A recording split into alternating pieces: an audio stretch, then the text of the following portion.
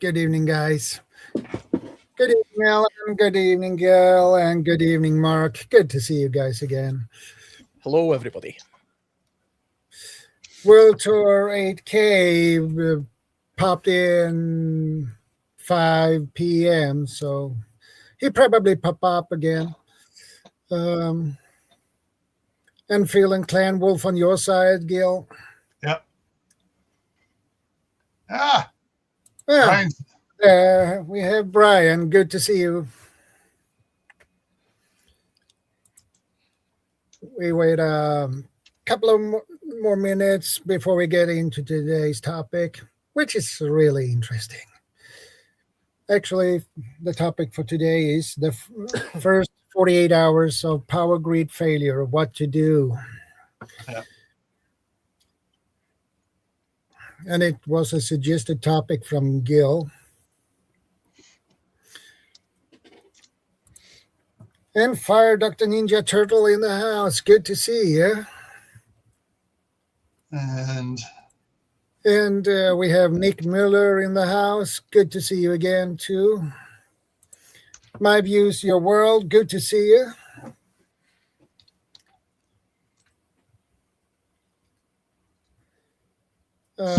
up on everybody here. And Brian says, "Oh, my kind of subject." Yeah. One of these times I gotta take a picture of my Opus system I got in the kitchen there, so I can bring it in here so I can show it. Why don't you just roll it in and stick it behind you there? No, it's because it's plugged in and hooked up to the refrigerator, the chest freezer, the toaster, the microwave. So run a thin extension cord. We talked about that last night. Ryan's house will never be without Don't power. Stop 822 is in the house. On your side, Gil, or Alan's side? That's on mine. Okay. And we have Purple Ale 7946 in the house on probably your side, Gil, or Alan's. For Purple, that's not on mine. Okay. Oh, Purple. I think is that Alan's? Yeah, Purple's on Alan's. Oh yeah, there it is.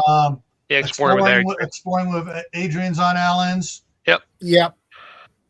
Good to see you. Mm-hmm. Brian says, I have a slight power bank addiction issue. Yeah, that's an understatement. Come on, he needs all those power banks to keep those refrigerators running for his Diet Pepsi. When the power grid goes down here, National Grid's just going to contact Brian and say, hook us up. Just can you just reverse your polarity there and plug into the grid and fire up the town for us? We'd appreciate that. Katie, the Greatest Adventures. Good to see you. Welcome. And Lee at Cold War Prepper just came in on my side, coming from Texas. Yeah, I noticed that. Honeybeard 13 on Alan's side, probably. Kate.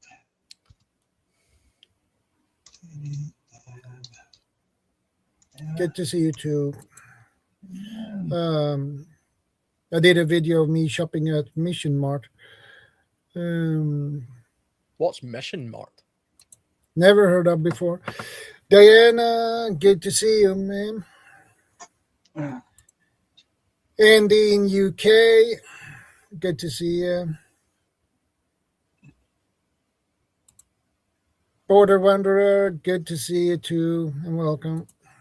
Yeah, that's all for that popped in at the moment, but we're expecting more popping in soon.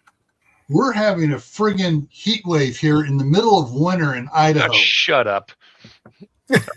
I'm in the DC area and it's freaking 8 degrees outside. You suck. Shut up. Next Friday, it's going to be 50 degrees, but it's in the 40s Good to see you. from now through then. The highs are in the 40s. Oh, you poor guy. Yeah, I know.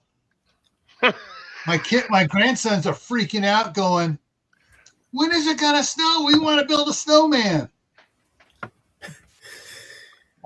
Okay. Yes. Next Take the rain. Yeah, and Brian says next January we are scheduled to remove the 22 kilowatt hour of Pylon Tech batteries and replace with 64 kilowatt if Fogstar wants. Yeah, that if people, Hey, Alicia, good to see you again, man. people would think with what's going on up here on the West Coast that we are heads and elbows into a nasty global warming. This is just a pocket that's sitting frozen over us. And as the cold air goes around, the moisture goes, but we're kind of stuck here going. But hey, Yeah, it's interesting. It's affecting the weather in the UK a little bit, with the Gulf Stream, but not so much. It seems to be all sort of to the south at the moment, sort of the south of Europe. So the southern part of the UK got a bit of a storm the other day. Yeah. Not much happened up my end, though. Sounds just like Scotland, famous for its sunny tropical climate. Yeah, we're well known for it. Hey, Iron Fire Horse, good to see you again, man. Well, shall we begin with this evening's topic? I think we have waited long enough at least. So, today's topic is first 48 hours of power grid failure, what to do. And I have actually notes that we are going to follow that Gil here put in the mail for me. So, first hour of live talk about what needs to be done in the first 12 hours. All right. I would say the first thing you need to do, power goes boom, and your neighborhood goes out. See if whether or not you still have internet connection. Yeah. If you have internet connection still, find local news or whatever, find out what's going on. Find out if it's a local outage, a regional outage, or boom, nationwide or global. I think as well, I mean, just imagining literally the lights just suddenly go out. It's a good reason for having, something at your bedside, a torch, a light of some description. Everybody's got a torch on their mobile phone these days. Yeah. But you don't know how long the power is going to be out for, so you don't want to use any of the power of your mobile phone then unnecessarily. So, just have this is a bright as hell sort of work light that I just keep in this room. Yeah. I would, power goes out in my little office here just now. First thing I would do is switch this on and then, make my way down to my box of tricks that I've got in the cupboard downstairs, which is my blackout sort of box, I suppose. And once I've got that, then do what Gil says, sort of find out if is it just my house? Is it just the breaker that's tripped? Is it the street or the street lights on? Is it the whole neighborhood? Is it the whole country?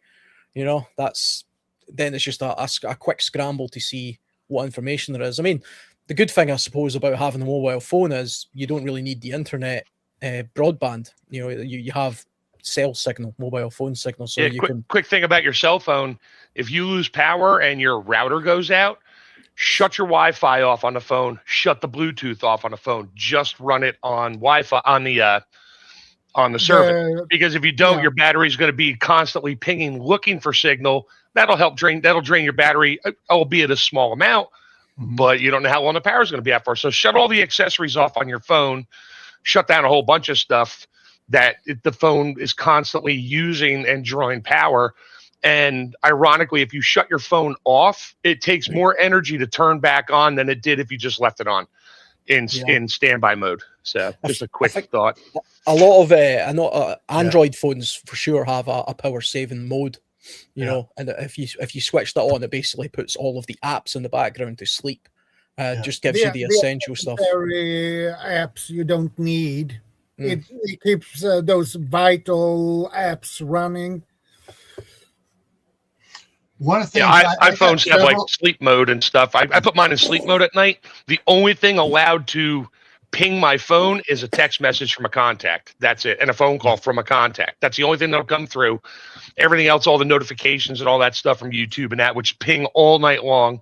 I had to shut it off. My wife's like, would you shut that thing off? I don't even hear it anymore, but she does. It wakes her up. I'm like, fine. So I put it in sleep mode every night, and she doesn't have to worry about hearing it. One of the things I got a couple of these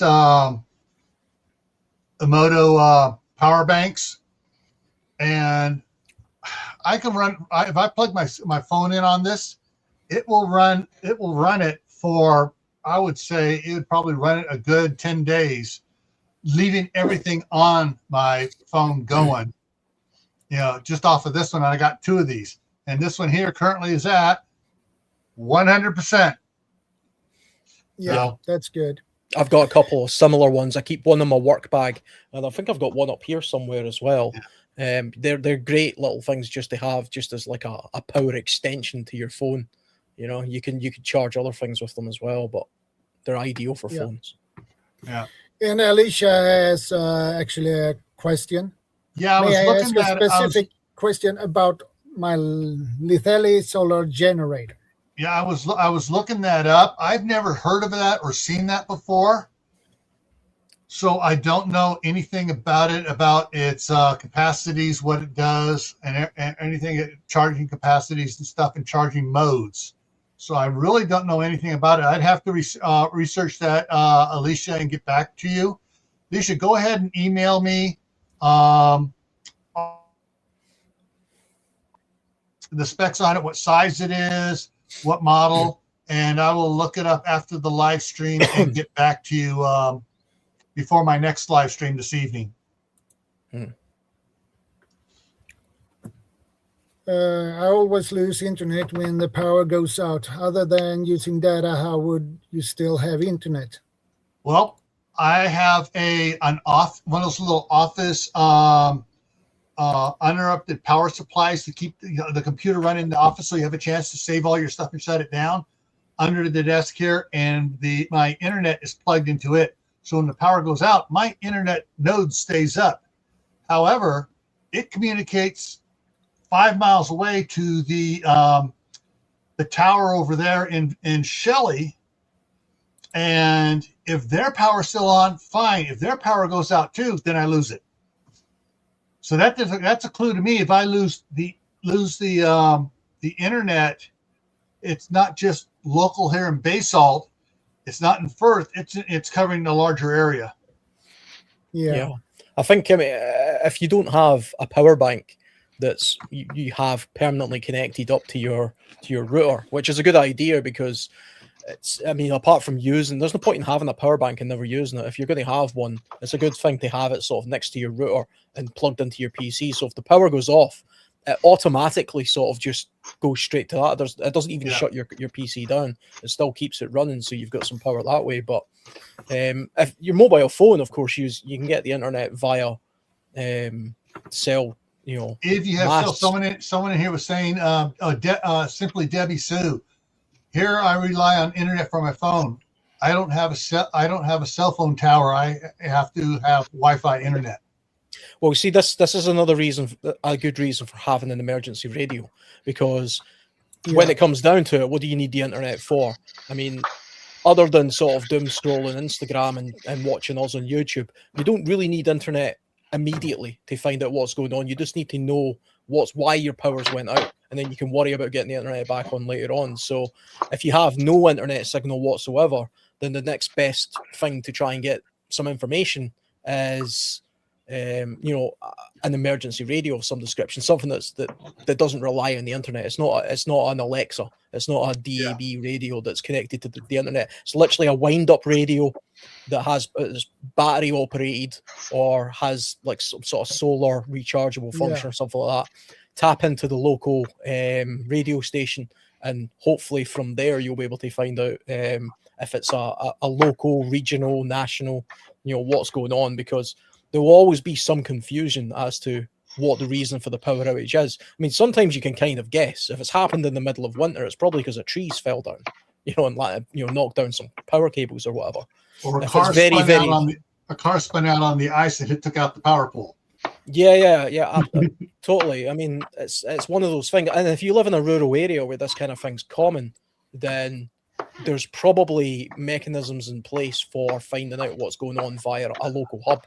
I know some of the very rural communities in Scotland have got like almost a community hub where they all congregate to if something is happening, and that's a good place of getting information from various places. I don't really get power outage. I haven't actually had a power outage for years where I live. I might just be lucky, but You just jinxed yourself. I'll probably happen on this stream, you know. But, where'd Alan go? So with cell power towers, failure. if there's a regional outage, the cell towers will still stay running. They have battery backup. Some have generators, but that only lasts so long. So you may still have cell signal, but not forever. If it's a regional and, you know, some big event that caused it and, you know, your whole coastal area is out, most of the cell towers will keep running for a while, but not forever. So you got that going, sort of. yeah, I mean, we know when Spain had that power outage a while ago, it was absolute carnage because people couldn't get information anywhere because they were so reliant on things like mobile phones, cell phones, and things like that. So for them, it was a wake up moment to say, you know, don't just rely on this new tech. You have to maybe go back to the older stuff to sort of find out what's happening. I think if we're Spain talking, falls into that category of what happens in the first 48. Hell, within the first 4 hours, Spain fell apart. I mean, all hell broke loose. It was okay. That's a learning experience there to go. Okay, what happens? Well, just look at Spain.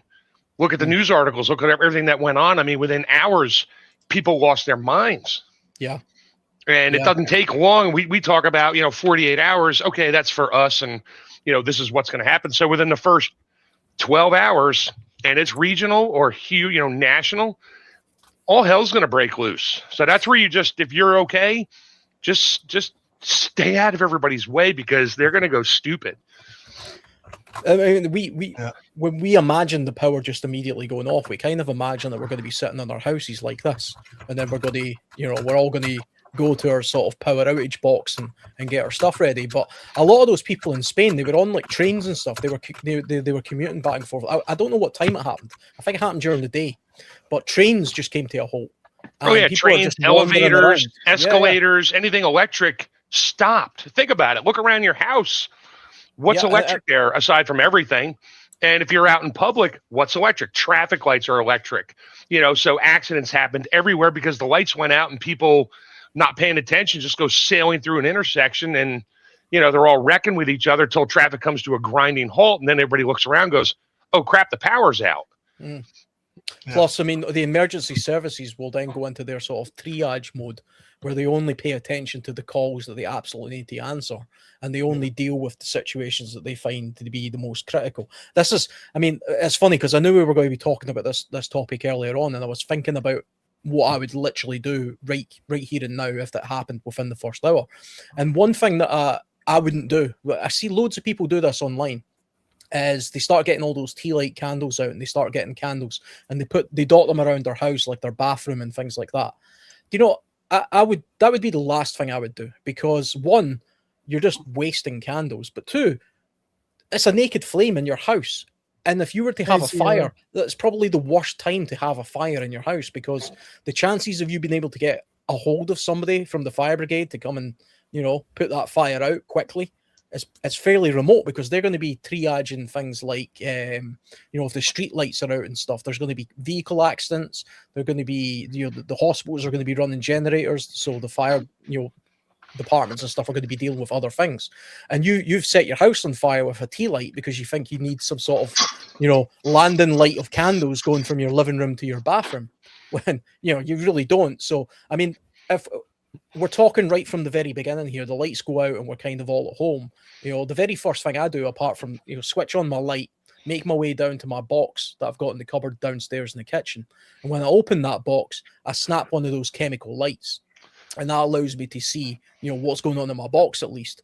And then I use battery powered headlights and torches and lanterns before I get to the use of the candles and stuff, because in all probability the power's only likely to be out for a couple of hours, and then maybe a couple of days, and then in some cases like wild storms and stuff, maybe a couple of weeks. But then you'll need to start really thinking long term after a couple of days, I think. But we're only at the first hour stage just now. So my top tip would be, don't use your candles, not at this stage. Use battery powered headlamps, like chemical lights, or even if it's 12 daylight, hours, it costs nothing. If it's daylight out, open the shades. Open your curtains. Let some light in. You wouldn't believe how bright a house can be if you just open the curtains up and you don't have anything else going. Here's the mentality, the psychological issue. It's dark out. It's say 8 o'clock, 10 o'clock at night. Power goes out. People are still awake, doing things, watching TV. The average person immediately, the mindset says, I want to try to bring my environment back to the status quo. So they light up a ton of candles. Okay, the house is lit back up. I'm starting to feel better because it's as lit as it was an hour ago before the power went out, or almost. But that's where the mindset is for a lot of the people that aren't normally, they don't think about this stuff. What? And it's unfortunate, but hopefully they'll catch on. And those are the ones that'll realize on their cell phone, on Facebook, somebody posted, oh my God, the world's coming to an end. Then they get in their car and they run out to the 24-hour store and start buying everything they can find. And then the power comes back on 20 minutes later. Yeah. One of the things that I recommend for everybody to have is something like this. This is a plug-in, constant charging emergency light. So when it's plugged in, it doesn't do anything. If it's plugged in, it has a switch on the top that you can turn on and use it as a regular flashlight. But if you plug it in and turn it on, the light doesn't come on because it's charging. So as soon as the power goes off, boom, it comes on. I got 9 of these around. I got 1 in each bathroom. I got 1 in the kitchen. I got 1 here in my office behind me. I got 1 in the master bedroom. And I may have 2 in the master bedroom. So when the power goes out, boom, this comes on, and okay, I got light. Okay, I know what's going on. Power's outage. Yeah, that's basically a miniature version of an emergency light you find in public locations where power goes out. It has its own 6-volt battery in there, and those batteries are supposed to stay lit for, I think, 12 hours.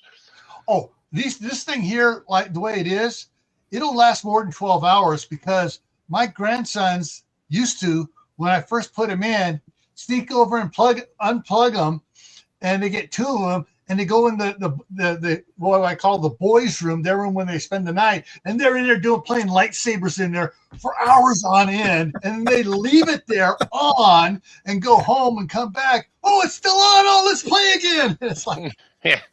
But these are really good. These are from Energizer. I'm not sure if you guys can get them outside the U.S., but I got these off of Amazon. I got a 3-pack first, and then I got a 6-pack. How much were they? Like $4 a piece or something? I'm not sure. I would have to look it up. They're not that expensive. Yeah. I need to get something similar myself. I don't have any emergency lights like that. But I think that is something I need to put on my list too. I think the chemical lights, the snap glow stick type ones I'm talking about. They've got lots of other benefits as well, I think. I mean, one of the main benefits being they're completely harmless, so they're non-toxic. Yeah. So if you have pets or small children in the house, like I say, you don't really want naked flames and candles all over the place, and they last for ages. The really bright ones last 8 hours, the blue ones, and the green ones last 12 hours. And you can snap one of them, put it in the hallway, put one in the bathroom, put one in the kitchen, one in the living room, if you want a sort of trail of light for whatever reason. But another thing is that if you have very young children, for example, and the power's going to be out for a few days because there's been a storm, and it's going, and it's going to be 3-4 days, but you still have running water at least. The good thing about those chemical lights is you can still bath the kids. And you don't have to worry about battery operated lights and candles and stuff around the bath. You could actually chuck one in the water and let them play with it. I mean, they're completely waterproof, and it will light the whole room up. So they're a good thing to have. You can buy them online for like practically nothing. They're like, £1.50 or Yeah. something each. And just looking like what's behind you to your left side, I think, if you're not backwards, Alan, like the one light you got back there, it's on the wall. Well, it's illuminating the whole ceiling. So even these little tiny three button cell LED flashlights, if you stand it up and aim it at the ceiling, most people's ceilings are white. It'll illuminate the whole room. No, it's not going to be like daylight, but you can see things. Yeah, I mean that's actually just a very small LED light. I think it's got 4 LEDs, I think, in it. And like you say, because I've got it sort of pointed at the wall, it gives a bit of a diffuse sort of light. And even something like I've got a couple of different lights around about me here, but this work light, I picked this up, which is it's one of those magnetic ones that you stick to your car, and it's got basically two big LEDs. I won't blind everybody, but take a look at this. Holy hell. And this will light up your day for sure. Yeah, I mean that's both of them on, and you move this around and you can stick it to your refrigerator or whatever. It's got a hook on it, things like that. You can dumb it down so it's only got one light going or whatever. But look at the difference of that. It lights up this entire room. This will last 2 hours and is rechargeable, and it costs practically nothing. I actually got this out of Lidl. I think it costs something like, I don't know. Lidl has those. Yeah. It's a work zone. They call it work zone LED work light. Okay. You can probably. I think you can get those like in the States. You can get them at Harbor Freight too. They have stuff like that all over the place. I mean, I actually picked it up because I thought that would be a great light to have, well out on camping trips and stuff. But see, to be honest, it's too bright. I mean, I was getting bombarded with moths and everything when I tried to use it. It was just too much. But something as simple as this is an air mattress pump, but it also has a light function. Well, you got to be able to see. You got to be able to see where you're putting it in the air mattress. yeah. I mean, this is magnetic as well, and don't underestimate how useful magnetic lights are, because if you're in your house and you're running it's wintertime and you've got no power, you'll be amazed at how used to you are having the lights on the ceiling. And the ideal thing about having something that's magnetic is you can go around and stick them to things like refrigerators or radiators. Most people have got radiators in their house. They can put these on directionally, and then it gives a little bit of light. So, I mean, there's things you can do that you can illuminate a space, but if the power's out, it's a good idea to congregate into one room anyway, probably the living room. You don't need any other room apart from the bathroom. So this is the light, and this is the current prices on it on Amazon. As you can see, I got this back in December of 2021. Got the 3-pack, and then a couple months later, I got the 6-pack. But so the 3-pack is $32. The 6-pack is $48. So it's cheaper to get the 6-pack. But it just plugs in, and you turn it when you turn it on. The switch up, it says that it's charging, and it boom. As soon as the power goes out, light comes on. And then you can just pull it out and go walk around with it. So, but the other, probably my most favorite flashlight for decades has been this little bugger from Harbor Freight. It's got a magnet on the back. It's got the fold up hook. Yeah, little hang it up. And I can hang it on my shirt. It's not like a headlamp. When I look at somebody, I blind them. This just shoots either down low at my feet or out in front of me. And I got about 10 of these around the house. I got that refrigerator. They take regular batteries, right? They take AAA batteries. Yeah, and you could buy AAA rechargeable batteries if you really wanted to. I do. These are loaded with AAA rechargeables. Yep. And so those are all around. And my wife bought me a couple years ago this monstrosity. I'm not going to turn it on at the camera, but it has a center light here really bright, and then it has 2 outside lights. And aim it up here. So those are the outside lights. That's how bright it is. Just aiming away from it. That's the outside lights. And it's got 2 settings, high, low. And the center one is bright and low. And then has a handle on it that locks in position. So you can set it on something. You can hang it on the wall. You could probably charge your phone on that too if you had to. No charger on it, but this takes 4 D-cell batteries. Oh, that takes regular batteries. Okay. Yeah. Hey, KP. See, I'd go for. They make another. Husky has another one now, along with Cobalt and all them that you can. Oh. It's rechargeable. So and it has the little ports you can charge your cell phone off of it and all that. Scratch that. This isn't the D-cell one. This one has. Let me go open up the other compartment here. C cells. Oh, 6 double A's. 6 double A's. Yeah. And I have. This is the first set of double A's I put it. The other one like this, which is a D-cell, is in California. So in the time I've had this and turning it on all the time and using it, I'm still on the first set of batteries.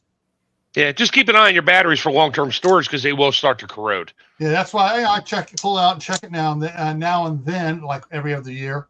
Yeah, well, once you start to see that corrosion this is coming, my get rid of them. headlamp. I made a video on this one. Yes. Yep. Oh, I'm blinded by the light. I got one I bought from the tool guy, the Snap-on guy. It either goes on your back of your head, or I usually leave it hanging on my neck. It has 2 separate LED lights on it. Both are separately chargeable, and you can aim them up, down, use one, use the other. And that thing, I left it on. It went for 16 hours before it died. And I was like, okay, I keep that on the kitchen table because when I need something, I just throw it around my neck quick. I could turn one on. I could pop the little flashlights out individually. That's magnetic holder on it. I could take them out individually, give one to my wife, one to me, and do our thing, and then charge them up with the USB-C port that's on it. Yeah. So, but they cost like $120. That was Snap-on because Snap-on. Yeah. And this one's rechargeable, by the way. Yeah. One of the things here with this is right now we've kind of shifted into get your flashlights now. Preventive maintenance or preventive mitigation of the source. Actually, you have lights to use, and you have different options in it to use. One of the things that see if I can find it here. No, I can't find it here right now. I was going to pull something else up here. There, in it is those quote solar generators, which are actually just power stations that have multiple power inputs on them, whether it's solar, plug it into the wall, plug it into the car cigarette lighter. Those when you go to get one, you got to make sure it has the multifunction like mine and like Mark's has. Mark, there he is. Yeah, over here, fat dude.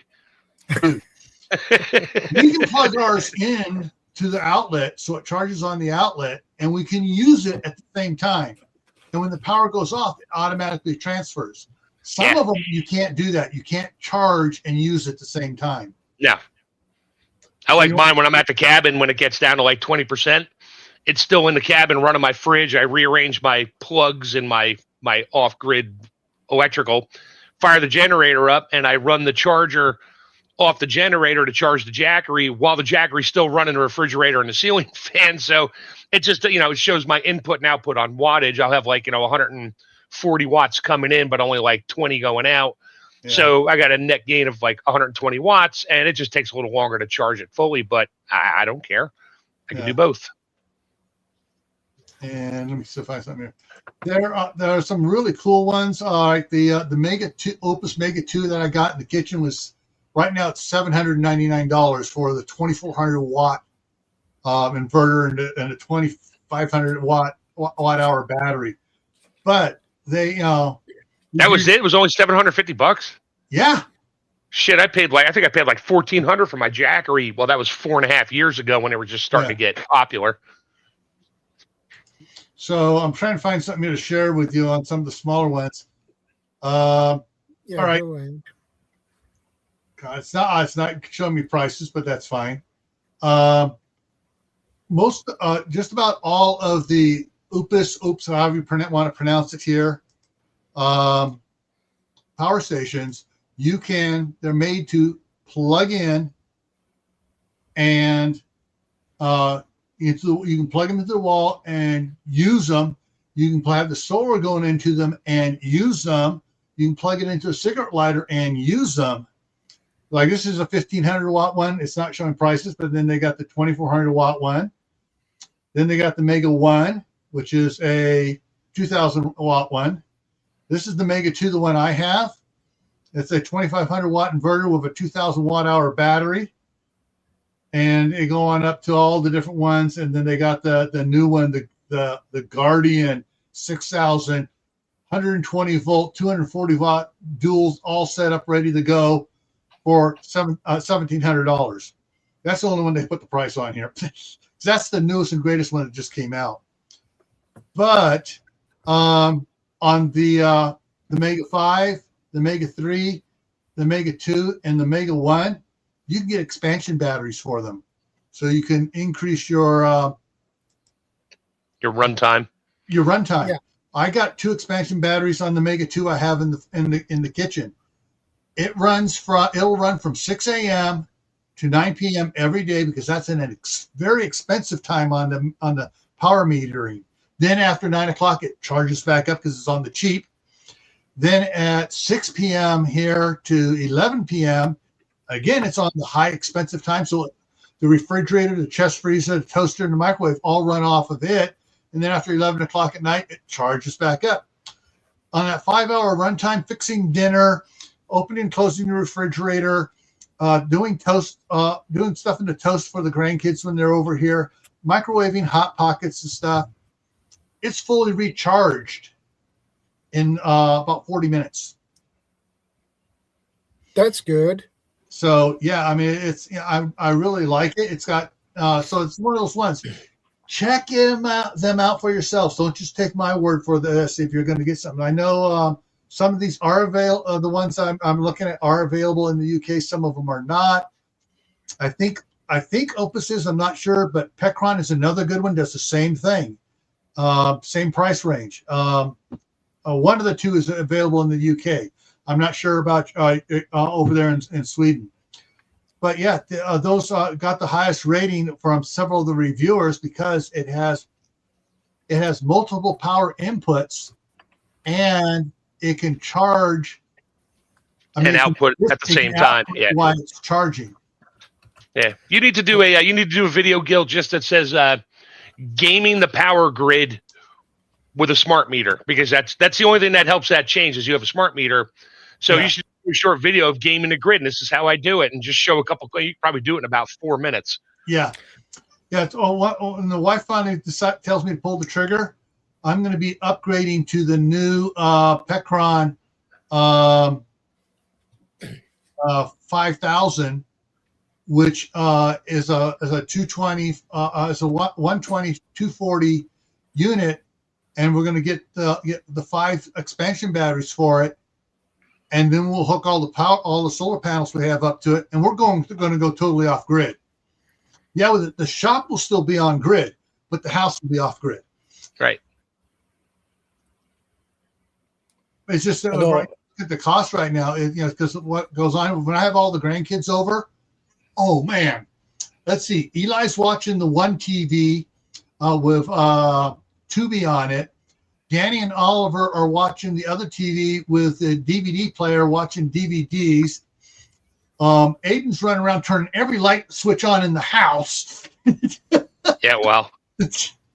Yeah. And Alicia just emailed you, Gil. Yeah, I saw that.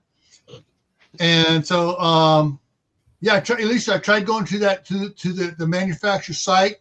It came up. I looked at it. I went to click on to see what the types they had, and it goes, "You're blocked." It's like, yeah, I don't trust that website just for that. They may have gone out of business, but they only have a couple small ones. So, but I did find some stuff on Amazon, and I'll research it and get back to you, Alicia. So back to the 12 hours.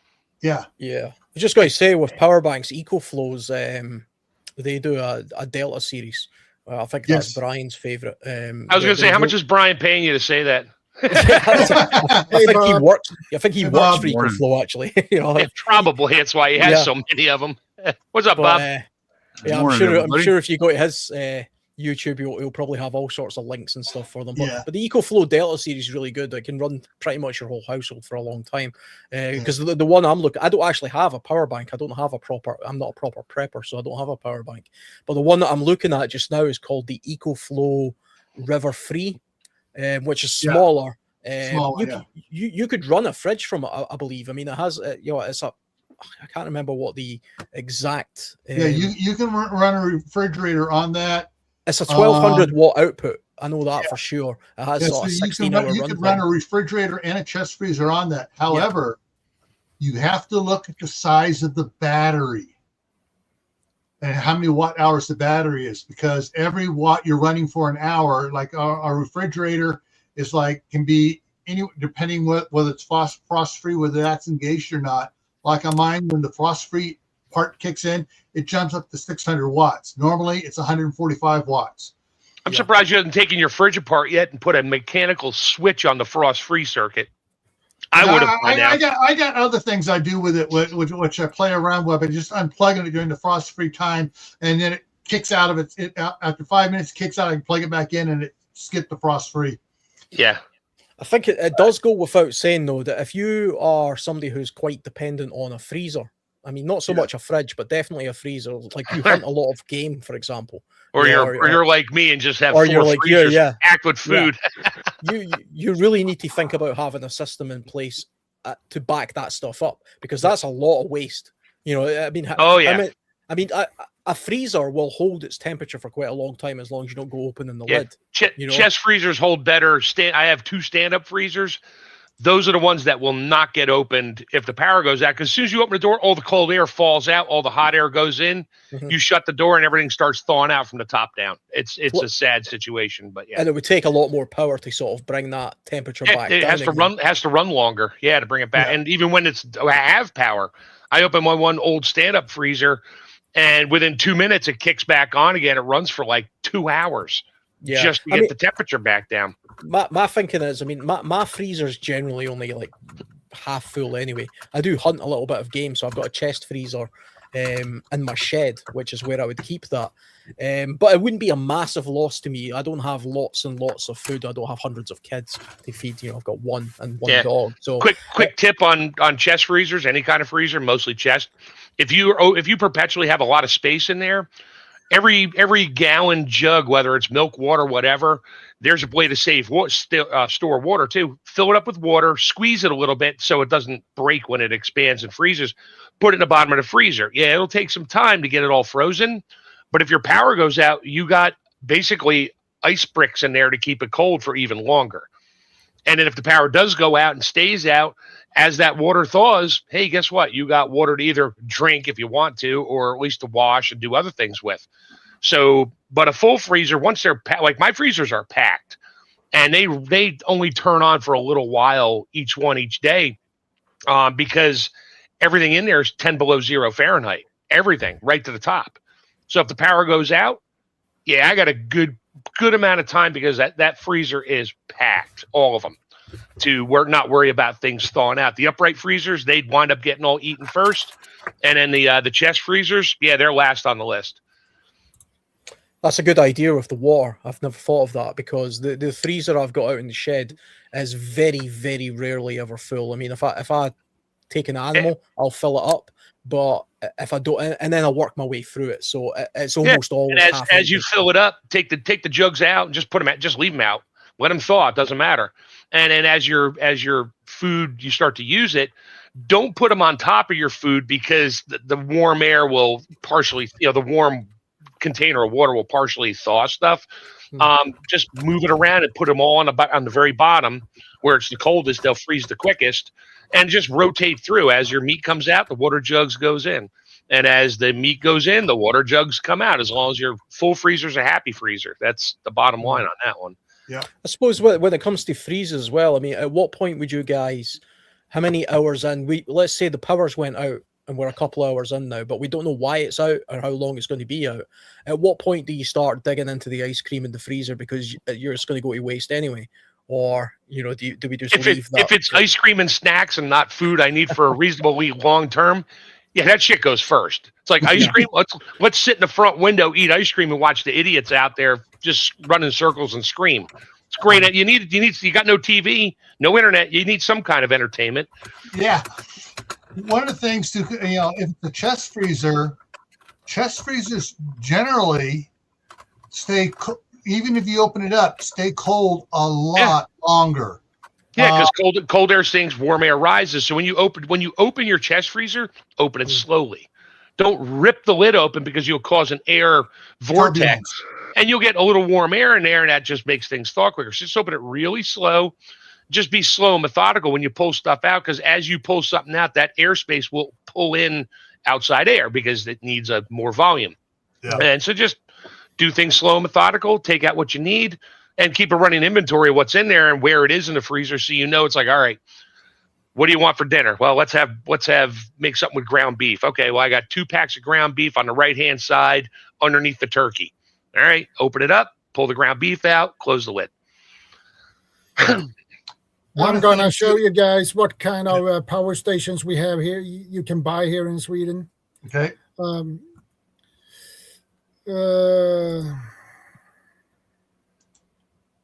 There we have it. Okay. We have Anker Solix C300X. That's a good one. It got high ratings from several of the reviewers. It's a little pricey, but that's in crazy money.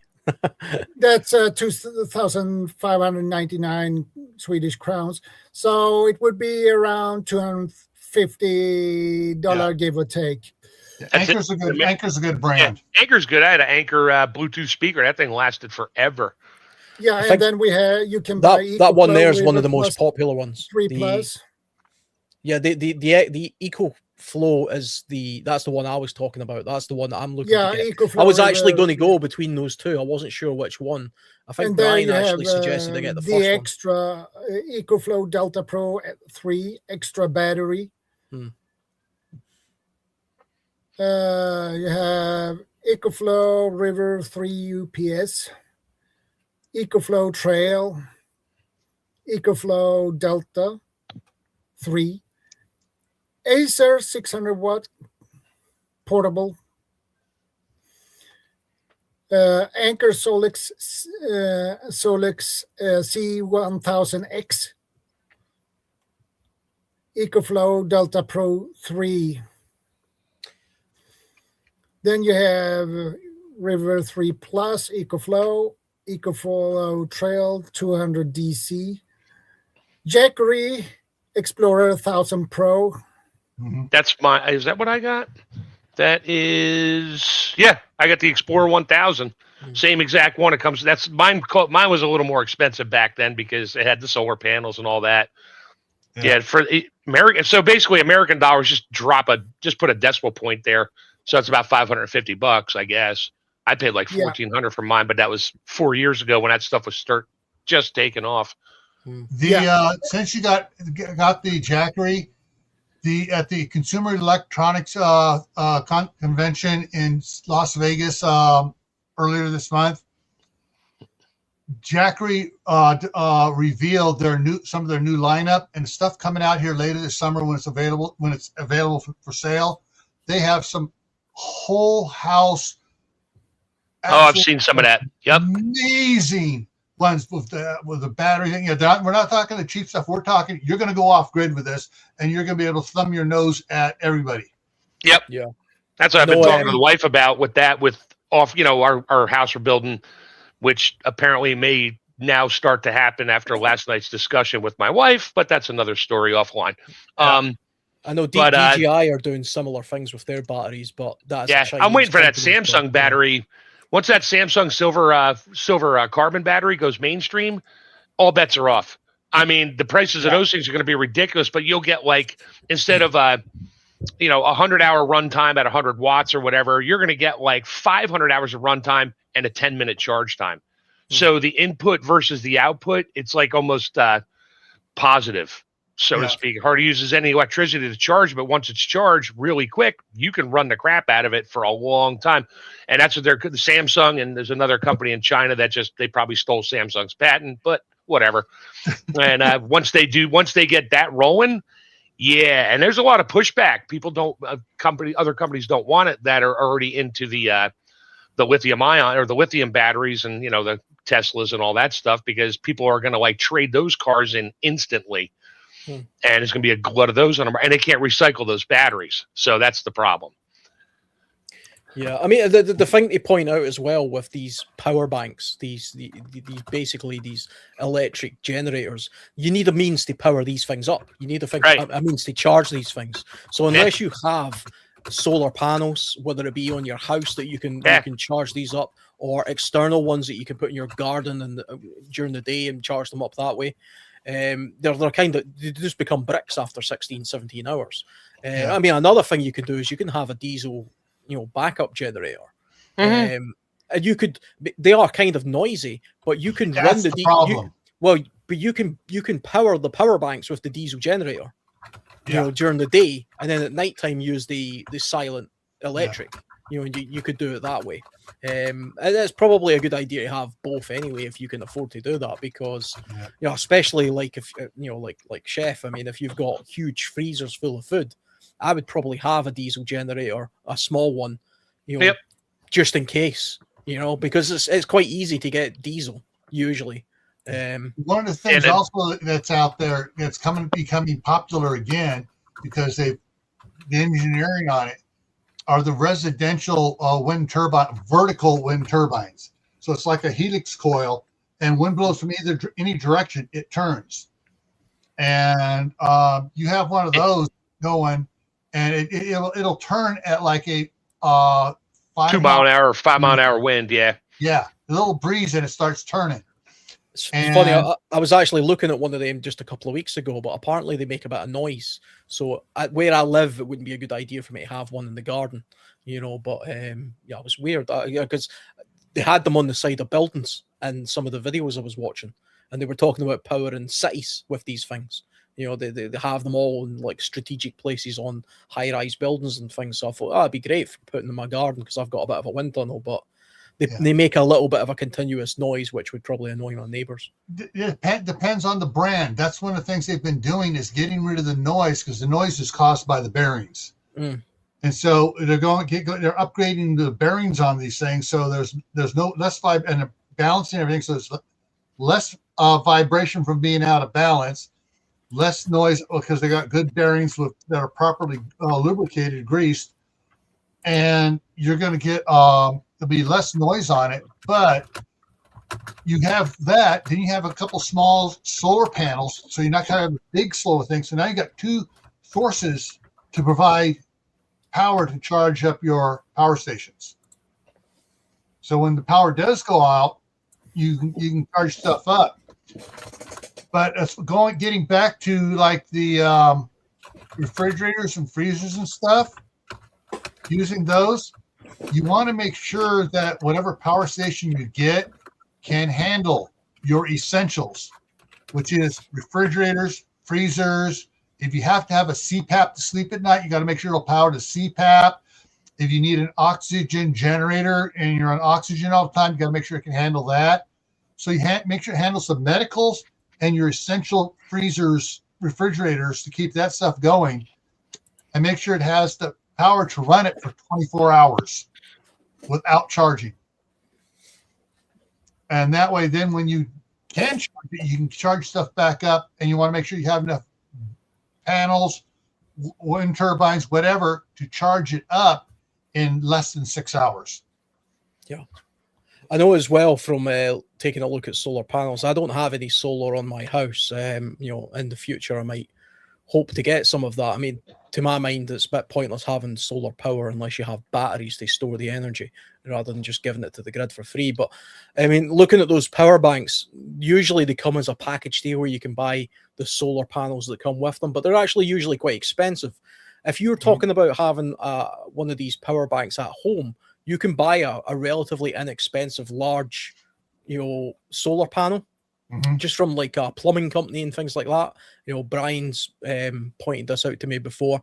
They're far more inexpensive than buying them from these solar bank companies. You just buy the panels separately, because they're big and bulky, but you can keep it in a garden shed, no problem, or on a closet down or under your bed, and then you pull it out and put it up in your garden just to power up your power bank. I mean, so it's not on your roof; it's literally just in the garden powering your power bank, and that's a good way of. It's not very, transportable, but it's a good way of doing that as well. You could get smaller ones for phone. See, you were showing us, Gil, earlier the little power bank for powering up the phone. You can buy these they're inexpensive, solar panel things. Yeah. I That's mean, for hiking and canoeing and things like that. You're not going to get a ton of power out of it, but you can charge your cell phone off of it. Exactly. Yeah. I mean, you're not powering nothing other. The only thing I use this for is those kind of power banks that Gil was showing us. I put one of those power banks in there, and I just lay this out, point it at the sun, and to be honest, you'd be lucky if it charges the entire thing up in a day, but it at least gives you something. And if you've got a power outage for a few days and you've got a couple of those power banks, well, why not have these out in the garden, or even if you don't have a garden? These are so small and inexpensive. You can buy a few of these and hang them out of your window, facing the sun, or put them in your car and lie them, across the front window and get the sun that way. So it's just a cheap, inexpensive way of powering a phone, really, is all that. Right. Last night on my other channel, Camp Pat and Family Compound, the topic was power for your building. We're talking about chicken coops and stuff like that. And so I was showing some people for their chicken coop. For the roof over their chicken coop, they got solar panels. For a smaller chicken coop, they just got a little one, and that powers the little up and down automatic door. Some people are putting wind turbines out there, the old school ones. Combination of wind turbines and solar panels. Yeah. 2 solar panels for the garden shed. Those solar panels are way too much power for that garden shed. But yeah, you can do it and charge other things. You can get a little fancy on it. 6 100-watt panels on a garden shed. And companies that talk about putting your sheds get hot, you can get 12-volt fans that'll run off the panels. So in the hot sun or summertime, they can cool down the sheds. They're making them for a little greenhouse. They have a stand-away one that is a little one just like that. You move it around where you need it. Do it yourself, frame for it, or you can go to the one of the other do-it-yourself frames. You can set this out in the backyard somewhere, and you can adjust the tilt of it depending on the season. So in the summertime, it'd be up more flat. In the wintertime, it'd be down steeper, facing the southern sun. So yeah, that's some of the stuff we did last night, and we went a half hour over talking about electricity last night. But yeah. Hey, back to the first 48 hours. Yeah. So yeah. So the first 12 hours, the first 12 hours of the outage is, you want to make sure beforehand. You want to make sure you have, some sort of power to survive that first 12 hours. You also want to have communications so you can find out what's going on. Is this a short term? Is this a long term? You need to have communications with family members elsewhere to let them know, I'm okay. This is temporary.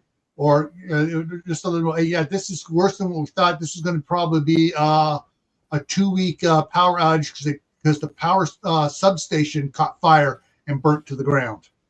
Yeah.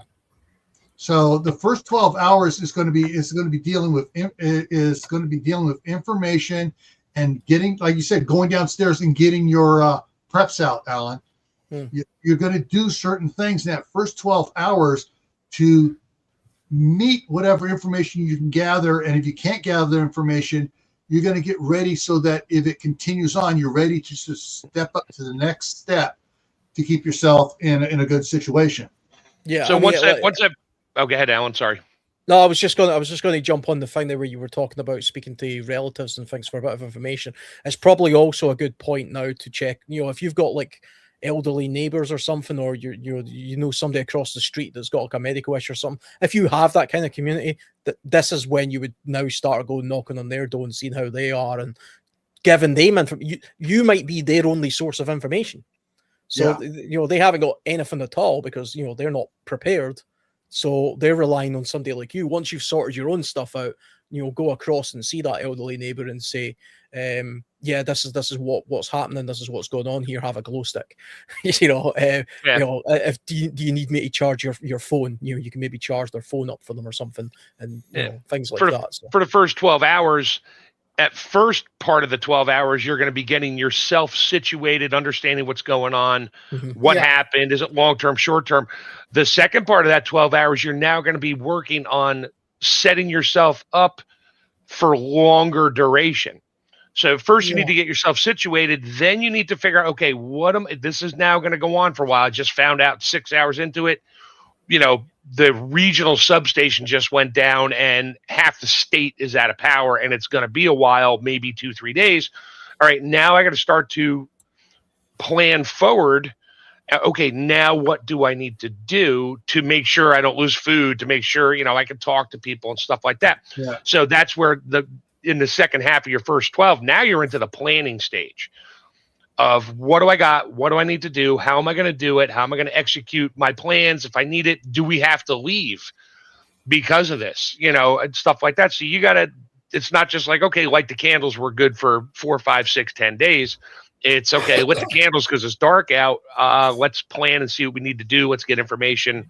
And now we have to reformulate a plan to figure out where we go from here. Hey, Bob. Yeah. And I want to answer this question. Lisa. That's good because I can't read it. I was going to answer. I'm going to translate for you guys. Can you open the front door? I live in an apartment. Can you open the door with a key? She can only use a tag. Ooh. But here's the problem we have. I have a key to my apartment, and it's also a tag. So we got Midsummer Eve. We had a power outage. So I went down, and you have a keyhole in the front door, and I tried to put that key in and turn the key. I couldn't. Wouldn't turn. No, it wouldn't turn. That's because it's an electronic. It has an electronic cylinder in there to unlock it. It's not mechanical. That's crazy. Yeah, that's nuts. That's a fire danger. Well, no, you can probably get out. You just can't get in.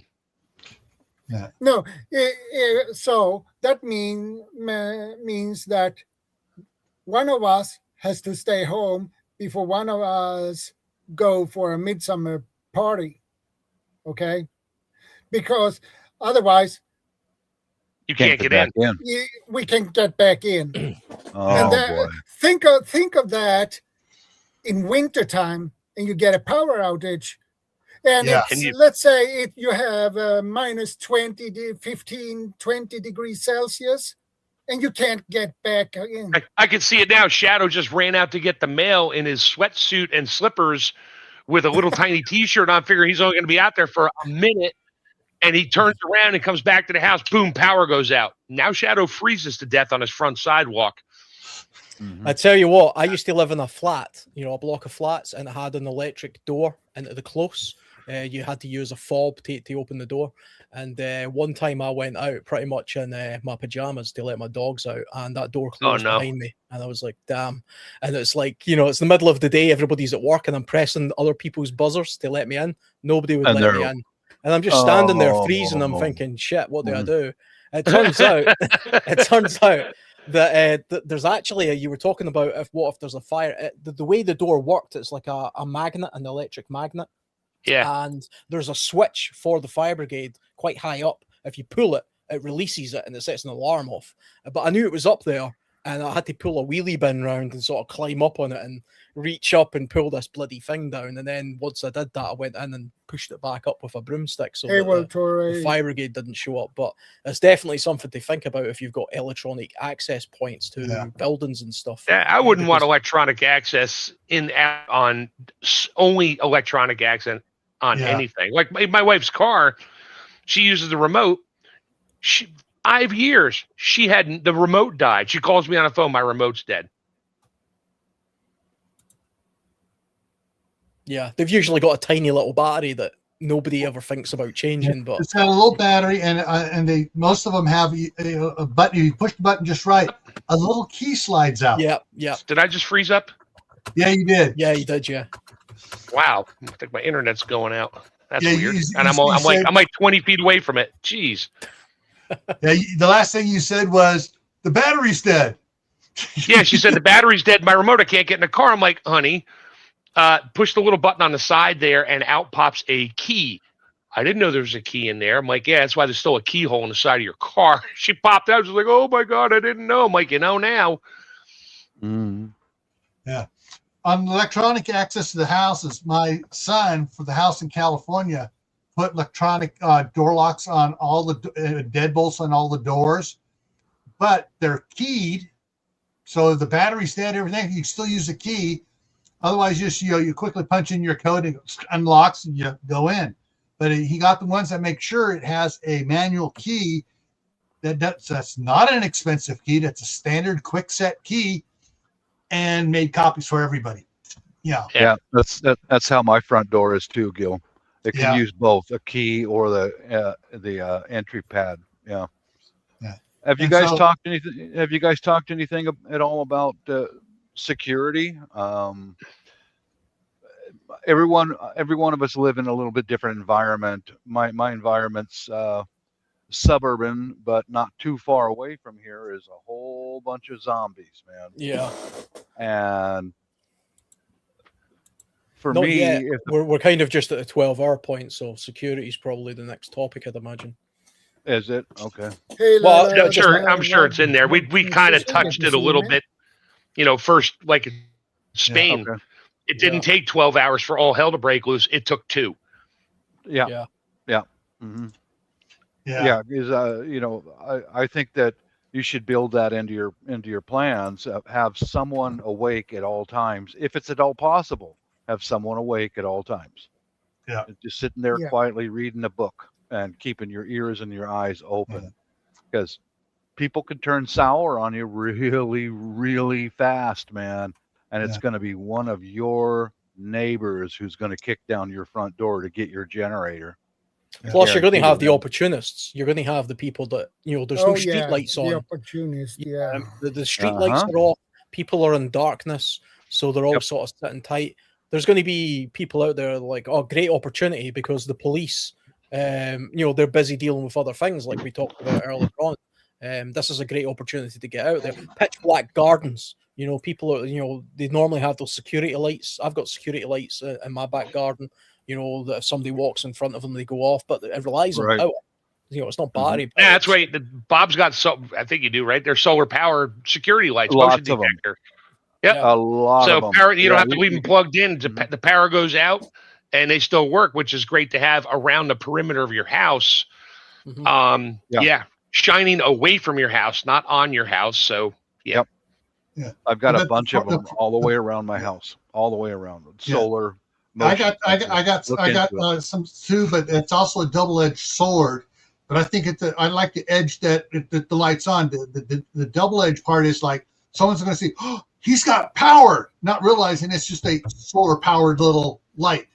Oh, you're going to see a lot of these days. You could drive down the road at 2 a.m. Well, if you're up that late, and people have their lights off, but you drive by and you just see lights coming on and off randomly all places, but they're not super bright, and you can tell right away that's a solar light. Yeah. Of course, then if it's not mounted very well, somebody might see it, and then they don't care if it turns on. They're going to steal your solar light. Yeah. In fact, I use some of those solar lights inside my house. I'm going to make a video about it.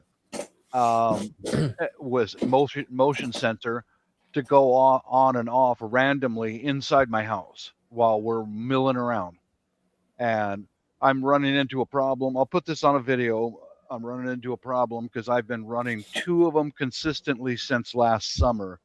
And now the cheap batteries that are inside of them are not holding a charge anymore. Yeah. So that I'll make a video about that. But Well, I take use it apart those and put a good rechargeable AA or AAA, whatever it is. Put those in there. Yeah, these are different. These are a flat top battery that you have to. I got some on order to see if they'll work or not.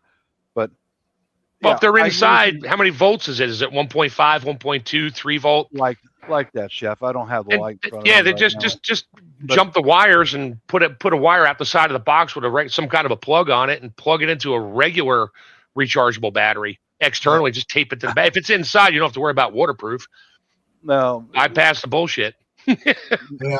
No, I found with that Chinese stuff, if you start pushing and pulling and inside of those little cheap things, it breaks easy. They'll break. Yeah, well, it breaks. It's very, very. But I recommend those to anyone. Put them inside and outside. But I've been doing it inside because I noticed one of my neighbors have got lights like that they just come on and off different random times, and I went, "That's freaking brilliant," because you don't know if they're really awake or not.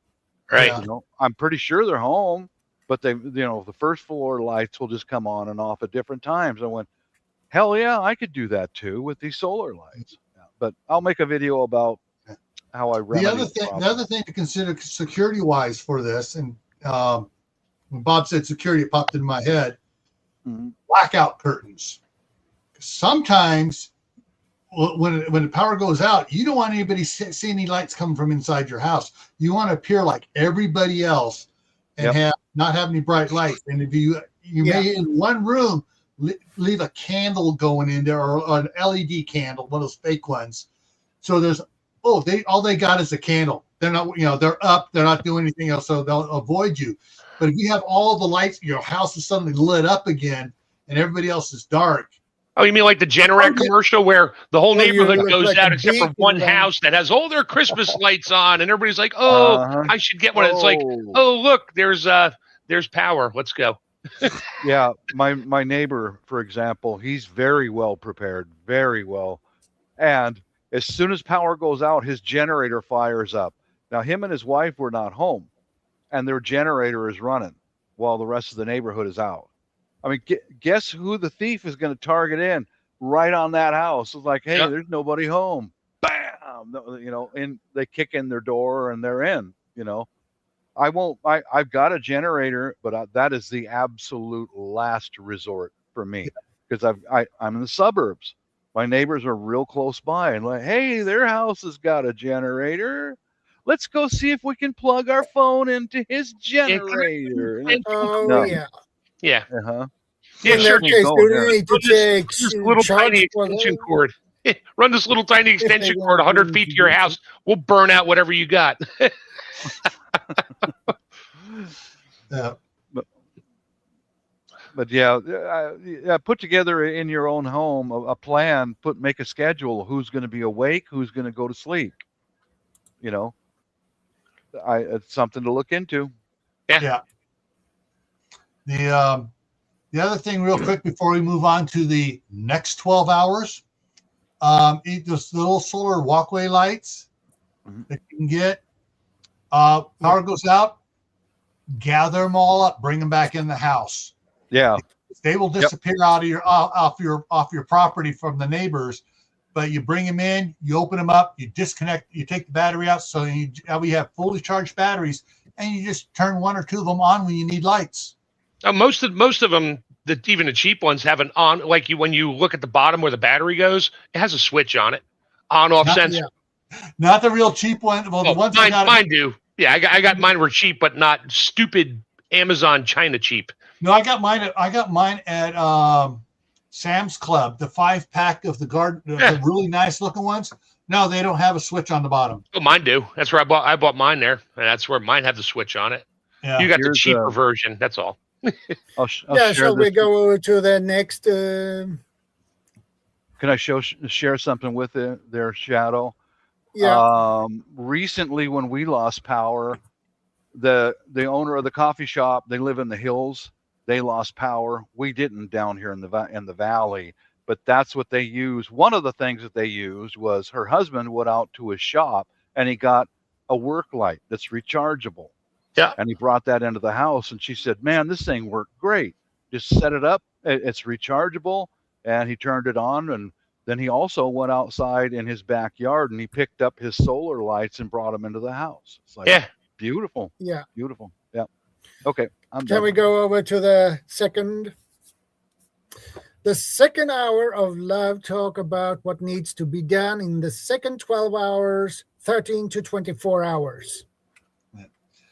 A lot of that depends on the information you received during the first 12 hours. Yeah. If it's going to be ongoing for a longer time, yeah, there's a lot to do. If it's like, oh, repairs are going to be done in the next hour or two, that kind of puts starts putting the brakes on the things you're going to be doing, because power company saying, yeah, we found out what it is. Transformers being replaced. The crews will have the power back on in 2 hours. That kind of limits it. But if it's like, okay, yeah, the substation burnt down, we're trying to reroute power from other substations, it's going to be a while. Then you keep on with your plans of what you're going to do. I think as well, you're going to need Hey, to. Ryan, good to see you. Depending on how you usually cook your food. So if you've got an electric hob, an electric oven, or electric heating, this kind of stuff, you're going to have to think about how you're going to prepare food. How are you going to boil water? How are you going to cook things? Yeah. Do you have, whether it be, camping gas, that you're going to set up a little gas sort of stove system in your house somewhere to boil water and cook food and stuff like that. These kind of things. I've got loads of these kind of things all over the place all the time. Yeah. It's good depending on the time of year as well. You're going to have to think about temperature management. If we're talking about the absolute, depths of winter here, you're going to have to think about how you're going to heat, your house. I'm assuming not everybody has gas central heating or a wood burning stove. If you have electric radiators and things like that, you're going to need to think about hot water bottles, blankets, congregating into one room, cold management. If you live in a very hot place and you normally rely on air conditioning, I mean, to my mind, that's probably a little bit less of a problem in some ways. I could be wrong, as I don't really come from a place that has a great need for air conditioning, but I can imagine that can be very uncomfortable at night and during the day, and you're going to have to figure out some sort of way of controlling the temperature in your house so that you don't overheat and things don't spoil quicker. But then you have to think about security. It's not just a case of opening up all the windows, because then you're going to have the problem of security, but you're inside a baking house, so you're going to have to think about that stuff as well. Incidentally, by the way, see if you're talking about having gas stove, these kind of things, normally people, when they have camping gas stove, they have those propane type ones, those long air cylinder type ones. Yeah. I've got those as well, but I actually find these are better. I'll tell you why. One, because you can use them as, a way of boiling water and cooking food, but you can also get things like these.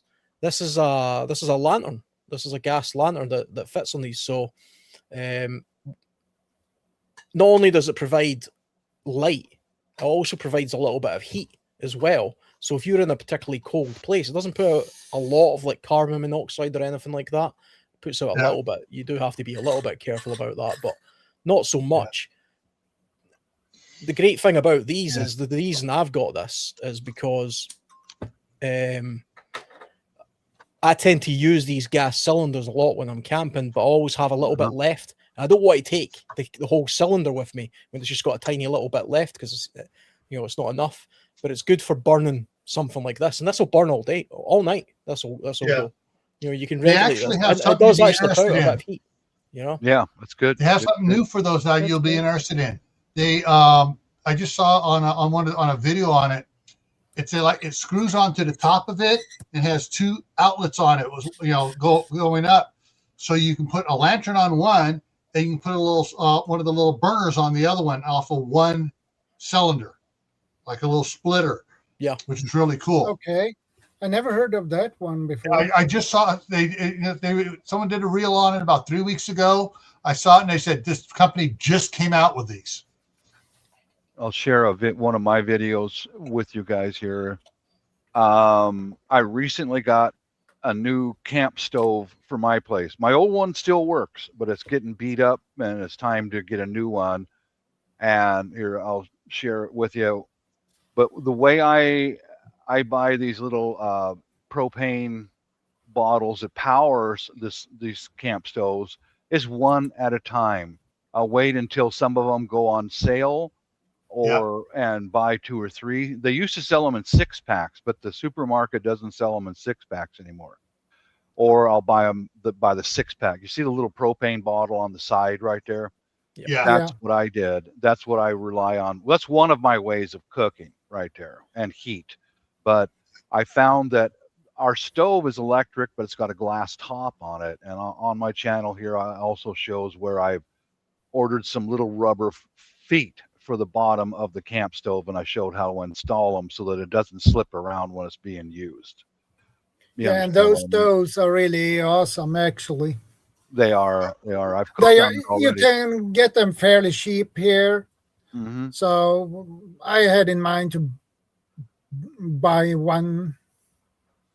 Yeah, that's a much more practical solution than something like I'm talking about, because really this is just for a hiker, who's boiling a little pot of water. Yeah. But if you're actually doing cooking for your family, you need a couple of pots going, and you're doing something long term. Then you need something like what Bob's got. That's what's neat about what Bob has. You can also get an adapter hose to go to a 20 or 30 pound tank. Mm-hmm. Yeah, and that's what I have in my kitchen right now for the my indoor outdoor propane cooker. And actually, I can show you. Let me go up here. And all right, so behind me here is my indoor outdoor propane cooktop. That over there was still an electric stove, but I got this so I could do canning on. And you're not going to see it, but down on the floor down there is a 30-pound propane bottle. And so that's what I use for when I'm doing canning. Of course, now I've replaced that stove with a gas stove. I got the gas company come in and run gas lines to where all my electric, the furnace got replaced. They ran gas lines for the water heater, for the clothes dryer. And so I've gotten rid of all my electric appliances in the house other than the microwave and the refrigerator and freezer. Most of the stuff now is gas. But I still have this sitting on the counter because last month I was canning here. I was canning on the gas stove. I was doing a lot of canning that day, and I had all the canners going, and it works great. But one of these little things, this thing here is friggin' on sale now on Amazon. It's here in the U.S. It's $20 less than what I paid for that 8 years ago. Wow. Yeah. Yeah. It's the exact same model and everything, and it's $20 less.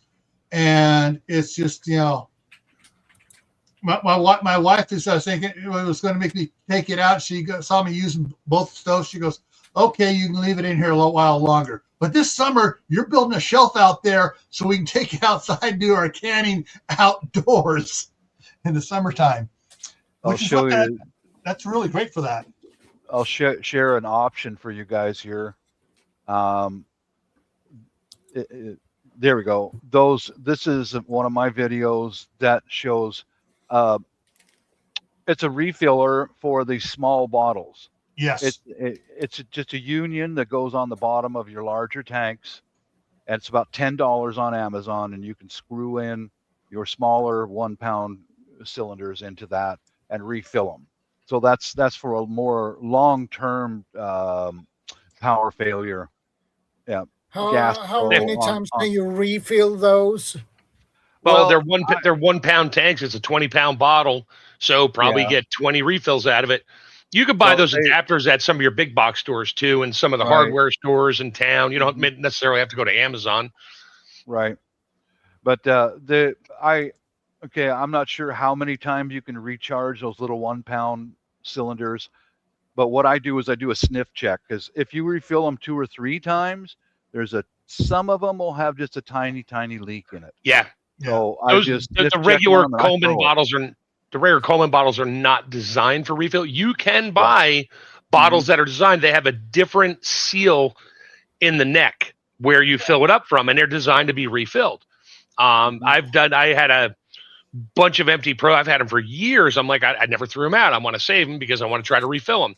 And I think I had like 12. I refilled the first one. I refilled, did a sniff test. It's fine. I always left them outside. I never put them inside.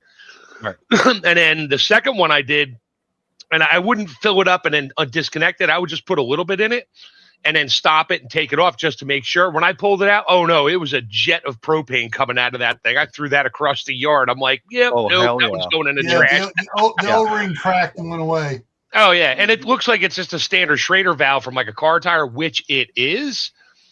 But they're hard to get out because there's a plastic collar, an insulator collar in there. So you got to get that out first before you can get the Schrader valve. Yes, I've taken them apart.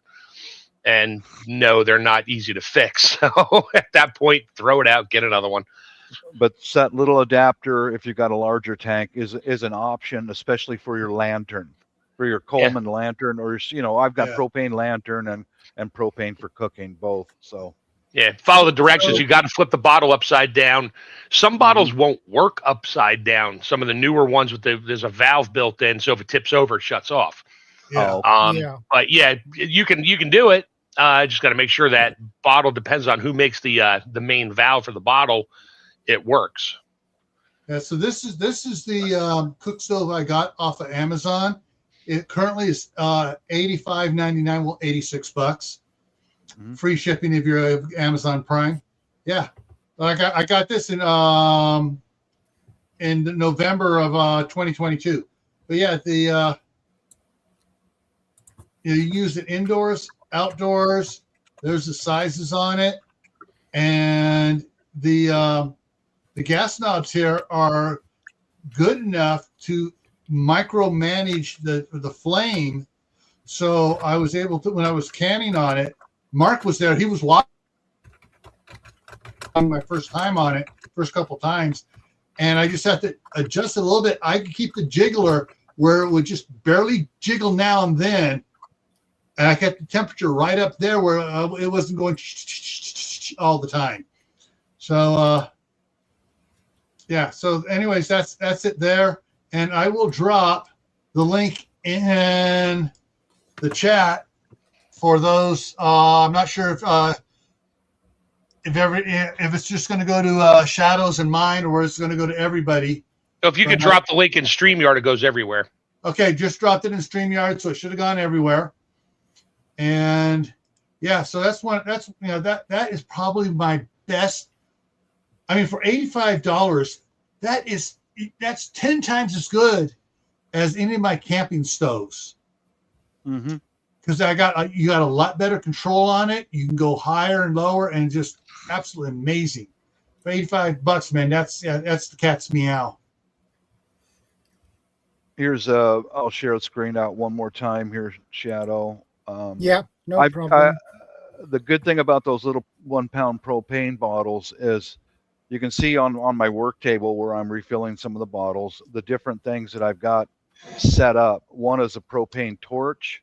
One is a propane cooker.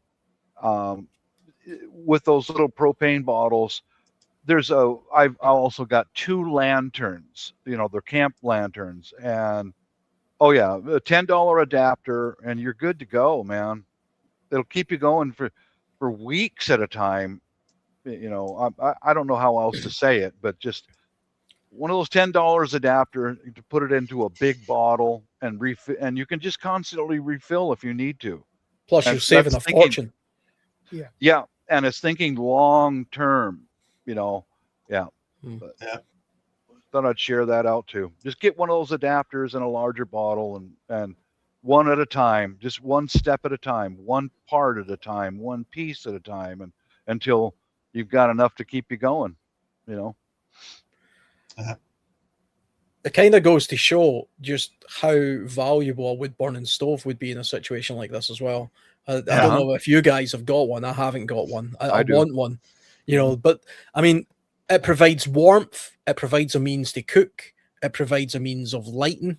Granted, for one room, but a wood burning stove would be an invaluable tool in a prolonged power outage, I think, especially in the winter time. And it's just the kind of thing they're trying to outlaw in this country, which is not surprising. But I would say if you've got the means to get yourself a wood burning stove, it's a fantastic prep to have. I've got one for my tent, but I haven't got one for my house. All right, this goes with the propane tanks. So you do different. It's called a distribution post. They call it now. We used to call it a propane tree for decades because goes on top of the tank. And so this is the two-parter. So you can run the short, or you can add the top on it. And the top one, when it's really tall, you put a propane lantern up on top. That way you can cook. You put it next to the table. You cook on the table. You got two outlets to do stuff down on the table. Let me find some more pictures here. And if I see see it like that, there you go. Boom. He's cooking off of one of the lower ones. They're running the lantern, and then she has a heater for her. So there's this is one of the things. If you're going to get a setup, this is one of those nice sets where you can run multiple things off of it. And so anyways, that's one of the other things. I got one in the house here using the master bathroom for the little Mr. Betty heater. And I got 4 others out in the shop from the scout troop when they went, and they said, keep all the stuff. So I got 4 from the scout troop. Here you go, guys. This is another option. I've got stuff staged for, as soon as the propane is all exhausted, I've got wood. And let me get back to the original video and see if I can start it. I make my own fire starters. And the situation here was my wife wanted to cook some stinky fish. Some of that Asian fish stinks, dude. So here's the electric little single burner thing. Didn't heat up high enough. So if you take a look, I'll see if I can find a close up for you. But down there is a paint can, and I cut a big hole in it and some air holes on the side. And we'll go back here to where I've got wood that's already pre-cut and waxed so it won't get wet, even if we get a rainstorm. It's pre-waxed with pre-waxed fire starters, and we can cook anytime. And you can see how well that little paint can stove works, because my wife's cooking fish for dinner right on top of that. Right? Yep. I can see it boiling. Huh? I can see it boiling. Yep. Yeah. And see, that electric thing didn't generate enough heat to cook the fish. So she comes back in, all right, I'll go start a fire. Is there a hole in that metal plate on top, or is that just a metal plate? It's just a metal plate that the pot sits on top of. Oh, wow. Some good heat transfer through that. Oh yeah, it's open. It's open, right? And under the pot, it's an open hole. Right. Oh, gotcha. Okay. Let me go back there. But I got the idea of a paint can stove is because my wife grew up overseas, and that's how they used to cook their meals, was right on top of one of those paint can stoves. So I one-upped it. I got a bunch of bed frames from a secondhand store, cut them up, welded them so I could put like a 5-gallon cauldron on top of there and boil water. Get it? Yeah.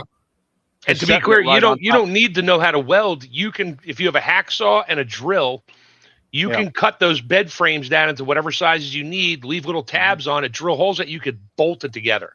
Yep. There it is.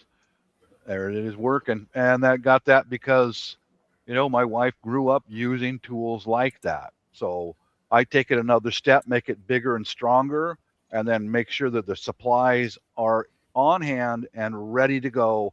In an instant, I can start a fire. In an instant, I can keep a fire going and throw her little brown ass outside and get to cooking, woman. You know? I mean, you could also, if you weren't sort of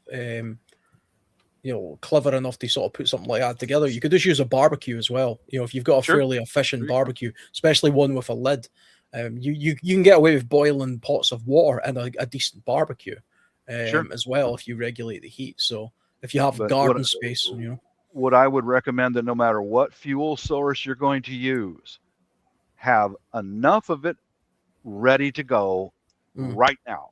Yeah. Just work on that. Work on that. Work on that.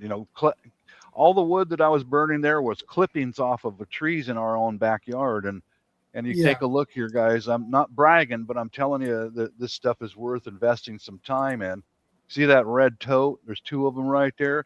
I've got 6 of those full of wood that's set up just for cooking. You got the branches hanging drying up above behind those red tubs there. We just saw that. I saw it because I know they're there. Yeah. These are extra waxed fire starters, but make those as some of your goals. I don't have much spare time because I'm always doing something, always making, always building, always improving. Whatever you make and build, test it, find the failures, fix it, and keep going. It's in fact, if he's still around here, what it is called creative redundancy. He's kicking around somewhere. We just haven't fired him yet. Oh yeah, he's there. There he is. All right. This is something I made 6 years ago. Did a video on it here. I took a barbecue briquette fire starter. There you go. And let me make it bigger so it shows up. Yes, that's what I used to look like 6 years ago. Before the wife said, "Shave it off." Damn, age has not been good to you. No, I'm just kidding. This is just where you put the charcoal briquettes in to start them up, but you can use chunks of wood and stuff for it. Yep. Mm-hmm. And what I did, let's jump around here. So, this is an emergency stove, homemade. So you can put it, but things like this. I'm explaining it won't work that way. No, you need to give vent holes around the sides. Got no place for the heat to go. You need something else. And so what I did, brackets and bell brackets. Mm-hmm. What I did was I cut them, and let's see here. I'm skipping ahead here. Cut it right down between the things. Go way ahead. Go ahead. And then I'll say, then I bent it. And so here's how I put it on. They're cut, they're bent, and they just go right on. You put 3 of them on there, the auto levels. Bingo. Mm-hmm. And then the pan goes on it. Yeah, you didn't have to bolt them to that thing and compromise the charcoal starter. You just take them off and don't lose them. Regular thing. And now, look at that gap. It works perfect. Yep. Mm-hmm. Yeah. So you can you can find those at least here in the U.S. You can find those at garage sales all the time for $1 or $2. Yep. People are going to get rid of the charcoal briquettes and things. That's the advanced version of Bob's paint can. Yeah. Yeah.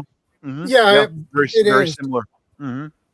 Very similar. And I did that just because it's like that's what we actually did at scout camp one time, because it was raining and the firewood was all wet, but then it stopped. The firewood was still wet, and we had the bag of briquettes in one of the cars. So it's like, okay. And what we did is we just laid pieces of we found some pieces of metal rod and laid it across, but it liked to roll. But we got it, to be able to kick our dinner that night. But I just figured that the angle brackets, just cut those angle brackets on each side, you bend it down, slips right on there, and you're good to go. Mm-hmm. Yeah. I think as well, see, because we're talking a lot about using things like gas and briquettes and things like that for cooking, it's kind of sucking eggs for us, but I do feel the need to sort of mention, make sure you've got plenty of ventilation if you're using this stuff. In Yes. places Oh, you where ain't doing that. Outdoor, You're not doing it in outdoor. your bedroom. Yeah. Yeah. Outdoor. You would say that, but as you were Mhm. talking there, it reminded me of a story I heard of somebody in the UK who gave themselves carbon monoxide poisoning. They didn't die, but they almost did, because they had, those cheap disposable barbecues that you can buy. They Yeah. had 2 or 3 of Yeah. those, and they put them in their kitchen, with the windows closed, Oh, and they lit them up, and because Yeah. that's what they were doing to get around their power problem. There's And, a lot of they almost killed hibachi themselves. hibachi deaths here in the U.S. whenever they have It something like happens. that. People get Yeah. the hibachis, and they even some of the ones that left it outside on their balcony or something for an apartment building, but they opened the door a little bit, and the carbon monoxide came in and got them. The thing is, I mean, you can pick up a carbon monoxide meter, fairly inexpensive. I think you can get it for about like 10 quid or something. Because if you're in a living room, for example, because the powers went out, Yeah. and you've set up your camping stoves, and the room is probably big enough, especially if you've got a bit of ventilation and things like that. But if you've got one of those carbon monoxide meters that isn't attached to the wall or the ceiling, and you Yeah. can bring it in and just sit it on the table, why not? So Yes. maybe add that to your blackout box as well. Yeah, a I 10 actually 10 need to. quid. I have one. I got to bring it out to my cabin because, yeah, Gil knows that story. Yeah. Yeah. One of the things too on the thing I showed there, you don't have to put briquettes in there. You can take pieces of wood and you can actually start a wood fire like Bob was doing. Yeah. And if you're lucky enough to have a railroad track nearby, you can go there and you should find some pieces of coal that have bounced out of the hoppers when they're going to the power plant, and you can pick up some coal and use coal in it as well. You can burn just about anything. My favorite now, my wife knows, she gets Amazon packages all the time, even stuff for the dog from Chewy. Inside they got a 40-pound bag of dog food in a big box sliding around. They take this brown paper that comes off a roll, they crumple it up and throw it inside. Well, that brown paper is perforated every 6 inches, and it's 12 inches wide. She brings it in. She's like about to throw it in the trash. She's like, no, give me that here. And I take it and I just put my arm against my chest. I flatten out the entire 50-foot piece. I separate them at all the perforations. I stack them up, put a book on it, and now it's flat. Yeah, that's Yep. There we go. and then that gets rolled up. I put it inside. I have a tub that's going back to the cabin, and I put it in there. That's my fire starter. I mean, I just take a couple pieces of paper, crumple it up, throw it in the fire, and that's what I start my fires with. Hell, why would I buy fire starters if I already have free paper that I paid for? Yeah. There's a lot of things you can do for cooking and stuff. Other things to do in that second 12 hours. Well, that's all right. The problem is for the 12-hour breakdown is, did the power go out in the morning, the afternoon, in the middle or of the in night? the evening. Yeah, and what's the temperature outside? What climate are you in? And that's going to shift everything matters. what you're doing, when and where. Yeah. But say the power went off early in the morning, and you wake up and you get stuff done. Now it's about noon. It's about 3 o'clock in the afternoon. You receive information, and if you're smart, you've been watching the neighbors as well. Now's the time you go around to the neighbors and start organizing the neighbors. If it's going to be a long time, you get the neighbors organized. You get them. You get them organized and set up rotations to have somebody outside if it's not too cold, and keeping an eye on everything in case the opportunists come driving by looking for a house to break into. And if they see people out there outside, and as they go driving by, and all of a sudden they see cell phones come up taking pictures of cars driving by, they're going to vacate the area. They're not even going to stick around. They're going to go blocks away to do their break-in. Yeah, I think me and two of my neighbors, if that happened and it's like a nice, not freezing cold winter, whatever. Oh yeah, they'll be driving by. There'll be two guys sitting on our front porches drinking a beer, just watching the world go by, to be like, yeah, we're not going there. Yeah, there's if it's not wintertime, if it's summertime and the power went out from high winds or whatever else elsewhere, and the wind's not blowing where you're at, hey, get the barbecue pit out in the front yard and cook your meals out there. Get the neighbors to do the same thing. That way, anybody that does come by is going to be like, oh, hell, there's too many people out here. And they're just going to go elsewhere. But doing that, you can also set up as sort of like a block party, a power out block party, and get everybody and get together and figure out, all right, who's losing what food. And we're going to start, cooking the food going bad first and work our way through food as several families get together. So you limit your spoilage. Mm-hmm. Now, the other thing interesting was, and this was on Tammy's Rebel Canners Facebook page when the power outage about a week and a half ago from all the snow and stuff. Someone said, power's out. All right, I got my lanterns. I got light. I'm firing up the wood stove and I'm canning all the meat in my refrigerator and chest freezer. Yeah, because it may not make it, and you might as well can it. I already have that plan in effect. Wife knows it. Although I took my double burner stove, the big one, that went to the cabin. So I'm kind of screwed at this point, but we have natural gas inside. And so I can always can inside if I have to. We just have to open a window. Hey, if it's wintertime, can in the inside, heat the house up.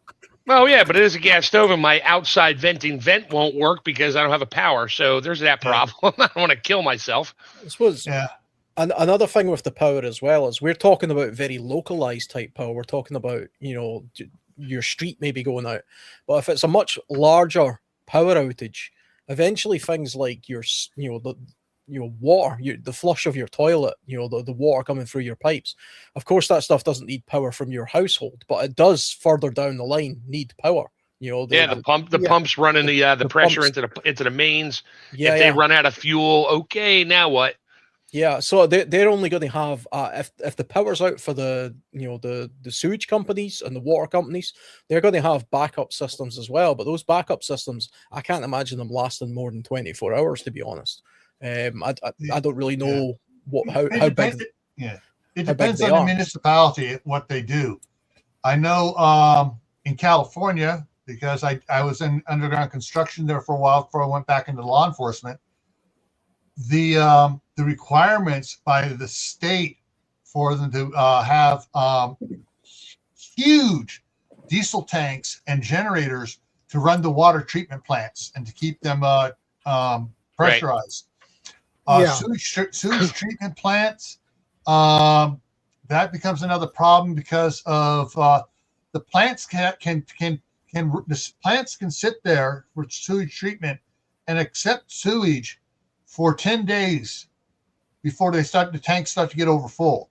Problem is, not everything flows directly to the sewage treatment plant. It may flow downhill to a pumping station, and that needs to be pumped. Well, the power's out, that pumping station's not working. Yeah, I have one of those pumping stations right down the street from me in my neighborhood, and there is an Ingersoll single axle tow along.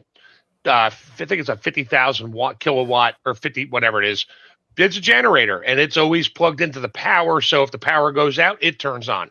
Yeah. Because crap flows downhill, and guess what? The downhill part is in the middle of my neighborhood. I'm uphill from it, usually upwind, so I'm not worried about it. If it overflows, it's like, sorry guys.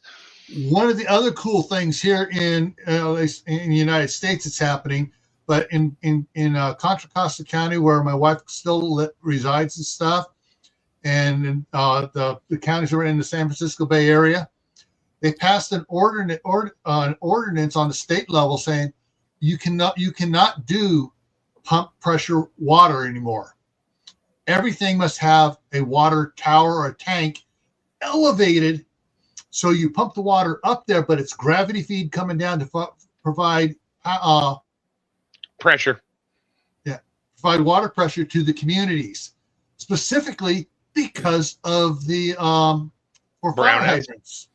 Oh yeah, because they don't want to have power goes out. Oh, we have no water for fighting fires. That was part of the problem in the San Francisco, the Great Fire in San Francisco, because they were on pump water, and suddenly, the power's out. We can't pump water. Didn't that happen in LA recently as well? The there was literally no water coming out of the hydrants, but that had something to do with a There was that reservoir problem being too, emptied but yeah. So because yeah, of some fish or something. in Northern California, around the Bay Area, any new water system going in has to have tanks up on the hills, or a tower with a big, one of those big balls, and you see pictures here in the U.S. So they have their full pressure at the bottom. All they do is they pump water up into the tank, and it's gravity feed pressure for the city. Yeah. Do you Shadow? Do you have them in Sweden? Those towers, those water towers. I've never seen one in the UK. I don't even know if we have them. I don't know if that's purely a North American Actually, thing. most of the water we get is pumped, basically. Yeah. So I think all of the water in the we UK. have near me. We have actually a water tower. Actually, so. But we have there is not many of them. It's very few. But the other problem is the gas stations. Yeah. They need power to pump the fuel up. Yeah. All right. So if people are wondering, they don't have a backup system for 24 hours to pump the fuel. Plus, for a lot. And of course, here's the Warner Brothers studio has its own water system. Oh yeah, there's little cartoon characters living there though. Yeah, did you crazy kitty?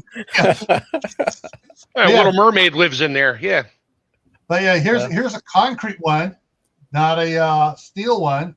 Do you know? I've actually seen one of those concrete ones in France. So they do have them in Europe in that case, if that's what. Yeah, and if you do a zoom down from Google Earth, whatever, on New York City, most of the buildings, the older ones, not downtown, but most of the older buildings have tanks on the roof. Yeah, I've seen those in movies and things like that. But then New York also uses steam to heat their buildings still. Right, that's public steam, which is its own Here weird you go, thing. The ones on top of the buildings. That's it. They're everywhere on the older buildings, the smaller ones, not the big buildings, but the smaller ones. Yeah. Well, even the big buildings, the Empire State Building. No, they're inside. They're inside, but they got tanks up there. Yeah. Yeah. That's because it's easier to pump water all the way up to the top and let gravity regulate the pressure coming down than it is to pump water up to the bathroom on the 104th floor from the basement. Yeah, exactly. I was just thinking as well, an interesting thing about the petrol stations that you were talking about there is you might actually see a bit of a rush on petrol stations from people using their cars as a source of heat and power. Oh yeah. You know, I can imagine people who, if it's a particularly cold outside, they're thinking, wait a minute, there's a heater in the car. Let's just get in the car and switch it on, and we can also plug our phone in, to the USB in the car, and that's how we'll get power. So they're effectively using their car like a generator.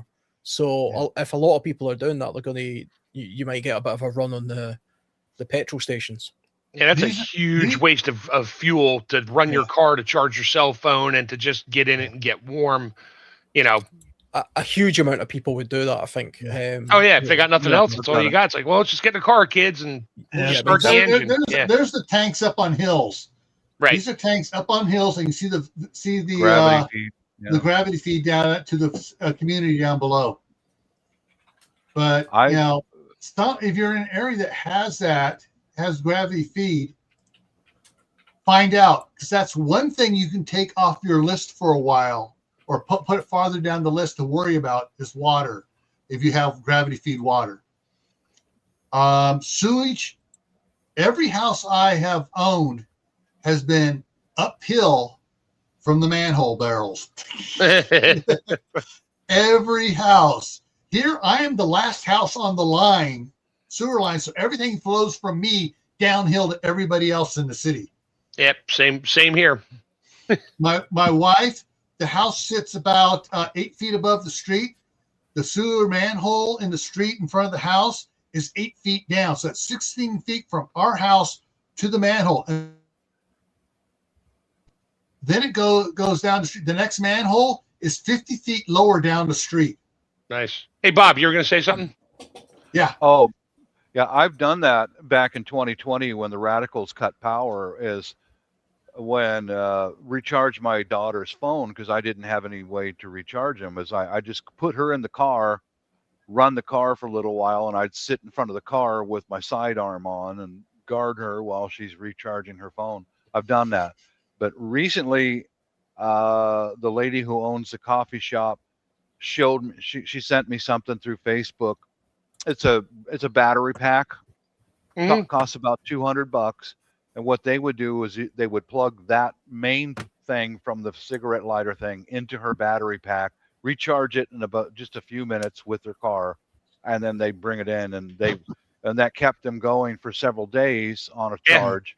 We were For talking about their that before. tablet. That's what Gil has Yeah. his whole house set up on that. And yeah, I got a Jackery and same thing. I Mhm. mean, yeah, don't use your car. I mean, have some kind of other small, even those 4,000 milliamp portable power stations for your cell phone. It'll charge your phone like 6, 8, 10 times.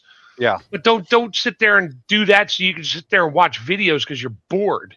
Yeah. Mhm. You start No, to learn how to regulate your electrical usage when you watch your Jackery percentage start going down and you're going, I don't think I'm going to Yeah. make it 24 hours with this thing because my usage is high. So I guess I don't need to run this fan, this light, this, that, the other thing, and get your numbers down so you can try to at least make it to the next day where you can throw the solar panels outside. Yeah. Well, I have I found some water towers here in Sweden, actually. And this is Cool. pictures from. I like that one on the bottom left. That's now in the near the middle. That kind of a mushroom one. Yeah, that one. Mhm. That is as I like it. It's got multiple legs on it to stabilize the other single ones in the middle. Yeah. There are different versions of them. That looks like a UFO. Wait, it's Men in Black. That's a UFO they came to the Earth in. That's right. And In an emergency, just open it up, climb in, fly away. Yeah. I was trying to look to see if there was any in the UK. Apparently there is a few, but they're kind of just historical landmarks. They don't really use them anymore.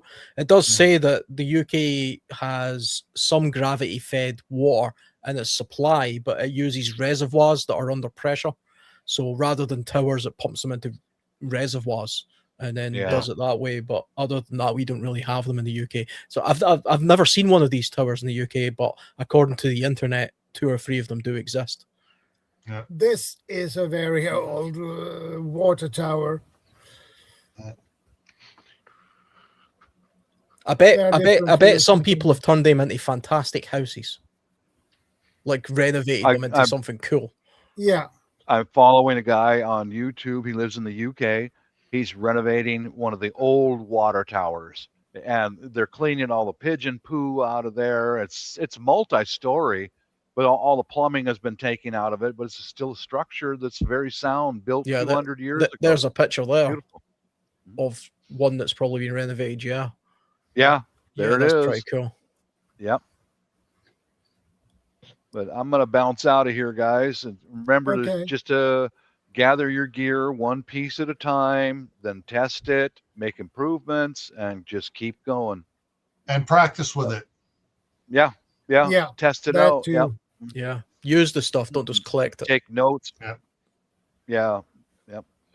Peace Catch out, you later, guys. Bob. Gotta go. See you later. Later, Bob. Later. Take care, Bob. Later. Later. Yeah, the how do I put this? So so your first day, we're coming to and I'm looking at the clock here, we're coming to the end of the first day, and you do things, and if this is going to be going on for several days, like I said, always keep up, so at the first you got your information. Later, double check your information. Things change. Information changes. They got something fixed, or they found another problem. So now you're at the 20 coming up. We're starting the 24th hour. Again, check your information. See what's going on. I just thought of something. Several years ago, old school prepper up in Oregon had a power outage for, I think it was about 10 days. And so her water was her well. Well, she had thought ahead of time, besides having the electric pump in the well, she ran down a pipe for a hand pump. And she had videos out there, all right, power's still out. I'm going to go out there. She's pumping water and bringing buckets of water in for the toilets, for cooking, for doing the pot bath, where you just use the pot water in the bath and you just kind of sponge yourself down and, keep yourself as unstinky as possible. But then she had a rainstorm, and what did she do in the rainstorm? She put all her pots outside and gathered rainwater. That is what I would do. Yep.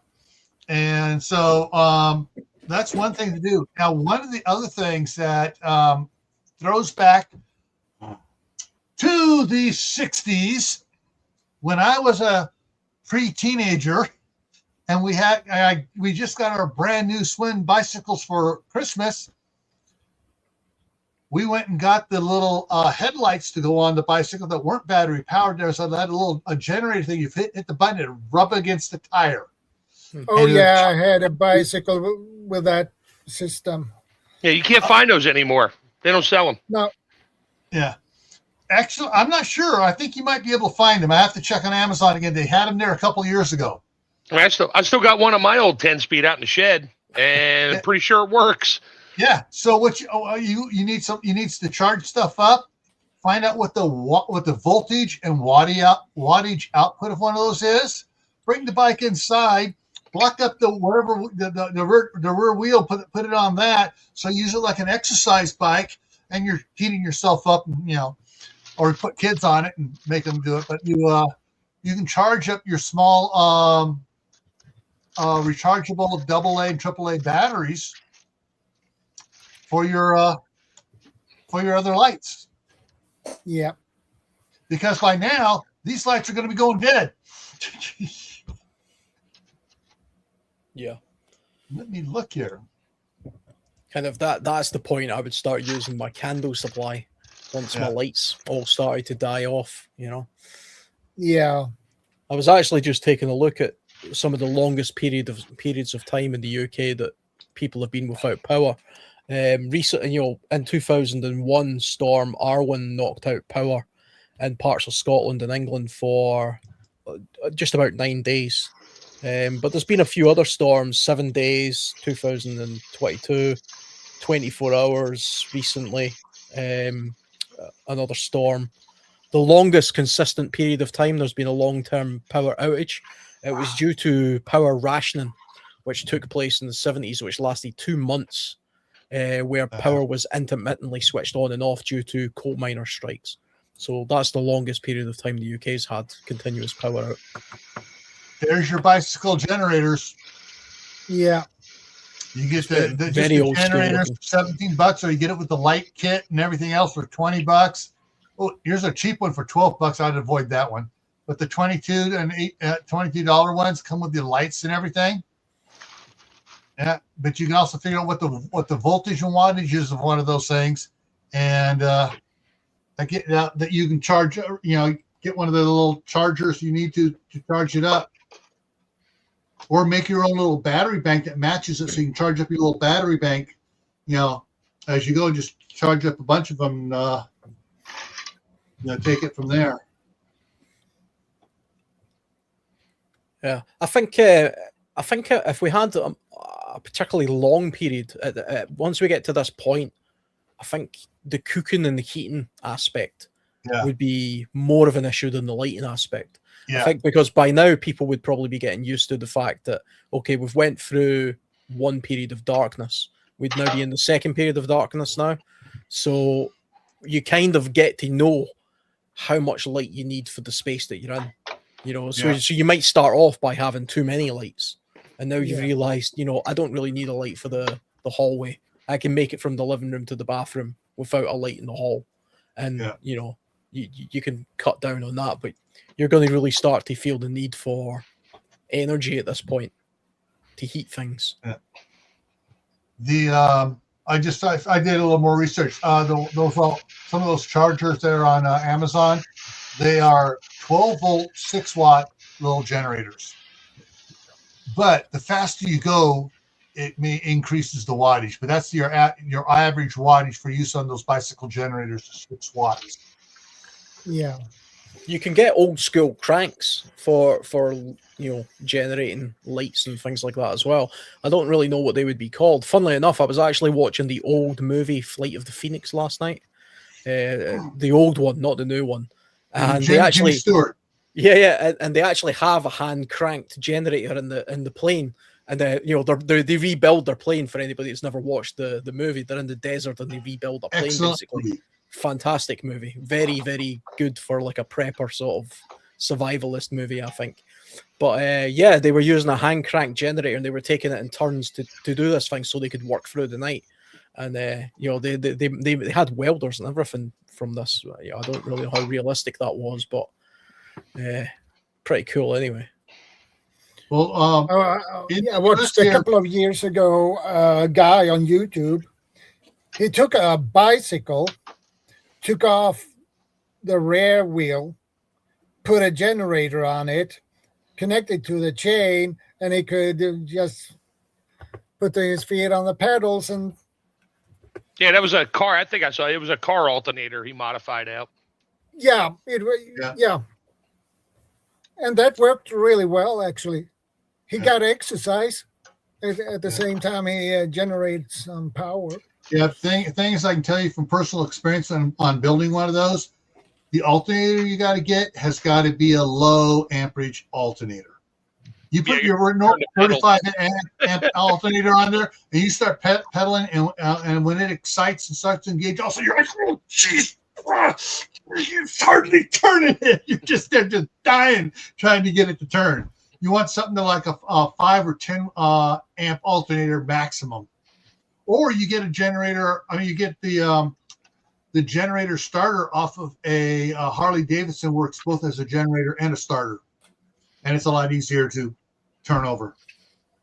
Yeah, if it's off a Harley Davidson, it'll break down immediately, though. So All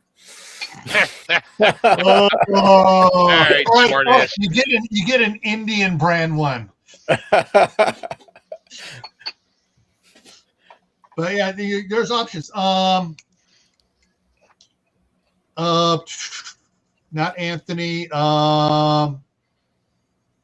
Reed at Manifestations of Imagination. He now changed his channel to Reed In. He took apart a treadmill which has a DC motor on it. Well, thing is though, a DC motor Goes both ways. Both ways. You turn it, it produces power. It becomes a generator. It's not the most efficient thing in the world, but it works. It works. And if you have a bunch of kids, rewire that old treadmill, put the kids on it, have them push on it, and they'll be laughing and giggling because I know my grandkids do that just to push the one here. I'm not getting power out of it, but they're just pushing on it because it's got the diodes that keep the power from flowing backwards. But they're seeing how fast they can get that treadmill to go. So, hey, kid power. Get yourself electricity from kid power.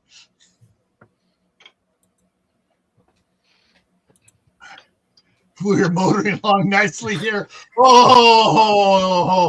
He waited to say that till Bob was gone. Yeah. Because Bob would have said, "You're fired." Oh yeah.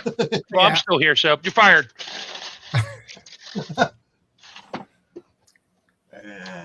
I had Daniel Berry Sports Highlight just came in on my side.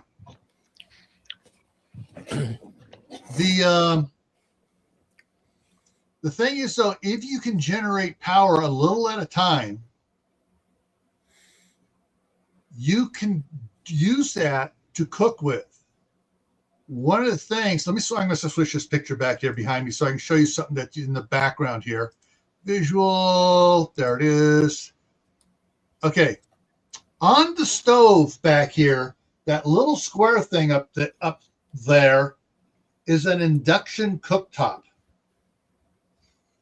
Yes, it's electricity, but it cooks a lot more efficiently than the little coil ones Bob was showing or your regular electric stovetops. You have an induction pan, cast iron works great for it. It'll heat it up and cook faster with less electricity than a regular electrical stove will. And so I have one of those still sitting. That one's still sitting in the kitchen in its box off to the side. I can plug that into my power station if I need to, and I can cook with it. And it draws less power than the microwave does for boiling water. I can boil water quicker on this than I can for using less wattage than I can in a microwave. I think my wife just bought me, because I use my French press every morning now because I have so many coffee beans. She bought me one of those electric water kettle things that it's induction.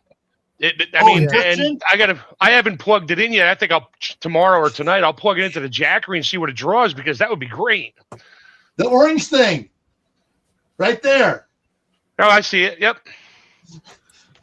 Now that I got the gas stove, I got the little kettle to go on the gas stove, and I had the kettle, but it took 12, 15 minutes to boil my kettle of water for 1.5 liters of water to run my French press. My wife's like, she bought this. It was like $20. She's like, here, and it boiled water from regular room temperature up to boiling in like 6 minutes. She's like, here, you're not waiting as long anymore. I'm like, wow, probably doesn't draw that much. 90 seconds. 90 seconds. Yeah. 90 seconds. That doesn't boil enough water to fill my French press. Sorry. It's got this one has a big pot on it. Yeah. Because the thing is, you said that thing works well with cast iron as well. Yeah. See, anything that's what in induction frying pans have iron or steel sandwiched in the bottom of the pan on it. So basically, it works best with cast iron. So, I mean, I've got a selection of Dutch ovens in various sizes, and they're the flat bottom kind because I avoid the ones with the little legs. Perfect for it. You mean that would also work as something of a heater as well? So if you're in a living room and you've got that set up, it's safer than gas. Yes. From a carbon monoxide point of view. But you could also have a large pot of something boiling away there. Spaghetti sauce. Yeah. Because it holds the heat so long, it's kind of like a little radiator as well. So, yep. I mean, always trying to get as many dual uses out of things as possible in these kind of situations, you know? Yeah, but nothing, like if you don't have anything on it, you turn it on, you get no heat. It's induction only, magnetic. It's not thermal heat. So, yeah, that's the good thing about it. You put your pot on there, the pot gets hot, you take it off, it's cold. Yeah, you can put a cast iron pot on that little thing, empty, and it'll get hot. The cast iron pot will get hot. But you don't probably. I wouldn't do that. You'd probably smoke it. You don't want to do that. But you need to. You can I have a couple of cast iron pots that I use for water, and for scout camp, and you use one of those on it. There's a lot of things you can do. With that. If you have a source of electricity, even though the power's out, if you have your own source, whether, for a power station, pedal power, whatever, that's going to give you other options you didn't know you had. Like I said, a pedal power generator, like Shadow, and everyone's talking about seeing these guys do it on YouTube. Yeah. You especially if you had kids, 7, 8, 9-year-olds, they get on it. You're making power for us. They're going to get so excited and pedal faster. Oh, you keep it up, we'll be able to put a video in. My kid would have his PlayStation on immediately. Doesn't matter if the world was ending outside. That would be his main priority. Yeah, pedal. Want to play your PlayStation? Pedal. Three more hours, boys, and you're pedaling. 3 more hours, boys, and you can watch that 20-minute video. But getting back, so in the hour 12 to 36, 24 to 36 hours, 12 to 36, things are going to be changing from what you did the first day. The second day, things are going to change. Also, depending on how long it is, how big of an area it is. We've had power outages here in Basalt for, I think the longest one we had was 5 hours. But up the street, Shelley, 4 miles up the road, the one time they still had power. The one time they didn't. Oh, let's head on into Idaho Falls. Now that's another 6 miles beyond that. And so, Idaho Falls, lots of power. But if it all, what your plans are fully depend on the climate you live in. Yep. I mean, I'm talking temperature climate, also unrest climate. Yeah. Yeah. And you got both working together or against each other. And if it's cold out, the unrest may not be as bad because, everybody's just trying to stay warm. Yeah. But if it's warm out there in the snow, all bets are rough. Yeah. Yeah. Yeah, this is why you want to have a half decent supply of food as well, because the supermarkets are closed because they're not opening without power. Yeah. And, I can't imagine they have much of a generator backup system, even for all their freezers. It's not going to last much past a day, I don't think. Plus the staff, they're not going to go into work when they're dealing with their own problems if it's a local supermarket. Most supermarkets around here, the ones that have a generator, that's fine. They close. They don't run them. They'll actually close the store, but just let the stuff stay cold so they don't lose the inventory. But the ones that don't, that are a chain, they got 20 minutes to get power back on. If they don't get power back on in 20 minutes to those freezers, store shut down, everything goes in the trash. Because they can't afford for somebody to get sick that it thawed out partially, came back. And so it's a huge waste. It's like, everybody says, well, just open the doors and let people take stuff. Yeah. At that point, take the frozen food. You're on your own. You're not going to pay for it. So technically you stole it. We don't want anything to do with it. We're going to throw it out in it. Nope. Can't do that either. Well, that's you watch them start throwing stuff out. Now, by the time it gets to the trash can, the power's back on and that food is junk. Yeah. They won't get rid of it when it's still good. They wait until they just throw it out. And it goes, most of these places don't have an external dumpster. It's a compactor that's attached to the building. You ain't getting in. Yeah. Yeah. The main thing is to, going back to the very beginning, for talking about advanced mediation planning ahead of time, is to figure out, okay, what am I going to do? The power is out for 48 hours. If the power is out for 5 days, what are you going to do? Get out your notebook, your paper, and start writing down. If the power goes out even for 6 hours with you, write down what happens. Write down what the family does. Because if you all remember what we did, no, you won't. Write down what the neighbors did so you know what to watch out for next time. Exactly. Anytime something happens, take notes and then plan around what happened. It's like, oh, well, this happened here, so we need to do this, this, and this. Have a plan and then do what Mike did. Turned off the breakers and ran the plan. Hey, Reese, good to see you. I think as well, if you're in a household with multiple members, there's a few of you in the family, and each of you are having to do things to go out of the house, but you have a potentially multi-day power outage. It's probably a good idea to have a plan in place for, okay, at this time we meet here, and this, as a meeting place, because you're not communicating the normal way now. You're not communicating by phone and stuff, but everybody can't just huddle in the house all of the time indefinitely. At some point, somebody's going to have to go to a pharmacy, go to work, go to a store to see this open. If the shops are still closed, there's probably going to be some sort of food drop at some point, and that'll be in some central square somewhere, and they're not going to come door to door. Good to see you. Somebody's going to have to go down there and get some supplies and come back, and there's going to have to be things put in place so that people can go out and then come back and meet at a certain time, I would have thought. Here's a thought on, government or somebody sets up a food area to come get food, water, your rations, whatever. Just because you're loaded with stuff, Still use it. You might want to go. That shows you're like everybody else. Yeah. You don't have a stockpile and look weary, drawn out, and saying, "Is that all I can get?" Yeah, that's all you can get. Here's your six 1-liter bottles of water and whatever food they give you. Now, whether or not you want to eat it, it's another story. But take it home with you, and that way you become the gray man, so to speak. You're looking like everybody else. You're acting like everybody else. You're pretending like everybody else, or you're pretending to be like everybody else. But you're still set.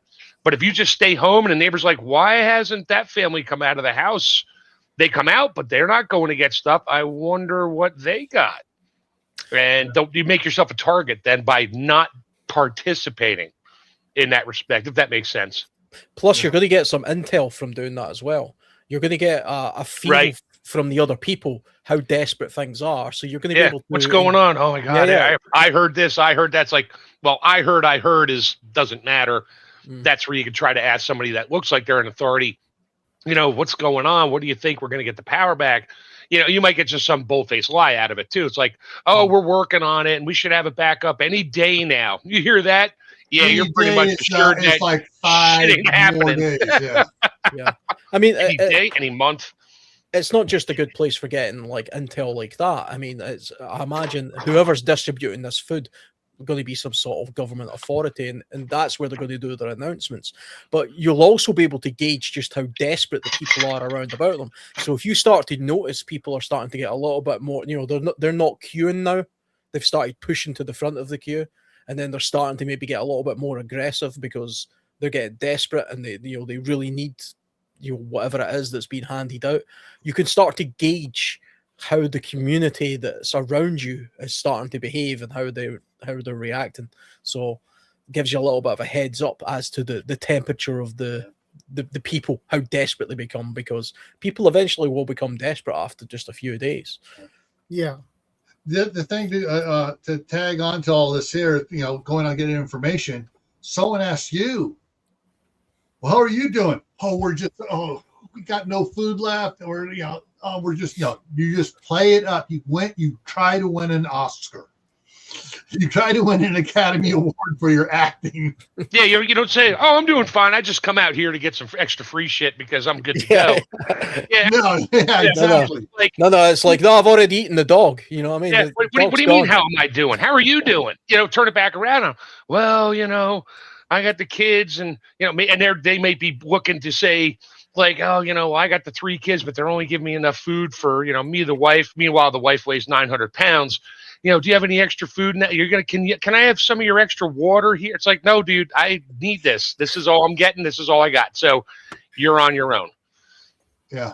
And if you see people going door to door, knocking on houses, when they knock on your door, don't ignore them because they think no one's home. They may try breaking in.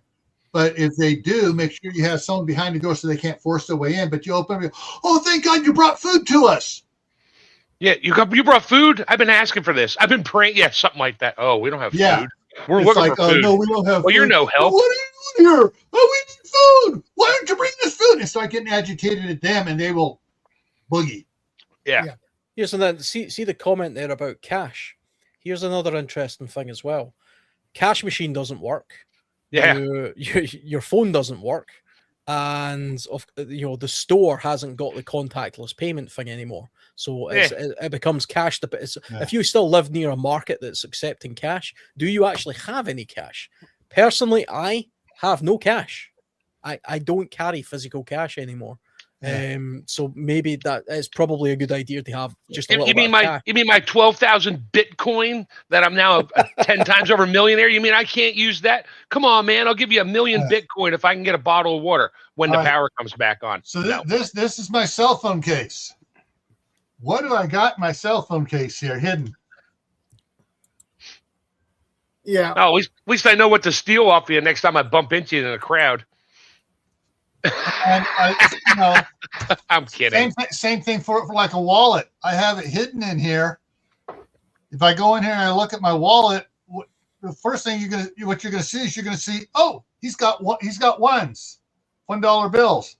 Oh, wait a minute, it's loaded with 20s on the inside. So you pull and you keep things a little separate, different batches, and that way someone says, "Give me your money." It's like you pull out the bundle of ones and go, "This is all I got," and hopefully you won't try to just grab the wallet. It's like, hey, I need my pass key or something, whatever. Give them some sob story why you need what else is in the wallet that they can't use anyways. Yeah, Alicia just asked a question, and I know this. When there's no power, 99% of the stores can't operate because they rely on computers for everything. The only place that may still be in operation will be your little mom and pop store on a street corner somewhere, if there are any. Yeah. That know how they may use electronic too, but they know how much their stuff is. Yeah. So they can add it up on a piece of paper with a pencil because they know how to do math. You open a store, these kids have no idea. It's like, sir, your total is $26.25, and you give them $30, and it's like, oh wait, here's a quarter. After they punch it in, they look at you like, what? Yeah. It's like, just give me a 5 back. What? It didn't work. The math that they can't math at all.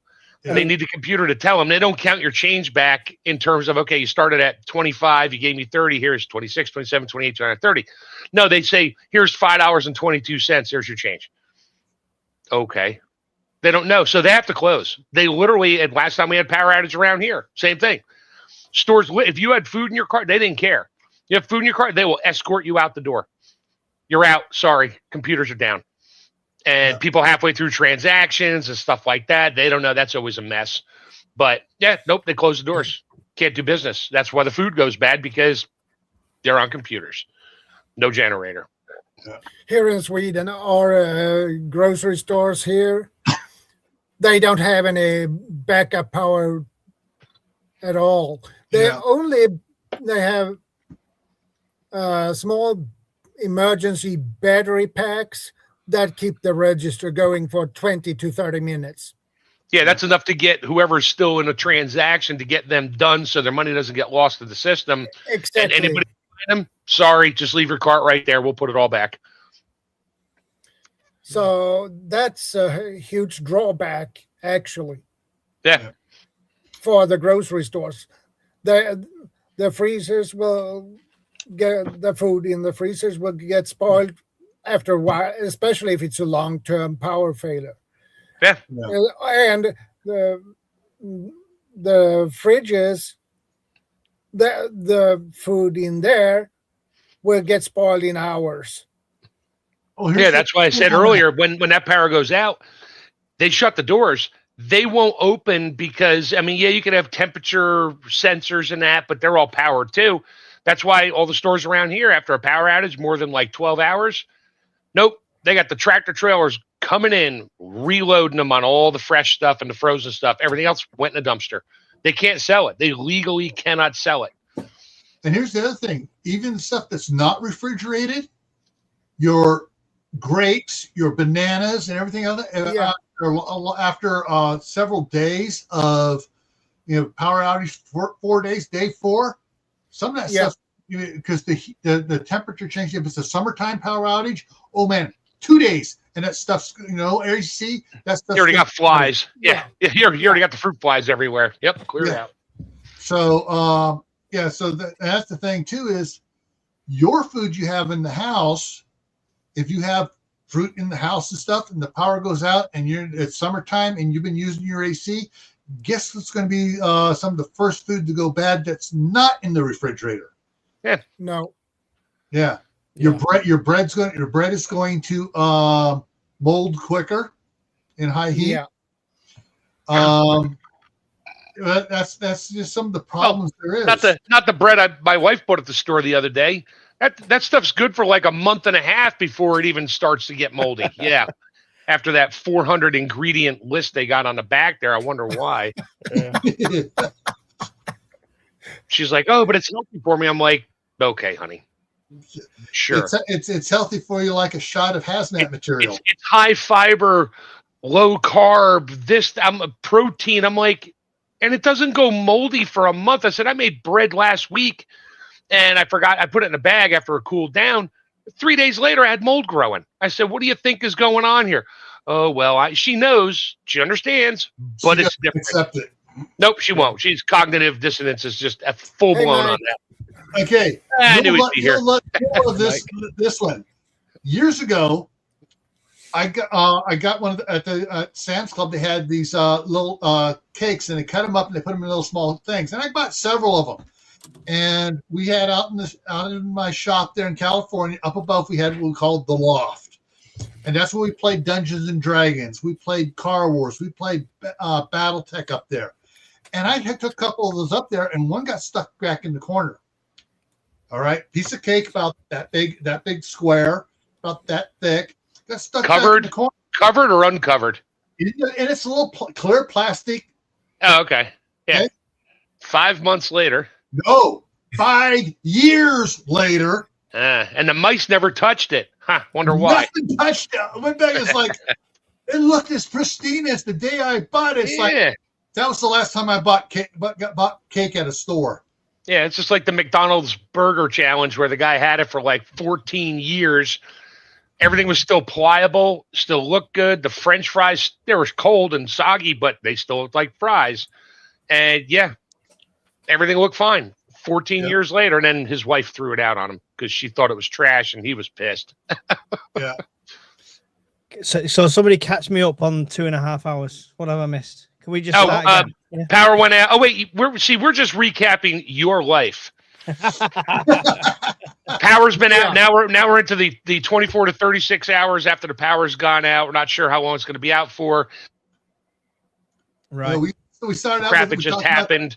Let's get situated to let's plan, and now we're beyond the plan stage. We're still planning all the time, and into more long-term effects things. What are we going to do? How are we going to act? So you didn't miss much, really. The first 15 minutes we talked about what you need to do beforehand, pre-mitigation of stuff. Getting your plan, getting your stuff, all that stuff. We talked about first. Then the first thing I threw out there was information. Find out what's going on. Is this going to be a short power outage? Is this going to be a long term? Do you still have Wi-Fi? Can you get online with your phone, or the cell towers down? And then we also discussed: is this happening during the summer? Is this happening during the winter? What are other factors? Can we? I mean, I know you've already discussed the very start, but as much as we love to plan as preppers and think, yes, in the first hour I would do this, in the second hour I would do this, in the third hour I would do this, and it's all wonderful. But I think you go through the stages of grief when you first lose power. I would genuinely say you go through denial. So, it's fine. It'll be back on in a minute. It'll be back on in half an hour. It'll be back on in an hour, and you'll wait. Then you'll be angry because it's not back on. That's the second stage. I go straight to angry. Bargaining, technically, you'd be trying to ring the electric company and see what's going on and get it all sorted out. Then depression, because you realize it's going to be off. And then acceptance. And that's when your plan comes into place. So make sure we allow for that at the start. Good point, Mike. In the last half hour, I highlighted you. And your little thing of going for the weekend without power. And you're making notes as things went wrong. Yeah, and I tried to do it as realistically as possible because I could have easily had everything prepped and ready and know exactly where everything is and have everything out that I was going to eat that day. But I tried to do it as if it happened now. So the first thing I did, which you didn't really see in the series, was hit my shin on the table as soon as I got up to get the torch. So the first thing I did was hit my shin and swear. So I edited the swear out of that. So where you see the lights go off and then me come on with the torch, there's a good 5 minutes in between there where I cut off because I'd hit my shin and I was going, you One of the things I did point out, and some others joined in too, is this is what I got in my place. This plugs into the thing and power goes out, it automatically comes on. when the power's out. You can use it as a regular flashlight, turn it off and on, but you plug it in, you turn it on. If there's power, it charges. It doesn't. The light doesn't come on if there's power. As soon as the power goes out, it comes on. And I got 9 of these around the house. What's the life on them? All right, so I bought the first 3 because I shared the Amazon link for it. I bought the first 3 in 2022, and the first 2 years, the grandkids were unplugging them and running around playing Star Wars, fighting with it for hours on end. And sometimes I would find one left underneath the chair or on their bed when they spend the night here, on their bed on. I would find it the next day, and it's just slowly dying out, but it still has some light. So I just plug it back in, and these things here, they work good. They work good. Yeah. They work. They're grandson approved. What? Let me see if I can find a UK version then, because you've got them silly 2-pin things. Yeah, they're probably called. I would look under rechargeable safety flashlight, or rechargeable light, or plug-in safety light, or something like that. You'd probably find it. Do you have Energizer brand stuff there in the UK? Yeah, we do. Yeah, that's what this generally... is. It's Energizer, so they probably make one for you as well. It's got that rechargeable. It has that funky, weird UK plug on there that nobody likes over here. they're specifically designed so when you stand on them, it feels like you've been stabbed through the foot. Yeah. Oh, Legos. Worse than Legos. Alan will know. Alan, you've stood on a plug before, right? Barefoot. Oh, of course. Rite of passage in the UK. Oh, Pepper just found a 2-pack for €30. Yeah. Or whatever. Lira. Pounds. Whatever that weird symbol is. Do us a favor, Welsh Prepper. Stick a link on the Discord so I can check them out after, if you don't mind. I did actually watch a YouTube video about plugs one time. Apparently the UK plug is the safest plug. Not when you step on it, but as an actual plug. The Japanese plugs are the most dangerous. Apparently they can kill you immediately. And American plugs as well are a bit sketchy. So the UK plugs actually it's pretty good. It's all safety wise, safety release, right? Isn't it? It's all to do with the safety release that opens. Americans in general are sketchy, so we tried to idiot-proof our sockets. That's all it was. Yeah. Well, of course, then we do have here in the US, we do have twist lock plugs where you stick it in and it locks. You twist it and it locks in place. I feel like a plug that locks in place is more of a fire hazard. I'd like to be able to pull it out quickly if I need to.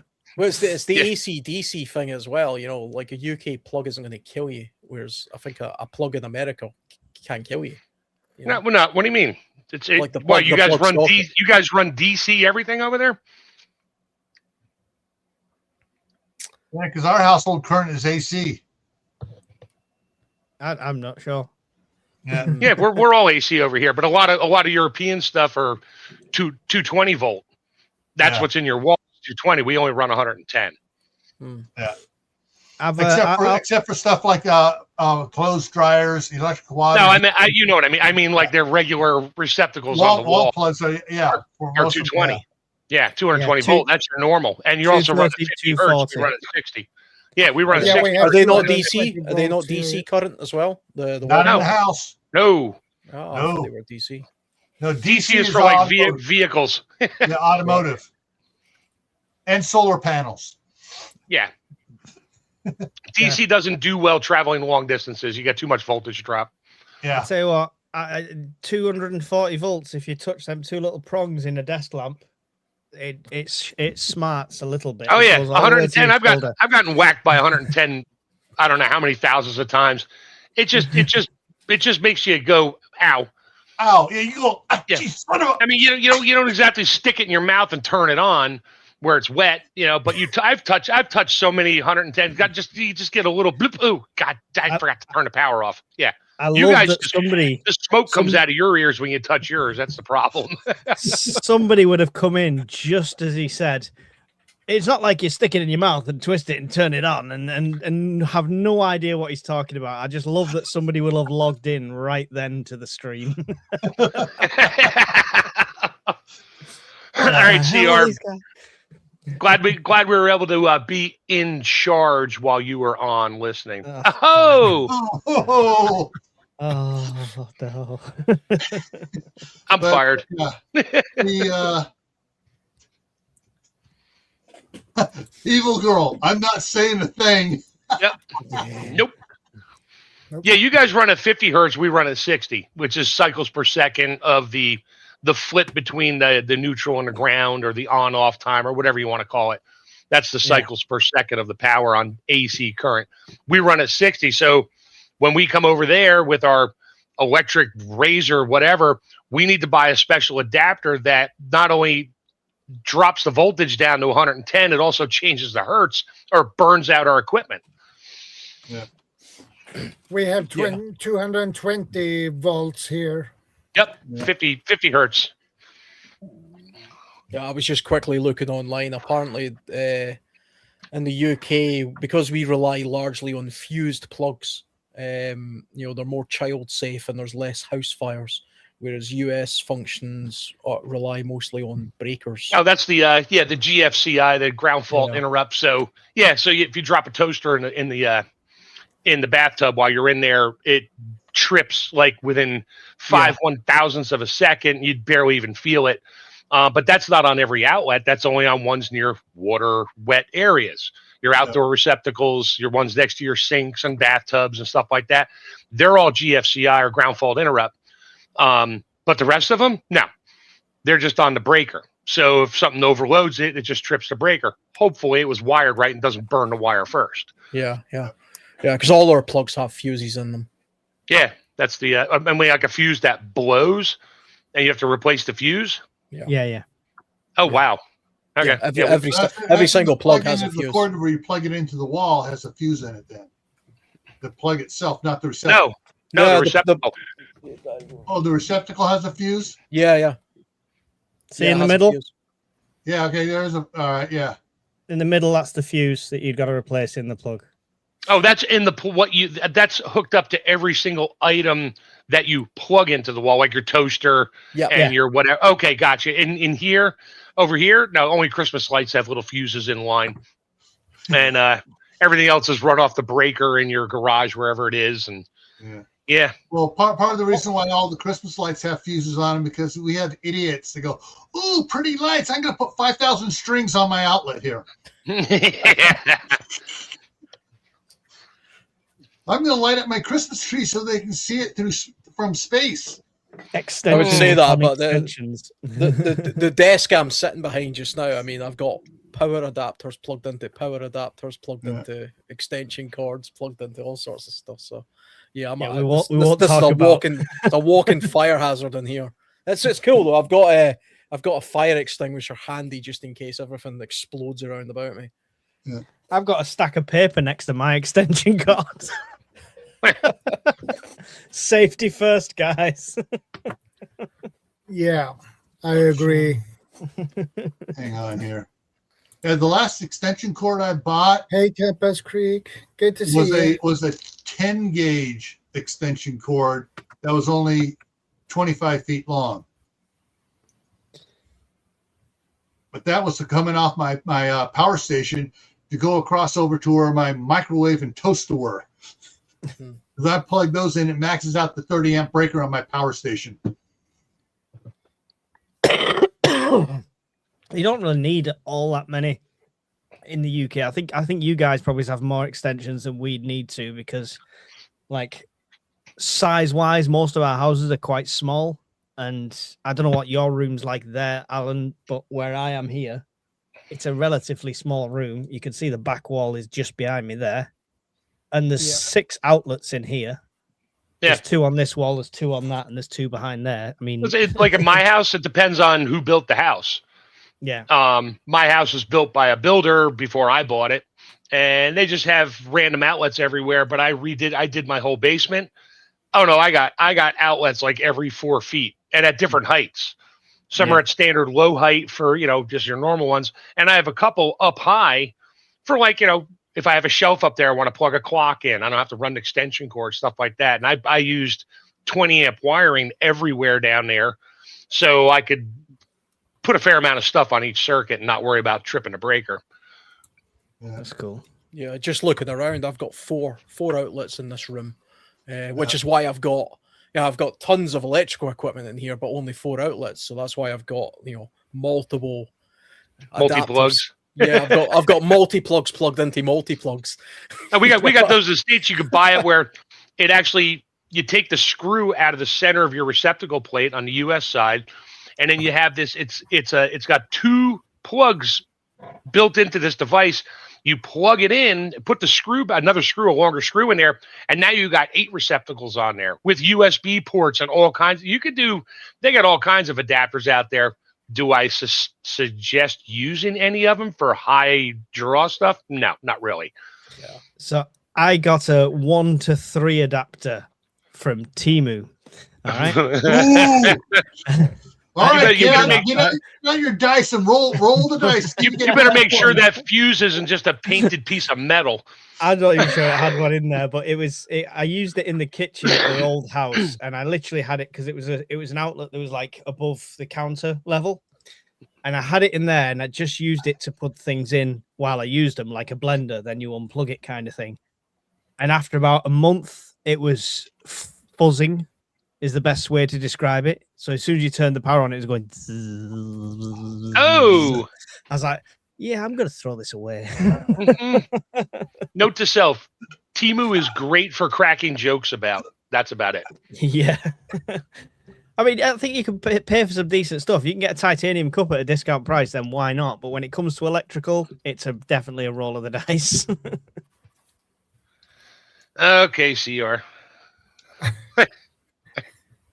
More power to you. Yeah. Oh dear, it's terrible jokes. Bob would fire you, CR. You know, he'd fired you 3 times by now. I tried, but he sticks around. He only listens to Bob. Did you see the question from Tampus Creek Homestead? Why do people freak out when you tell them to stock or prep for emergencies? Because it'll never happen to them. No, because the government will come and save them. You're a doomsayer, and you're one of those preppers. You must have 1 million guns in your house. Yeah, okay. Well, part of the reason, the psychological reason is one of the big ones is, what do you mean? The government's not going to take care of me? Oh no, the government. No, don't tell me that. I always turn the light switch on. The power's always there. Every now and then, I understand some idiot hit a light pole, and they come right out and fix it. So, yeah, I don't like it when my power's off. I can't watch my favorite TV show, but it'll be back on. I'll just look at my phone and doom scroll on there for a couple hours while they fix the utility pole. Yeah, it's probably one of the questions we get most, Alan, when we're on Fireside, when it's an open question. Yeah. People want to know how to convince other people to prep, and it's a strange thing because there really is a culture of people out there who just don't pay attention to anything really. I mean, there's genuinely people in my work. I sit at the same table with a couple of guys at my work who only read sports news. They don't even watch the news. They don't know what's going on. They're aware of the fact that there's like a war in Ukraine, but they don't know anything about it. Nothing at all. They don't know they barely even know who the president of the US is. They just think it's some funny guy. You know, you ask them any question, they're just like, what? Yeah, I don't know. Yeah. So I pretty much found out last night, and I understood this. You know, I've been telling my wife things and just hinted at stuff for, I don't know, 35 years. And she just once or twice then.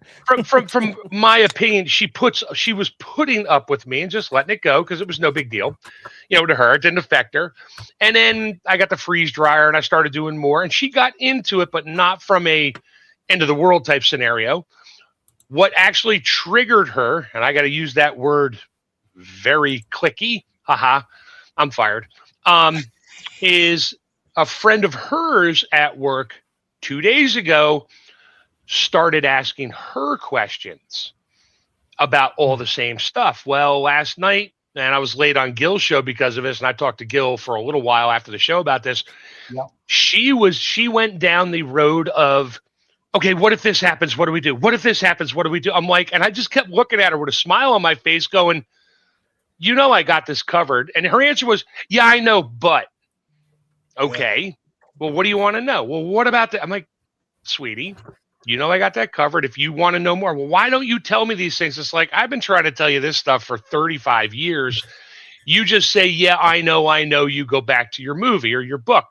I said, I don't push you. I said, but you've tolerated me up to this point for 35 years. Now you understand. So I pretty much, if there's 5 levels to the prepper mindset, she's always been at just barely at level 1 in the understanding aspect of it. She swiftly moved to a 2+ last night. And now she's asking legitimate questions, more questions, and inquiring. And I started showing her things. She's like, I didn't know that was right there. I'm like, why would I tell you?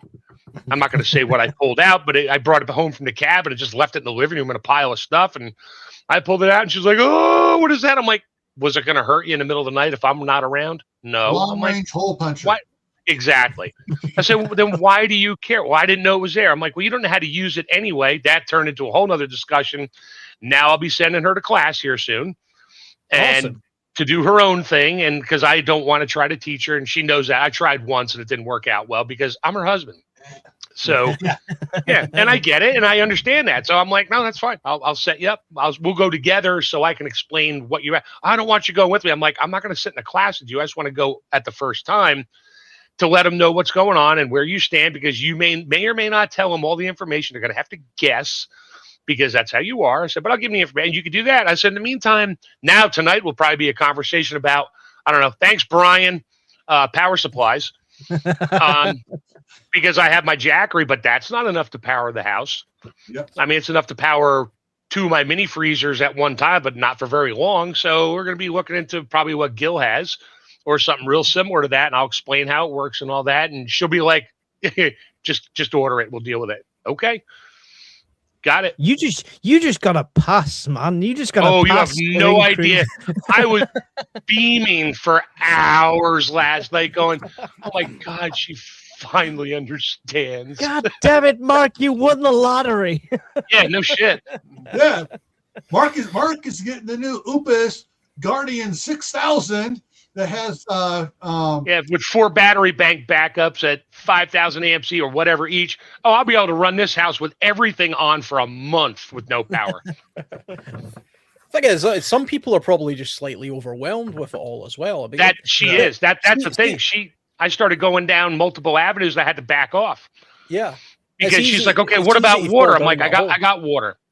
And I explained the water that I've had down the basement for now 12 years in 15-gallon drums, but 3 of them are sitting on the concrete. I explained that to her, how that's not good, but we can still flush the toilets with it and wash. And she understood that. And I said, in the bigger jugs, the smooth. I went down a whole bunch of things. I just tried to stick with water. She's not worried about the food part because she knows what I have down there.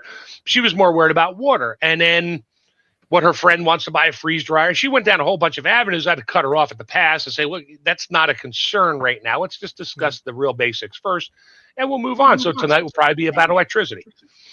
Yeah, I mean, and the thing is as well, from a basic level, you can kind of learn just about enough of a little bit of everything to sort of get by and then work on it from there and then go into more speciality type things. I think my key point with her was not, it was not just teaching her stuff. It's when she decided to want to learn was not because I've been telling her something for 35 years. It's because a good friend of her at work out of the blue brought it up.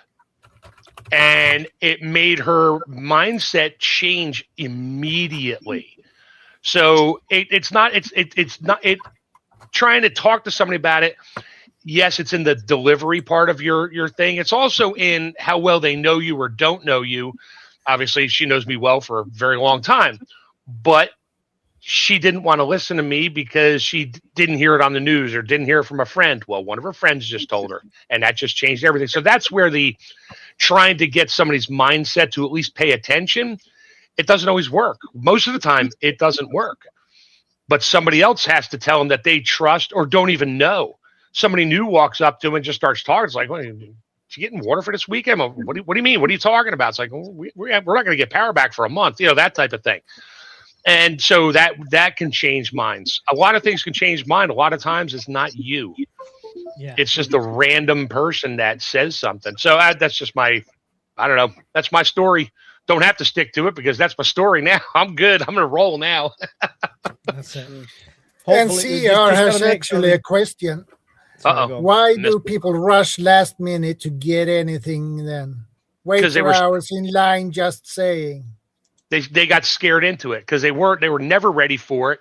The news told them something or their neighbor told them something, and they freak out. They never planned. So they try to plan everything in their head all at once. First thing that comes to mind, run to the store, milk, bread, and eggs, and water. Toilet All the paper. stuff, all the Yeah, stuff toilet that can paper. go off. The Yep. toilet And paper they load up enough for 2 years, and then they get home, the power comes back on 6 days later, or 2 days later, or an hour every- later. And they're Every mad one of because us. the power came on.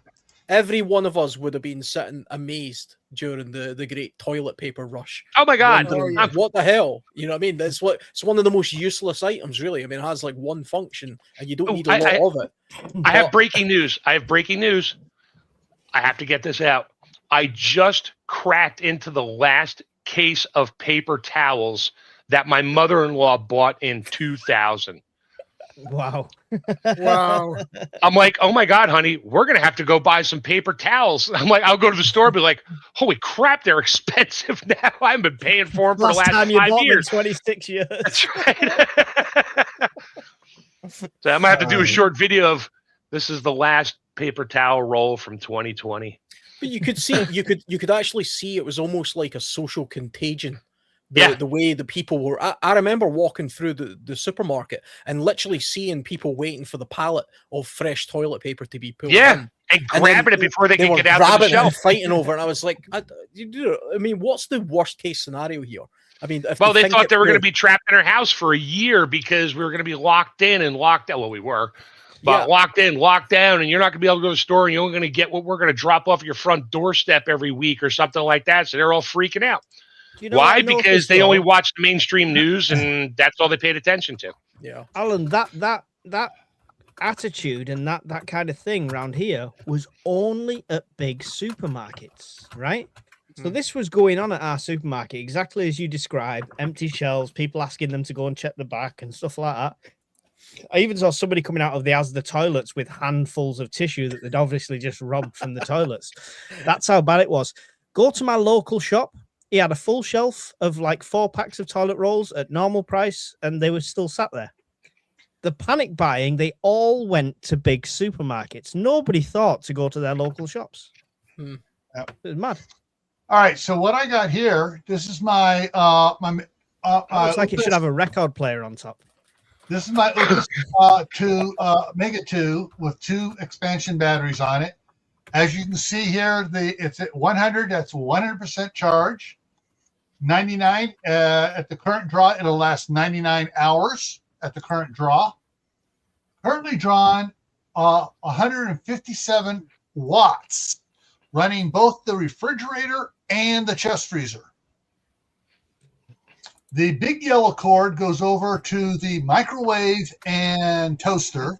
I thought it was an The Ethernet. cord to the right of it is the one the refrigerator is plugged directly into. The next one goes over to the chest freezer, and the other one here runs all the way around to the 2 TVs, the Wii PlayStation, the 2 DVRs for the grandkids. But What's it called? The Oops what? I mean, I don't think I want a power station that's called Oops. It sounds like it's going to break. Opus, not oops. Oops. Now, Oops, the power's gone. not using here, this open plug here, this is a 30 amp 120 volt. 208. No, this is 120. That's a 120 volt plug. That's a 208 plug. Okay, No, so that's it's 5. 120 volt, 30 amp. Okay. for RVs. Oh, RV plug. Gotcha. Yeah. Um, Now over here, I have 500 the quid in the Anderson UK. power poles, 12 volt out. I have my different wattages for my different USBs. Got a cigarette lighter plug here, and I got two plugs here for your standard 12 volt lights. Yeah, so you can Right. So that doesn't have 240 on it. That's just all 110 all the way around. All 110. Oh, That's okay. I want to upgrade to either the Opus 6000 or the Perton 5000 FT. Those have 120 and 240 in them. Now, do you have to ground that somewhere? Like with that when it's not plugged in, you don't have to ground it. It's self-grounding. Well, all right. It is grounded. Through the plug that's charging it right now. It's grounded. Behind it is a wall plug where it's plugged in charging, because I don't have it hooked up to the solar panels yet. But that plug it's plugged into has a timer on it, so it automatically turns off the charge at 6 o'clock in the morning when the price for electricity skyrockets. You have to preface this conversation every time with, I have a smart meter that charges different prices different times a day, because a lot of people have no idea what the heck you're talking about. His smart meter charges you different prices throughout the 24-hour period, so its cheapest electricity is in the middle of the night. Nobody's using it. Or middle of the day. Or middle of the day. So that's why he sets a timer on it to charge it up in those periods. So this basically is a super uninterrupted power supply, because it's currently just running off the house power. But when my wife finally decides where to put the solar panels, I plug solar panels into the main unit. I put more solar panels into the next battery, and more solar panels into the next battery, so they all charge independently from solar. Oh, you can't. They won't charge all at the same. Like if you just plug into the main unit on top. They can. Oh. But if you put panels into each one of them, max it out, it'll charge in about 15 minutes when it's at 50%.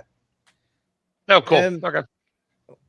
Can them extension batteries run independently? Can you take one of those off and go and plug something in? Or is it purely? Yes and no. What you can run separately on them is, over on the right side here is the 12 volt cigarette lighter plug. And USB-C, Yeah, the two come on, brain. The two 12 volt for lights, the 12 volt Anderson power poles over here, and the USB chargers for your phones, cameras, and etc. stuff. Those, but no, you can't plug it out. You can't plug into that with a desk lamp. No, you can't plug into a desk lamp. All this is, you got 12 volt, and it's still good, because you get the extension batteries for the EcoFlow, and they are just a battery in a box. Yeah. So it does extend the battery, but it's also that makes your main box a single point of failure. Yeah. Whereas this one, at least if something, God forbid, happened to that top unit, you could still charge phones and devices and things like that off the lower units, which is good. Here's the fun part. On this 12 volt quote cigarette lighter power thing, I have a ham radio 30 amp power station to run all my ham radios, and I can plug that in there. And now I can also plug in. It provides power for. It's like an inverter. Yeah, I was going to say, you could literally. I have an inverter I bought that plugged into a cigarette lighter. Yeah, and it's is it 350 or 750 watts. So I could plug that in there and then plug in small appliances, things that aren't going to draw more than whatever the amps is on that. Yeah.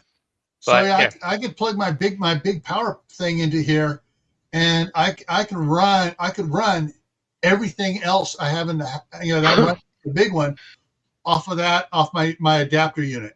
But most people don't get those special adapter units. Those are converters.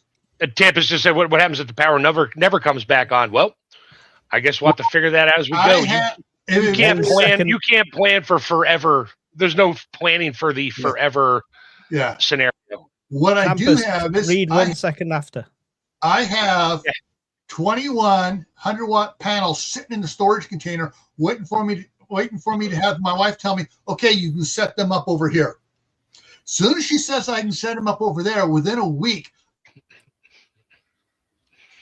I will have the frame built to put those solar panels on, and then I will run the cables over to this unit, and then this unit will be totally off grid. So this brand, is this a big one in America, or because It's I've one not of them. seen this before? It's one of the big ones. It's one of the newer ones, and they came on the market not driving a Honda Civic, driving a Rolls Royce when they came on the market.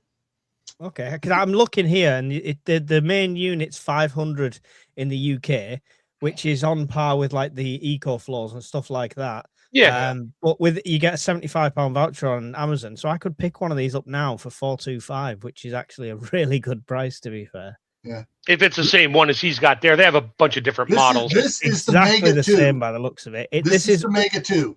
Oh, this is Mega 1 portable power station, 2000 watt. Mega 1 is smaller. This has a 2000 watt inverter, constant flow converter. I think the Mega 1 is a 1200 watt. And they've got a Mega 1 and a Mega 3. The only thing they've not got is the Mega 2. This is the Mega 2 in between them. And the reason I went with the Mega 2 instead of the Mega 3 is that the batteries for the Mega 2, I can charge them independently. Yeah. And Mega 3 is also the batteries for these, I can plug them into I can plug them into a outlet by themselves as well. So the Mega 2 that you've got there, the unit itself at the top. Yes. What is that without the extension batteries then? That what hours is it? Let me switch something around here real quick here. Hang on, let's do this. And I'm going to bring this over here. She looks dangerous.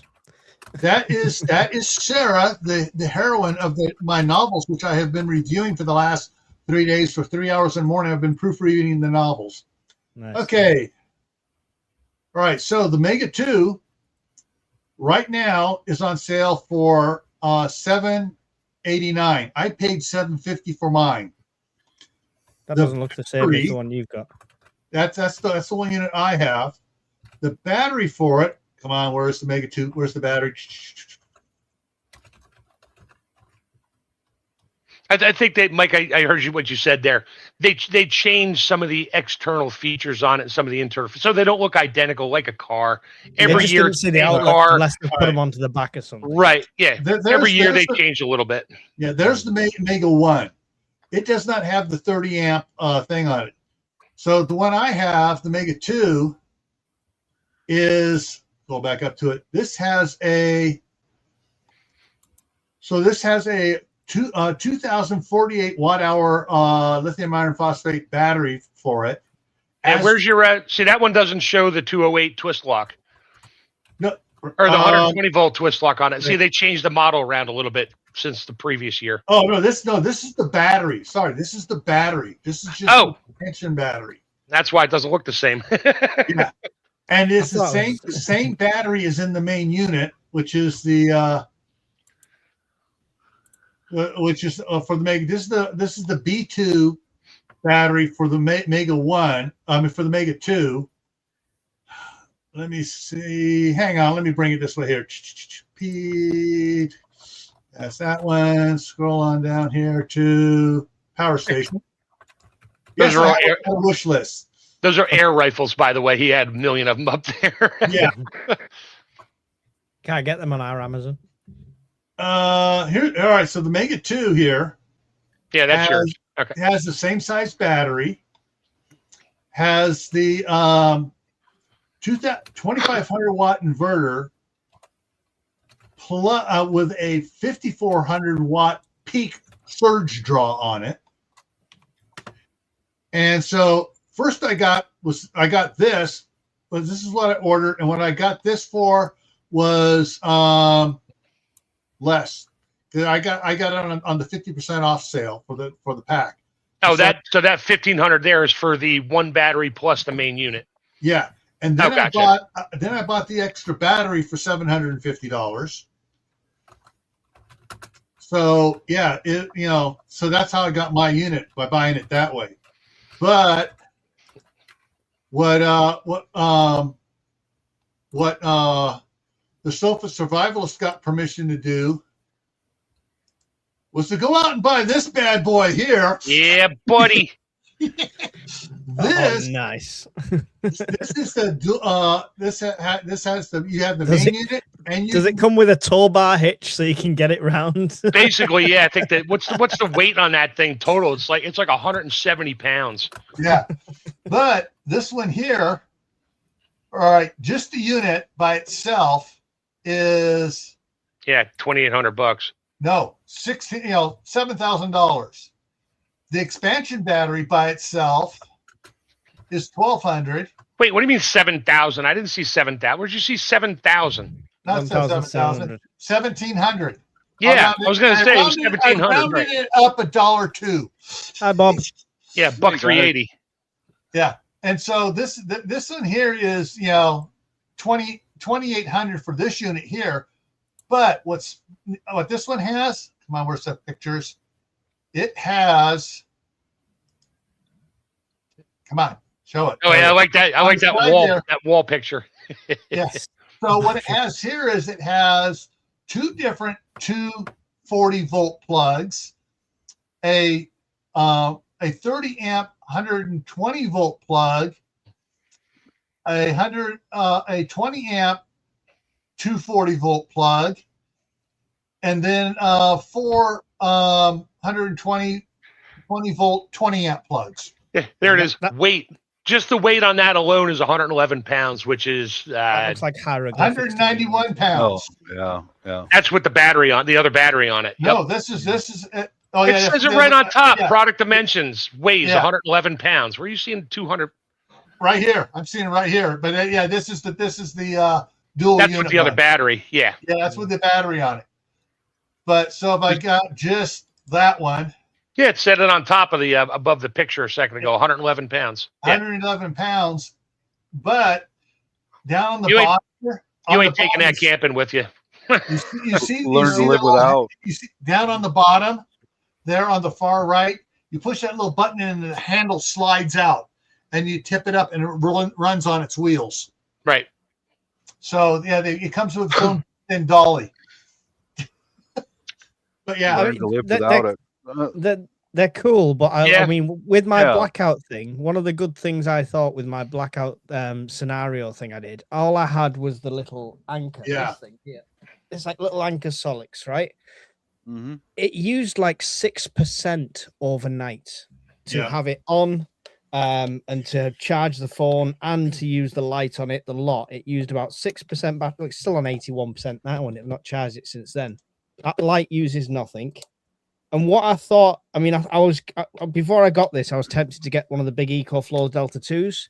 I'm glad I didn't, because what I loved with this is I picked it up like this and I walked up to the kitchen and I stuck it down on the kitchen and I took it up to the bathroom. I could literally go anywhere with it. That was the best thing about it. So I was happy having I'd rather have 10 of these than one of those trolleys. Tampa's Creek's asking, what would you recommend for my first camping trip? Well, where are you going camping? For your first trip, are you going into the woods with no power, no water, nothing? Or if you're going to a campground, I go to the campground I go to with my kids. I don't bring my power supply. I bring an extension cord. Yeah. Because they always have power there. And they let you plug in. Even the tent sites have power, no water. I plug in. And that's what I use. I just use their power because I can. If you're going in the woods by yourself, get some kind of a small power supply like Mike has. You don't need much. I mean, you're not going to be, unless you're bringing a flat screen TV and GameCube with you. There's an easier way. There's an easier way. Just go camping with Alan and make sure he goes a day ahead of you because he sets it all up ready. Yeah, right. I mean, the thing is, I mean, you don't need power when you go camping. It don't. Really depends what you're doing. Unless you need to have a like a CPAP or oxygen machine. We actually had an assistant scoutmaster that was on oxygen. Yeah, but you can go take tanks, right? Yeah.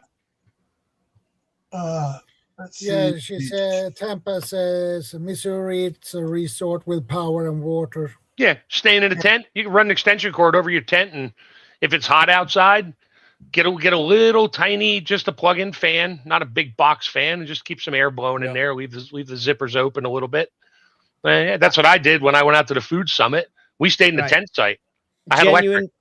Genuine recommendation for your Tampers. First time staying in a tent, you're in a secure location, you're in a secure campsite.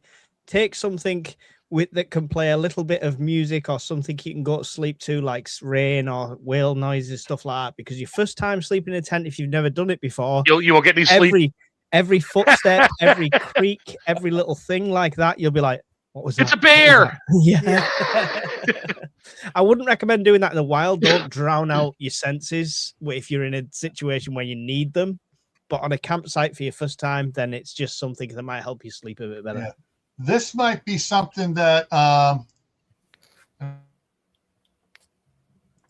used to bring a propane lantern. I have something similar for this. Yeah, that's what I did, Bob. Yeah, I have something similar to the one on the bottom here for going camping. It's $300, and it's got 1800 watt output. But it's not camping, Gil. If you plug it in TVs and you know what, I suggested if you're going camping, go camping. Don't bring all your toys and gadgets to be boom, go camping. I have to have this because I have to have a CPAP to sleep at night. Great. That's you. We're not talking about we're not talking about you. You know what you got. What I'm saying is when I go camping, good for you. We're not talking about Gil, we're not talking about you. We know what you do when you go camping. We know. No, she's talking about I'm going camping for the first time. Do I need to bring enough stuff to make it seem like I'm still living in my house? No, go camping. Well, I don't bring know. nothing. Does she have medical stuff? Does she need a CPAP? That wasn't I'm sure if she does, we can speculate about everybody else's needs. I'm not going there.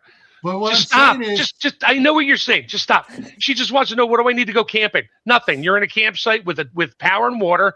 If you need something special for you, I don't think she wants to discuss it. It's none of our business. If you're not in a campsite with power, she is. Anyway, but for other people, if you're not, and you we're addressing one question, Gil, from one person, not the world. Anyway, so if you're going camping there and it's a campsite and it has power and electric, just bring what you think you need. Don't bring a million things. If you're the first time you go camping, I guarantee you will bring way more than what you need. Just ask Mike. Yeah.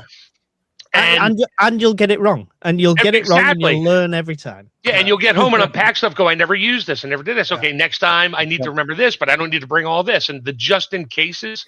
If you're going camping for a month, sure, there's a lot of just in case. If you're going for a weekend, you're probably not going to die if you forgot to bring the peanut butter. Part of the fun of camping is not having power. Yeah, exactly. But you'd be surprised the number of people that go camping that are on medical devices. Okay, but Gil, there's a lot. Yes, that is so true. You know what? If you're on that much of a medical thing, you may want to reconsider going camping.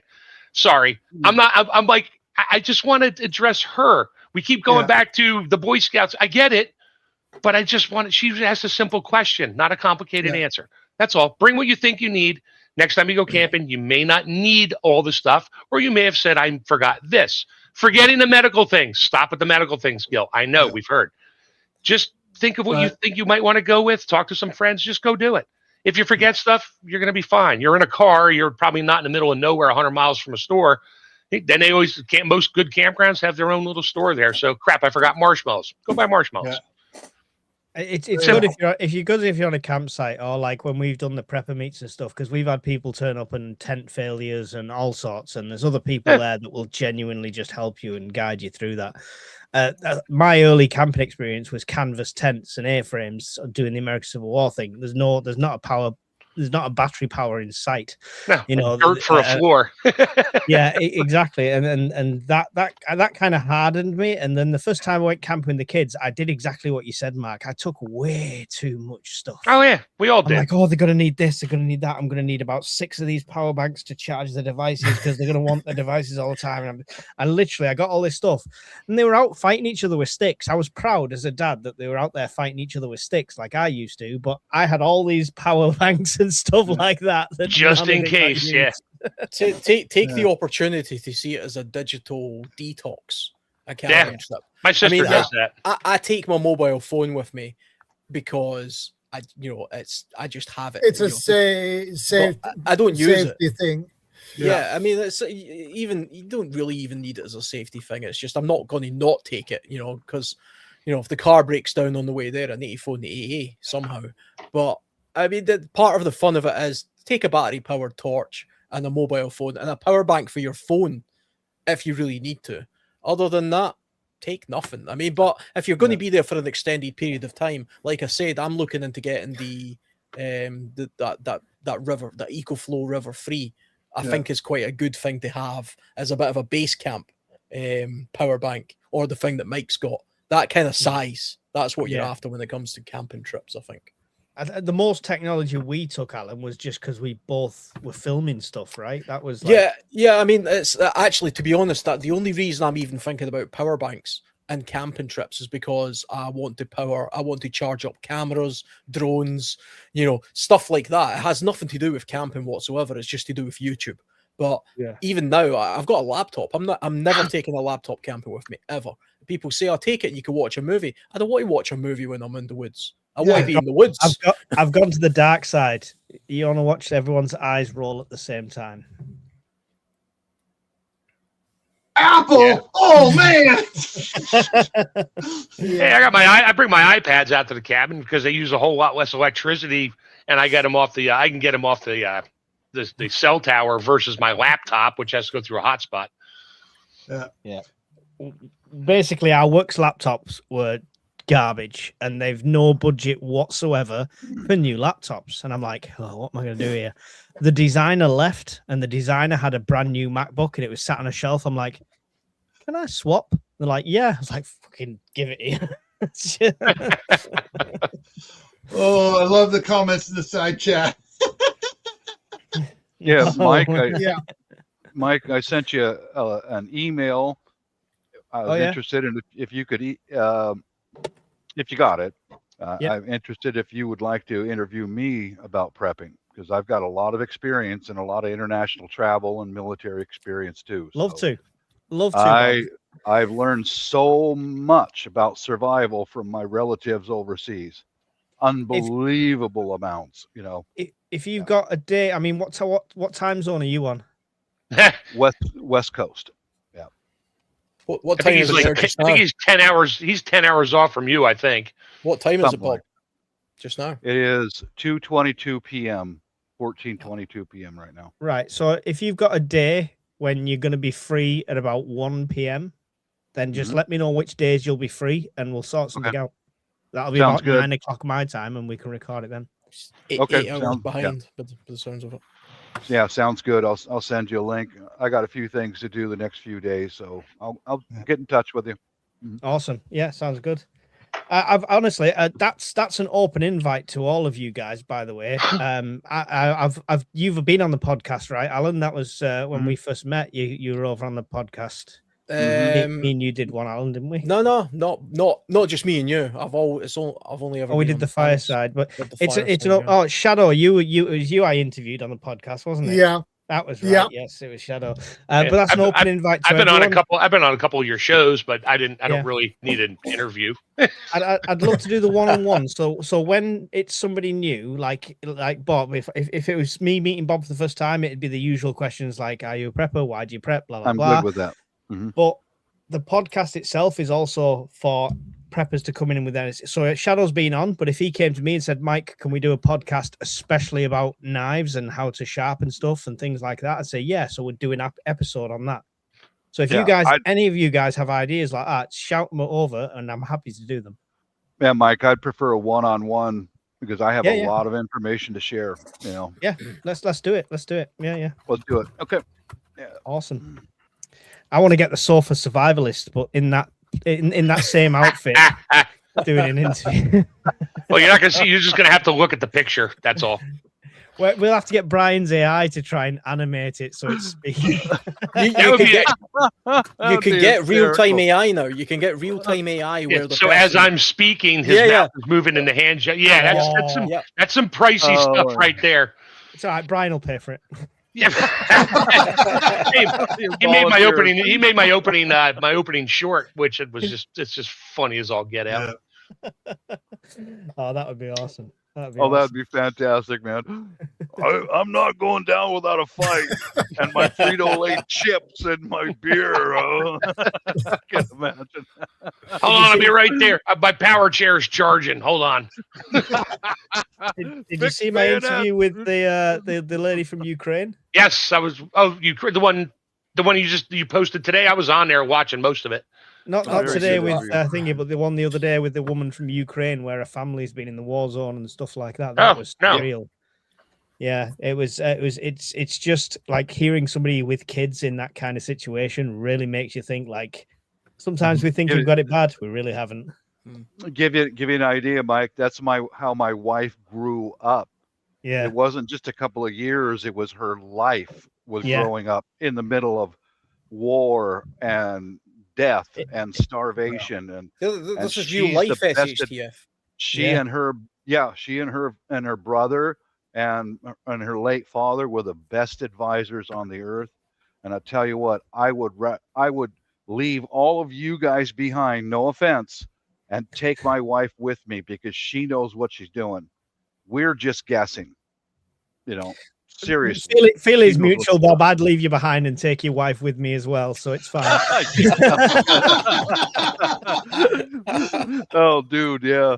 I could imagine her little 5 foot of nothing look up at you and swing a knife. Oh, okay, it's over.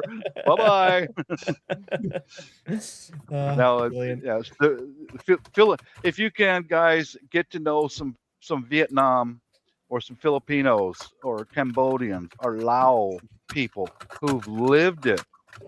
That's your information that you need to know right from these people. But they're hard to talk to because they don't like to talk about it. So just a piece of advice. It's weird how it's normalized for people like that as well. So that's the surreal thing, that it's just like, oh yeah, that's just normal, Yeah. Bill, can we go to the last point on this topic? On topic. I didn't realize we were still topic. Sorry. Okay. Last hour of live talk about what needs to be done in the fourth 12 hours to 37 to 48 hours. Yeah. Okay, somebody very quickly, briefly recap me what we've done in the first 36 hours. What's been done and what's ready technically? Well, we covered getting information. Yep. We covered checking out the neighborhood. Okay. We covered light. We covered a little bit about light discipline. If you have lights and stuff, putting up blackout curtains, or if, like Bob said, you get a light that flickers on, that comes on automatically and stuff. So you want to make it a little bit dimmer though. So say you think, all right, they got candles, they're someone home, we're not going to go there. Yeah, they're going to avoid the house because I think people are there. Covered a little bit cooking. We covered a little bit about a lot about cooking. Security, a little bit. The one thing we didn't cover on cooking we should have was, if you're cooking outdoors, you want to try to cook stuff that is not aromatic. Not everybody going. Last resort cooking outdoors. Yeah, bacon sandwiches is going to attract the entire neighborhood. Yeah. Did you cover water? Because one of the first things I did in the first 24 hours was to fill the bath, and fill some emergency containers before the pumps start to go off in 48 hours. We did talk about the fact that pumping stations may also be having an issue with power. Touched on that. Mm-hmm. Flush the toilet, and the water coming through the taps isn't guaranteed if it's not gravity fed. I think that's kind of water wise, other than water catchments and your backyard and things like that. But we're kind of at the point now where we're the supermarkets aren't open, bank machines aren't running, cash points aren't operating, but we're at the point where we're going into the local square, and the government or somebody is handing out food parcels, and that's where we're trying to source our information from at the moment. Yeah. So one of the things I didn't display would be going around my house to all the you know, down the side of the sofas, the secret can of beans, and getting all the cash I've got to kind of take inventory, because that value won't hold past a couple of weeks if this is an ongoing situation. Yeah. The one thing we didn't really touch on, we kind of glazed over it a little bit, was sanitation. What happens all of a sudden you flush your toilet and things are starting to back up? So yeah, blocking the toilets. There's inflatable balloon. I've got one where you can put the device down the toilet bowl and inflate it. Yeah. Well, a simple way of doing that is filling a bag with sand and dropping it down the outside drain and stuff like that. It's a big consideration in the UK for people because of the way houses are so close together. And if you're at the bottom of a hill, it goes downhill, guys, believe it or not. Yes, it does. Yep. So if you're at the bottom of the hill, your toilets are going to go first.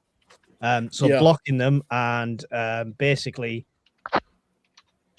I've got two schools of thoughts on this. I've got an emergency toilet using cat litter or sawdust inside, or lime, whatever you decide to use. Only if I can't go outside, if it's too OPSEC for me to go outside. Otherwise, it's a trench as far away from the house as possible. There you go. I mean, you can do the kind of thing that a lot of van life people do, which is effectively they have a bucket, and you know they dump the bucket of waste somewhere. You know, they dispose of it as they go that way. You can even get buckets where it's like a bag that's inside, and you kind of wrapping it up that way and doing away with that. See, I've just got all on 5. Go into the bag too. The chemicals that'll make it so it doesn't stink and start to decompose. Yeah. But you don't want to bury those in your garden. You know, that's just to get rid of it, to dispose of it somewhere else. But waste with sawdust on is a natural way for it to compost itself. Yeah. And seriously, don't go to your pet store and buy a bag of sawdust at an inflated price. Go and find a sawmill. They'll be happy for you to take as much as you bloody like to get it out of their way. Go and find anywhere that works with wood. Shop, a cabinet maker. Yeah. Anywhere like that, you'll get it free. So just go and get bags and buckets of it and stuff. I thought of a dual use. I've just literally, because of the thing I did, I changed my storage from these giant blue barrels into small 5-liter containers. Technically, once I've ate the pasta, that could double up as something to dispose of waste. You know, I've got multiple of them. It's an option. Funny thing, we were just talking about buckets and stuff there. I was actually thinking today about buying a couple of, to me, they're 20, 25 litre buckets, the stackable kind, the round kinds, but the ones with the lids. And they're kind of like battle buckets. So I was thinking, because I've got a box downstairs, which is like a giant Tupperware box, which is where my batteries and torches and stuff like that, like candles and things are. Yeah. It's better to have it in buckets, I think, stackable buckets, because they then double up as other vessels for things. You could use it like a toilet. You could use it for storing water. They're food grade as well, so you can keep them in other things. You can buy them on Amazon, the black ones that are food grade, sealable, and they're quite robust. They have handles on them as well, which, you know, see the plastic box that I have in the barrels, they don't have handles, so they're kind of hard to transport around. But if you get I think they're probably called, is it 5 gallons? Is 5 gallons 20 litres? It is, isn't it? In America, the crazy. I know what you mean. Yeah, like the almost like the survival freeze dried food ones, that kind of size, aren't they? Yeah, that kind of size. Yeah. Sort of, you know, those are good things to have if you're putting together something like a blackout kit. I'm going to change the box I've got downstairs for a bucket.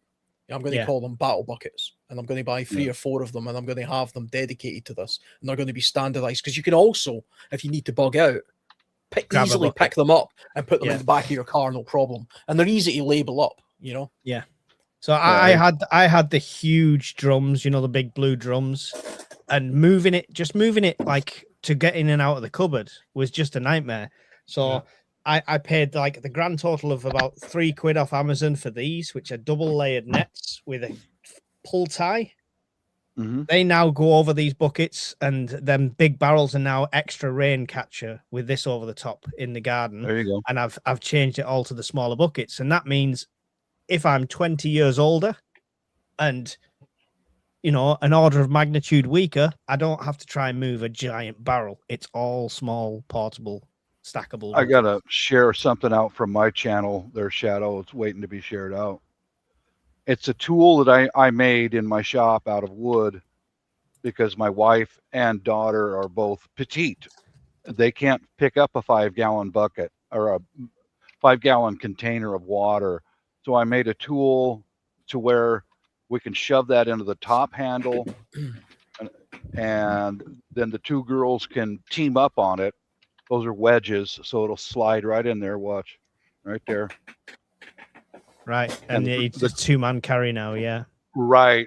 And the two girls can pick it up, or I can pick it up easier than just one single point, Yeah. That's something to consider, guys. You could custom make that kind of stuff with a handsaw and some screws, and there you go. Right, that. Yep. All right. Both my wife and daughter are tiny, and they're just not set up to heavy loads. So Hey, Tampus, I sent you an email. Check your email. We'll talk about freeze drying. Yeah, I was going to say, talk to Mark. He does freeze drying all the time. And then there you go. The girls can just tip a container over, and it's a good idea as well cooking. if you're doing that, Bob. I suppose to standardize all your water containers to be the same. They are. one. Yeah. They are, Mike. Yeah, right. And that's why step by step. I get paid twice a month, and then several times a year I'll go buy another one because they're only $20 each. You know, I can $20 for that, $20 for propane, $20 for dehydrated meals. Bam, bam, bam, bam, bam. Yeah. It builds up. Yeah, Mike, it does. Shadow has something to share for you here from me. This is talking about the sewers. These are called inflatable pipe plugs, or in the construction industry we call them pigs. Right. And you get them from 2 inches up to 20 inches. And you usually it comes with a chain or a rope on it, and then a long hose that you can hook up for a bicycle pump to, and you just shove it down your drain. You pump it up, and that'll block your sewer from any water coming back up, towards your house. Yeah, I've got a similar one that's for the toilet, but it's yeah. So this you drug out your clean out in the yard where it goes out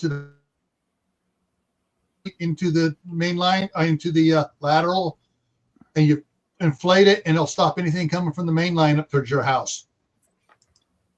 Oh my God, there's 2,000-pound versions of them. Wow. Well, Tampaz has a question, actually. What would you recommend a beginner prepper put in a bug-out bag? Doesn't matter. It does not matter what any of us say, because all of our circumstances are different. All right? Exactly. So get your plan, know where you're bugging out to, know the distance, know what it takes to cover it. Then you'll know what you need. Because if we say put 5 days worth of food in and you're bugging out 1 day down the road, doesn't make a difference. Yeah. By all means, where are you going? Where are you at? Yeah. By all means, watch all these guys' channels. You might watch all of our bug out bags, and they'll all be slightly different. You might get ideas, but genuinely just plan what you're going to do and think of what you need along the way. Because if you carbon copy somebody else's bag, you're setting yourself up for failure. That's just my 2 cents on it. Mm-hmm. You need to custom made it for yourself and your needs. Yeah. And once you make your first one, practice it and find out what's wrong with it. Exactly the same as the camping. You'll take it out, on and see how far you can walk with it.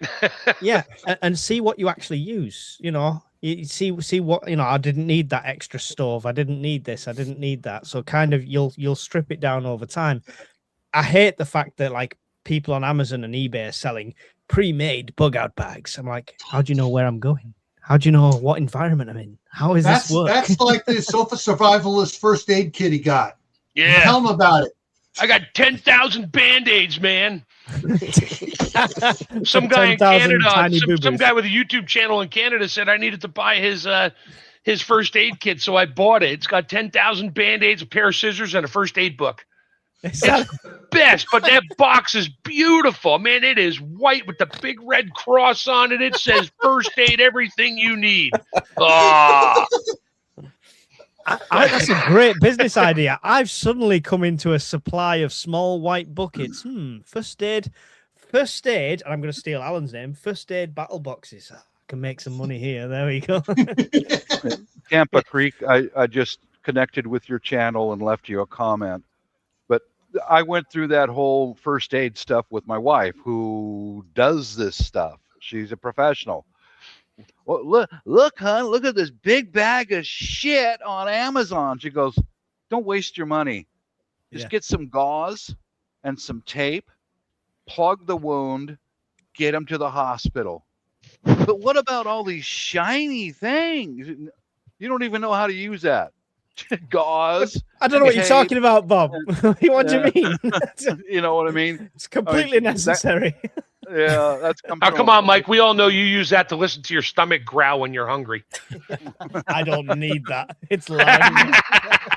Well, you need that if you need to open a safe. I got a blood pressure monitor just to make myself even more paranoid. That's why I got that. It's great. So Tampus, to be clear, so I sent you an email. Bob messaged you on his thing. Gil has 2 channels. He has his email on both of his channels. You can email him direct there. I don't know if Alan has an email address online or not. If not, I'm sure one of the many here. If you have Shadow's email address, Shadow has everybody else's email address on here. It shows on the ticker. Mm-hmm. Yeah. Yep. At there the it end. is. This is a so great feel book, free by to the way. email Shadow. He can, and he has. Well, you already have my email, but if everybody else is okay, it's like you can send out our emails too, unless it's listed on site, just to communicate and see what you want to talk about. This is a great book, by the way. I don't know if anyone's had this one. Family Health and First Aid. It's quite a substantial book. Training is always best, guys. If you can get training, do that first. But it's just everything is like set out and illustrated exactly and stuff like that. So it's a really good quick reference one. So good books, you can't beat them. I think as well, like we're in the last we're at the 48-hour point now, are we, of this blackout? We're getting to the 48-hour, yeah. Getting to it. Do you know? What are you getting to? We got 20 minutes left. You better get to it soon.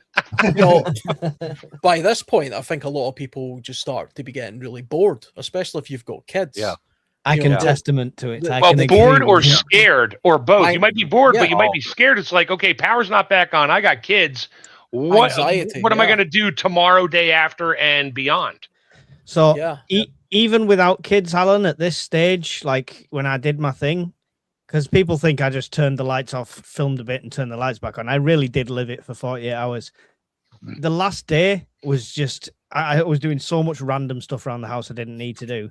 But one of the things that's come out of it is now when I go to charity shops and the books are dirt cheap, if I see a cover that vaguely looks interesting, I'm going to buy it. I'm not going to read it. I'm not going to read the back. I'm not going to spoil it. I'm just going to buy it. And I'm going to have shelves of books that I've never read for the next scenario. Mm-hmm. Yeah, I you think need to find something to occupy that time, that dead space where there's nothing else you can do. I mean, you've did everything that you can do to prepare. You've got everything you need. You're kind of just waiting for information. You're kind of held up in a place, and if it happens in the middle of winter, there's not a lot of light outside, and it's bloody freezing, so you're confined to the house anyway. Yep. I mean, it's part of the I go camping all year round, and wild camping, but at this time of year, there's hardly any light. And it gets to a point where I'm kind of sitting in my shelter and I've got bugger all to do. So I read. I mean, this is what I do as well, because I have nothing else to do. I'm literally in my sleeping bag and it's only like 6 p.m. So what am I doing? Well, I'm reading something. That's what I'm doing. Or you get surprisingly good at early nights, whereas with technology, I end up staying up all night. Yeah. I mean, I won't be on a live stream until 1 o'clock in the morning anymore while the power's out. I don't know what I'm going to do with myself. I will be after about day 6 when I've gone completely mental. I'll be sat here like this with the headphones on, mic, looking at a blank screen, talking to you 5, in my head. In your head, microphone's not even plugged in. You're just having this. You're just having an interview. Hey, Mike, hold that book up again. Hold that book up again. Which one? The medical one? Yeah. Family Health and First Aid. Yeah. Now, is that a European book or Printed in China. uh, Oh, it's a Timu book. yeah, it's a It's actually. Do you know what? I actually think it was from Waterstones, which is a bookshop over here. But I don't. I'm trying to look for the publisher name or anything. Dr. Peter Firmine, MA, MB, BS, blah blah blah. Dr. Pippa Keach. It's done by a group of doctors, basically. What I did during Hermes House.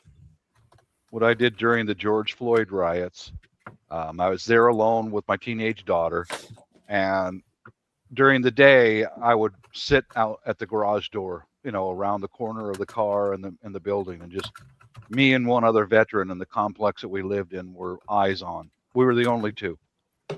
And during the night, I set up a lantern and I started tying up waxed fire starters right at the kitchen table. This is all combustible material. And, I've told the story 100 times. Here comes my daughter. Every 20 minutes out of her bedroom, she's got to get a drink of water, with the little eyes are huge and round. Like, you okay, honey? Yeah. Because there are fires all over the area. The radicals were burning this area up.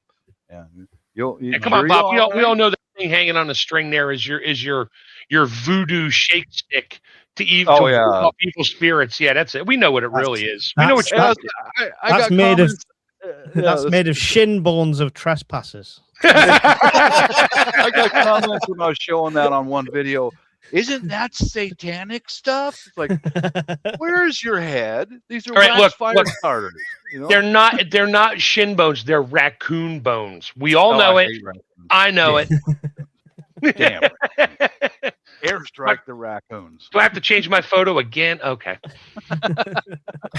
Yeah, not the voodoo stick. But yeah, just be calm, because especially if you're the mom or dad of the house, stay calm. Just keep your hands busy doing something. Stay calm, because they're looking at you, the head of the household, for guidance. And just be confident. Stay calm. It's all okay, honey. You're good. You're good. Things like board games and stuff suddenly become useful again, because it occupies a little bit of time. And that's why they call them board games. They're not because it's on a board. It's because you are bored and you need to play a game. I'm afraid when the power comes back on in 2 weeks' time, you'll find most of my family slaughtered around the Monopoly board. So it's a bad idea.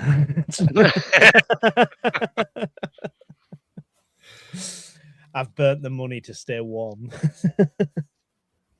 Board games are a difficult one now, Alan, believe it or not. I mean, have you ever actually looked and shopped around? If you've got like kids like me that are like, no one's got kids like me. I know I've got 6.5 million, but if they're ranged at that kind of 7 to like 11, 12 and that kind of age thing, it's difficult to get games that are going to interest everyone. Monopoly is like the winner. I know there's a million different. If your kids are 12 and older, just pick up the main pack and 3 expansion packs for Crimes Against Humanity. Yeah, but like, so I'm saying, I can't. There's no way I can like take a group here and a group there and run 2 board games. So it's very difficult to find one that caters the whole family. You can always break out the Lego or something, or do something along those lines. But you sick man, who gets Lego out during a blackout? That's just asking for trouble. Can you imagine the injuries? He didn't You'll need the Canadian Prep 1,000 band-aids. like trying to hold the wax candle over the little Lego blocks as you're trying to. This is while the lights are out, totally out. You throw Legos on the floor and say, "Okay, it's time to play. Where's the landmine?" The floor is lava. Ow, found one. Just landed on 20 more. Okay, you're dead. Next. Well, honestly, I had to say, I'm sure how much of a geek I was. It used to be Warhammer for me when I was younger.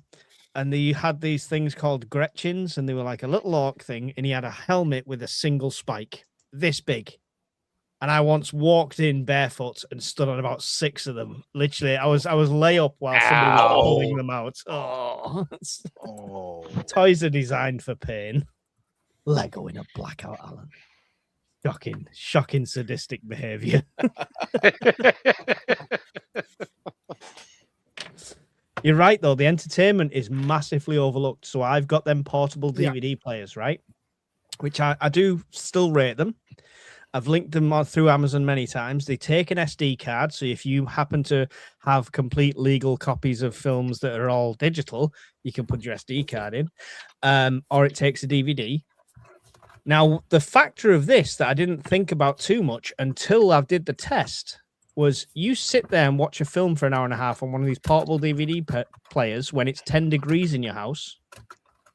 You feel it. You need to be up and moving. You genuinely need to find stuff to entertain you, but stuff to keep you active as well. Yeah, that is one. I ended up moving a full chest of drawers with the bit of daylight I had from one room to another, just because I was keeping myself going. I genuinely am considering some sort of treadmill or something like that. I know that's a scary word, sofa survivalist, sat there in your denim. Hey, you know what? I bought the extra wide treadmill so my power chair sits on there so I can just drive along and pretend I'm somewhere. But genuinely, I mean, do you know when you see all these doomsday type films and they've got like a bunker and they're always running on the treadmill during the day? I get it now. I genuinely get it. It's not a fitness thing. Movement helps keep you warm, keeps you the blood flowing. So Yeah. it's something I'm considering. I don't know where I'm going to stick it. Like I might have to move a child out, but I definitely want to get something to keep me moving. A exercise bike or a treadmill or something like that. They talk about treadmills, it kills the conversation, doesn't it? Sorry, guys. Just get one of those reality, wooden boards. Get one of those wooden boards with the whatever. It's like a 4-inch wood cylinder that it's a balance board.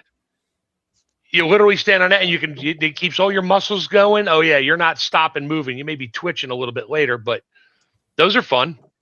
And they don't take up much space. It's when you fall off of it, that's when that board goes through the window and your head goes through the desk. But either way, you can use your box with 1,000 band-aids. I got to use it somewhere. Say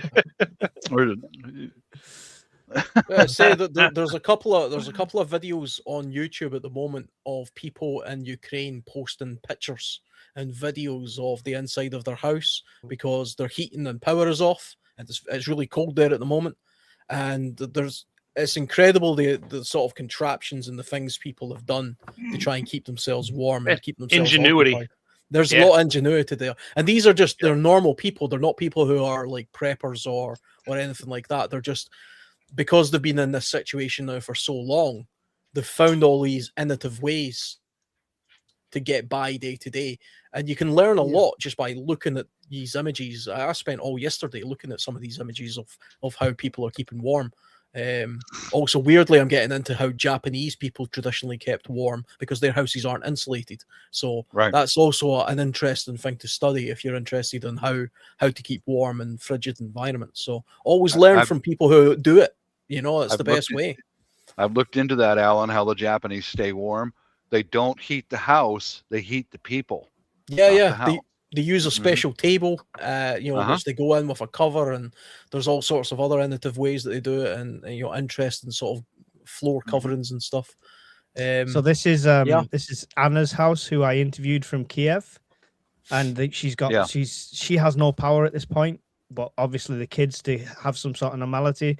The cover's not just like, let's make a fort. It helps with the heat and keep everything together. And then she's got these string lights everywhere. They're just like Temu ones, but it's not only nice for the kids, but it takes next to no power whatsoever. I've got another photo as well. I mean, if you watch the interview, the photo that comes up in it, at one point they've got a camp in pretty much the hallway of these flats because it's the central point in the building when there's a chance of strikes. It's surreal to see that people are living like this constantly, but you're right, Alan. They're so inventive with it. I mean, the 4-poster bed thing, and sort of in the UK and sort of not even medieval times, just sort of in like Victorian times, they had a 4-poster bed that was kind of blocked in, and they would literally Curtains, put like and they would have it. Some of them actually had wooden panels. It was like a little room inside a room. You can go to stately homes and see them now, and they would stick like this. It's not a hot water. There was no water. It was like a heated up thing with charcoal in it. It was a a brass Yeah. with a huge handle, and they would basically all they do is run it round the inside of the bed beforehand with the They would heat the small space up and then get inside there. But I mean, equally, if you come from, I don't know, Florida or somewhere, I mean, you have the 4-poster bed, but you would have the the mesh around it to protect yourself from the insects and things like that as well. And that's another method. So yeah, learn from taking stock of what people actually did in the past and what they're doing now. Yeah, living in the tropics, mosquito netting will save your life because you go. Anywhere where there's malaria or yellow fever, you need Yep. netting. Yeah, because my wife grew up in that situation, and you don't put any part of your body against that mosquito netting; they will get you. Yeah, that's a corridor in their apartment block in Kiev. So they just literally, as soon as the alarms go off, they've not got enough time to get to the subway station, so they've just got to take all the mattresses and stuff into the corridor and sleep there for the night. Well, if you look at your own country during the Blitz during World War II, look how your grandparents had to live under in the tubes. They had to go underground. Yeah. It's weird. It's surreal. Like, because we talk about a lot of stuff in theory, but when you talk to somebody who's living it, it's surreal. Yeah. But it's a good. It's a good thing to see because this person wasn't a prepper in any way. So humans generally, as much as we think we're all going to be looting each other and killing and running for the hills, are quite innovative when they need to be. And you know creative. what I mean? Yeah. Definitely when we need to be and stuff like that, and we'll find a way. I think a lot of people we just prepare, so we've got a head start on that, right? You tend to find it with people who suddenly find themselves that are homeless. They find these innovative ways of getting by whether it's rough sleeping or just using the system. They work out a way of using the system to sort of get by day to day. And you see it with single parents as well. These sort of single mothers or fathers find themselves in a predicament where they have no money and they have children to feed, and they find a way. There's a way of doing it. It's just a case of thinking it through. The beauty of being a prepper is that you're always thinking ahead, so you've got a little bit of time. It's really just a case of time. That's what you're buying. You're buying time by hedging the future and thinking more about it. And that's the great benefit of doing it. And you can adapt that to whatever your most likely scenario is that you think you're going to find yourself in. We're talking about power outages just now, which, like I say, it's not common where I am for a power to be out for any longer than probably a couple of hours. I haven't experienced a power cut for years. Literally, I was a kid the last time I seen one, but they do happen. And there's no bad reason. There's no negative reason for having a box downstairs in my kitchen full of extra batteries, torches, and some other ways to get through a power outage, because those are things that are useful anyway. So why not have them? Hey Dios, how you doing? I got a question for the panel based on this. Then we're at the 48-hour mark, right? Alan, you just said common is a couple of hours. If the power ever does go out, it's a couple of hours. Yeah. At what point do you step it up to think this could be semi-permanent or permanent? How long are you waiting to think it'll all go back to normal? At what point can you flip that mentality? I did a jokey scene during that where I was getting all the crossbows and knives and blades and stuff like that out. But then I said, listen, it's 48 hours. There's still going to be police out there. This is stupid. You wouldn't do this. But at what point do you start thinking more long-term survival? Oh, it would depend on what kind of information I was being fed, because I mean, before if you've no information coming in, put it that way. If you can't get any information coming in, radio is static, etc., you're just going off your own best judgment. If I had no power for more than 2 days and there was no major storm going on outside, I didn't think a tree had fell on the power lines. It just suddenly happened right now. I would start to question what's going on. But I mean, that's largely based on before you came on jumped onto the panel, I quickly had a look to see what the longest periods of time the UK's experienced sustained power outages are. And the average longest sustained power outage with the storms that we have is about 8 to 9 days. That's the longest, and those are rural Scotland. So it's very uncommon. Most power outages last 30 to 40 minutes. Some last a few hours, but they never seem to go past a couple of days. The longest sustained power we had in the UK was 2 months, but it wasn't continuous, and that was because the coal miners were on strike. So you had 1 day a week type, lights on type stuff. Yeah, scheduled blackouts. Yeah, and stuff, so based on that kind of information, if I didn't have power to my house or my street, if my whole town was out of electricity for more than 2 days and I wasn't getting the information, I couldn't work out why it happened, I would start to be very concerned at that point. I would think something else was going on, Then I'd be in full survival mode after that, I think. Similar sort of time frame for all of you gentlemen? Yeah, I'll be real quick.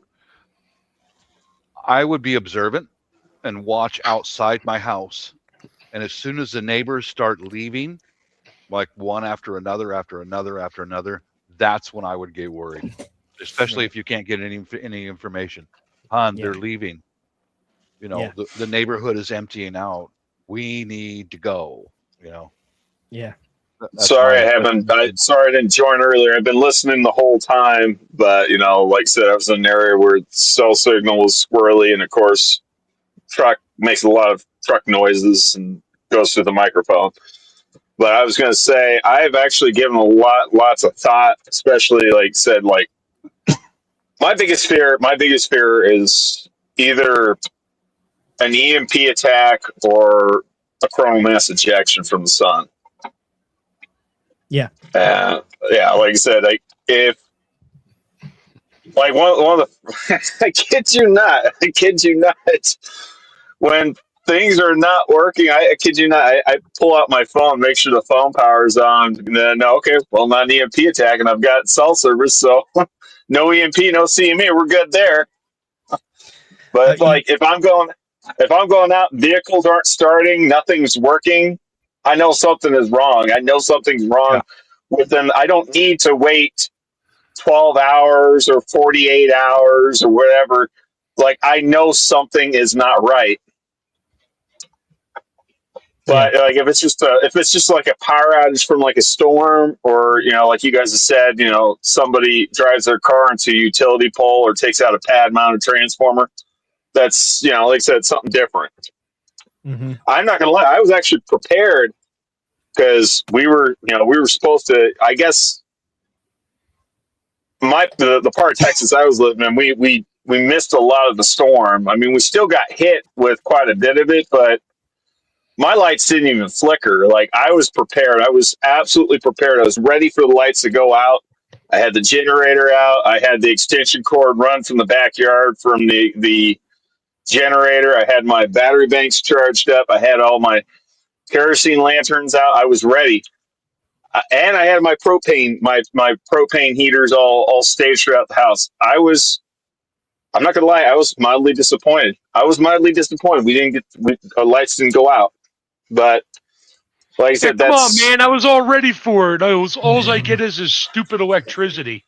I'm glad you said that, Dios, because my next question was, come on, admit it, you were slightly disappointed. I was disappointed. I topped off the propane, like I have 4 20-pound propane tanks. Like I said, I don't say that out loud that often because all I need is for some fire marshal to try to figure out where the hell it is I live, so that way he can give me a fine for having too much propane in a residential house. But like I said, I had 4 of those 20-pound tanks, and I've got over 100 of those little green 1-pound cylinders.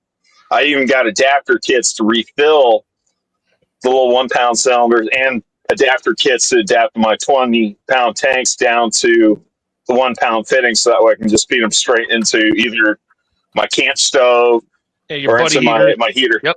Yeah, little buddy heaters. Yeah, like I said, I even have my camp stove set up it's still set up in the kitchen right now. It's like the lights never went out. We did not get the ice storm that I was expecting. Like we got a little bit of freezing rain at the beginning, but most of it turned into snow. And all the snow did was just gridlock everything because we just don't. Well, it's not to say that it doesn't snow out here in Texas. It's not to say that nobody out here in Texas has ever seen snow. It's just we don't have the infrastructure. It's not that. Like we don't have the infrastructure to remove it. We don't have the salt spreaders. We've got like a fraction of the plows that the Mountain West states and the Midwestern states and the Northern states have. Like, I guarantee you, Kansas and Nebraska probably got way more snow plows, combined between their two states than the entire state of Texas does. Probably just one of them. Yeah, no, like I said, I was actually shocked to see that the city actually had a couple plows, and it's like, well, that explains why these roads 3 days later are icy and slushy as crap. That's why I sent Mark that photo. It's like I'm probably the only one in the state that has a pair of these. And I had a set of tire chains on my truck, my pickup truck. The longest when the grid went down totally, it was let's see. January 2005, over 700,000 households were powerless. And for some households, the grid was down up to 45 days. Ooh. That's a long one. Wow. Was that winter or summertime? January. Oh, ouch. That takes. So the food, you just put the food in a box and you stick it outside, and it will stay cold.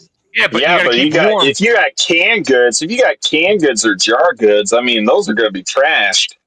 Yeah. Those are going to freeze and bust. The jars might break, the cans might swell from the frost, but it's not going to make them go bad. Yeah. Well, no, but I'm saying like I'd be worried about the can rupturing. Like I know that the glass jars, those sealed glass jars, are going to break in that Swedish winter. What is this geriatric doomsday club? That's funny. So Alan and Mike, you guys are geriatrics too. Yours is the youngest one here at this point. No, I literally am. Like anytime I'm in any of these groups, I'm the baby. Like I said, I'm 35 and I'm still always the youngest. There's always like 2 or 3 people that are fairly close in age, but they're still older than me. I'm still the youngest. I'm still waiting for the day where I'm not going to be the youngest. I'm still 29. I don't know what you're talking about. Yeah. Sure, Mike. Yeah. Get that stethoscope back out and check your head.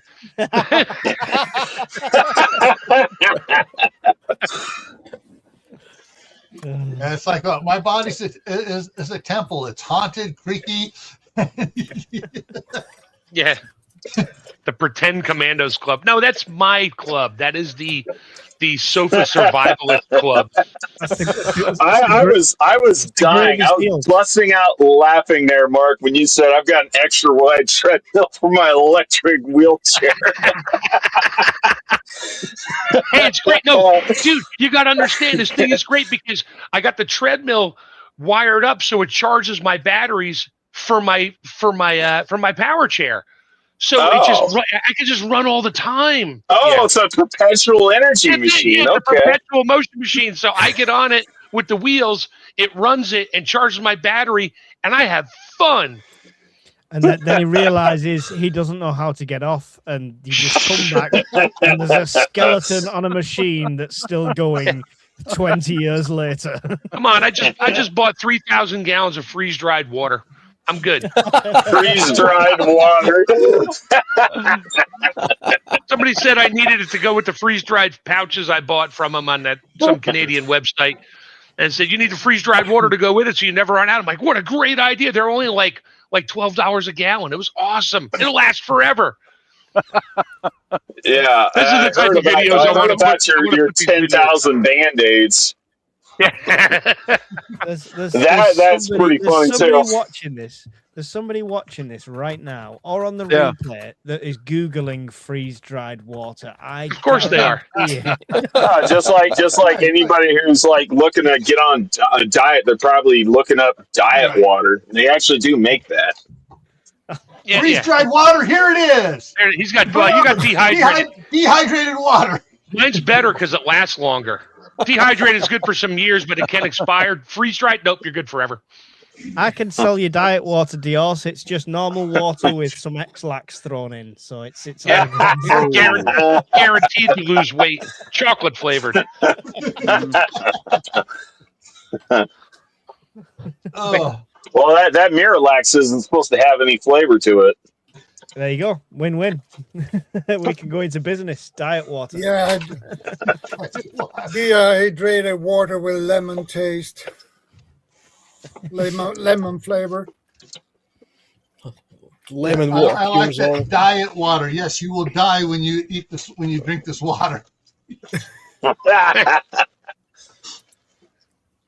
Yeah, you probably would with the electrolyte imbalance that you ended up putting on yourself because you're taking way too much of the Miralax or X-Lax.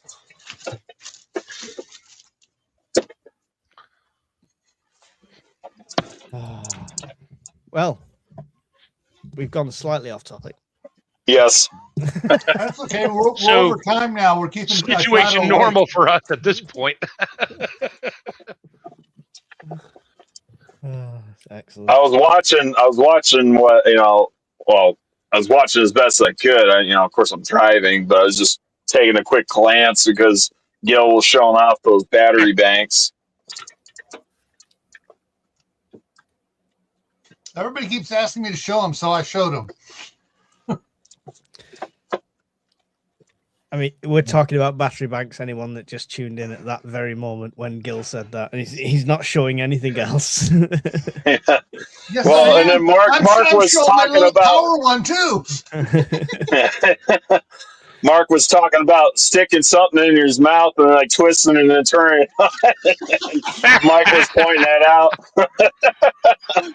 Good thing somebody just pop on when you said that. Stick it in your mouth and rotating it. Huh. Yeah, and then turn it on.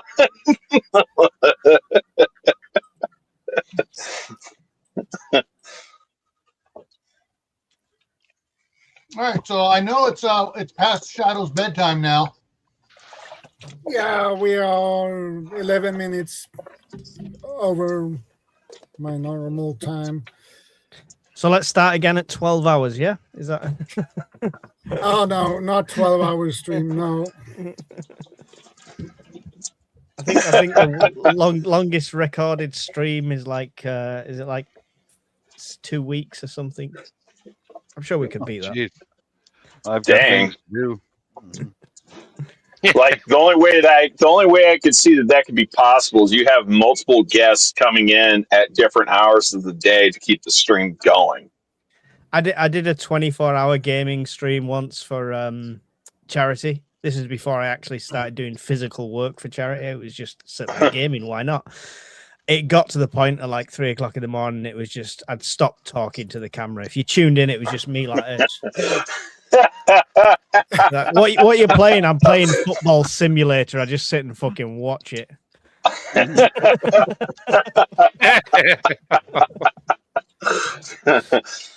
was already laughing about you saying that if it was a long-term blackout, you just go upstairs to your computer with a blank screen, not even the mic plugged in, and trying to do a live stream in your head. That'll be it. I'm telling you, that'll be it. That's how it tips me. All prepared, but tips me over the edge. That's after I've murdered my family around the Monopoly table. That's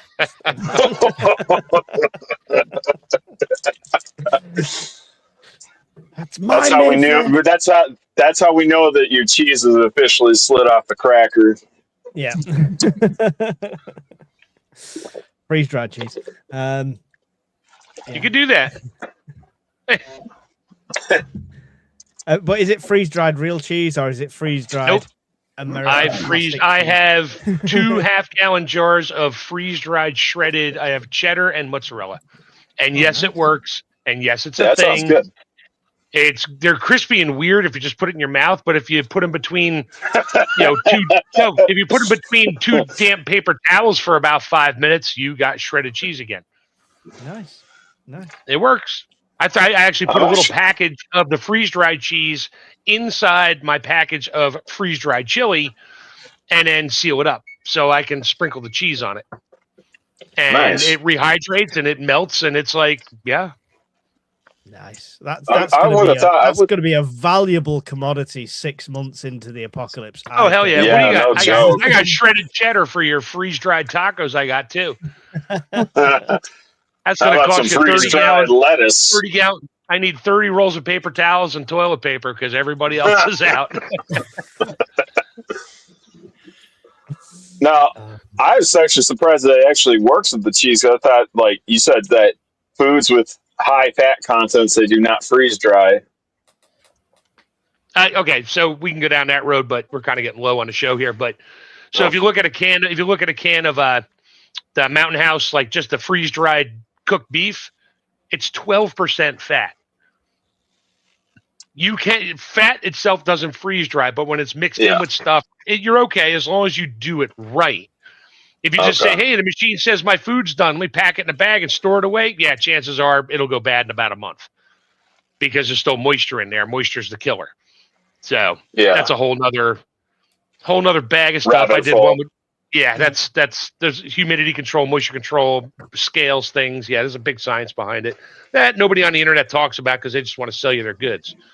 Hey, serious, like, I don't want to, like I said, I don't want to keep going too far along on the freeze dried topic, but like my mom was actually asking me because like I'm the preparedness minded person in the family, but she was asking me, hey, do you know anything about freeze dryers? Like, I probably know about as much as you do, which is not a whole lot. It's like, just give her my phone number.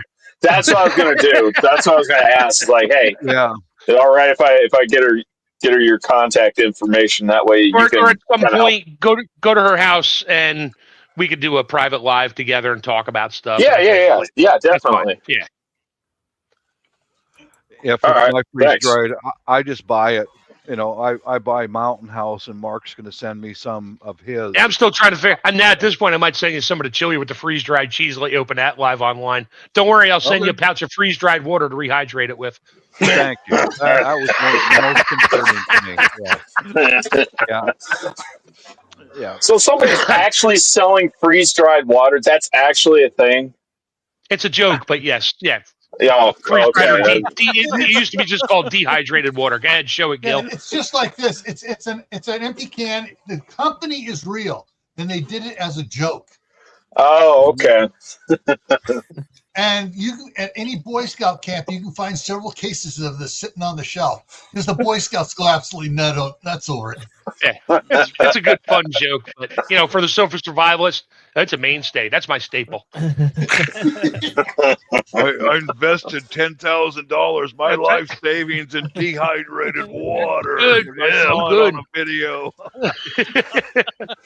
I'm gonna last forever. I like how it says the preparation instructions is to mix it with water. Oh yeah. just add water to prepare. You know what? I need to get me. I'm gonna have to get me a couple of those. I am going to just stick those in my preps as a gag for myself. I feel like it should be part of my background. I definitely need one of those pens sat on here. Big enough for the label to read. Excellent. Like farts in a jar.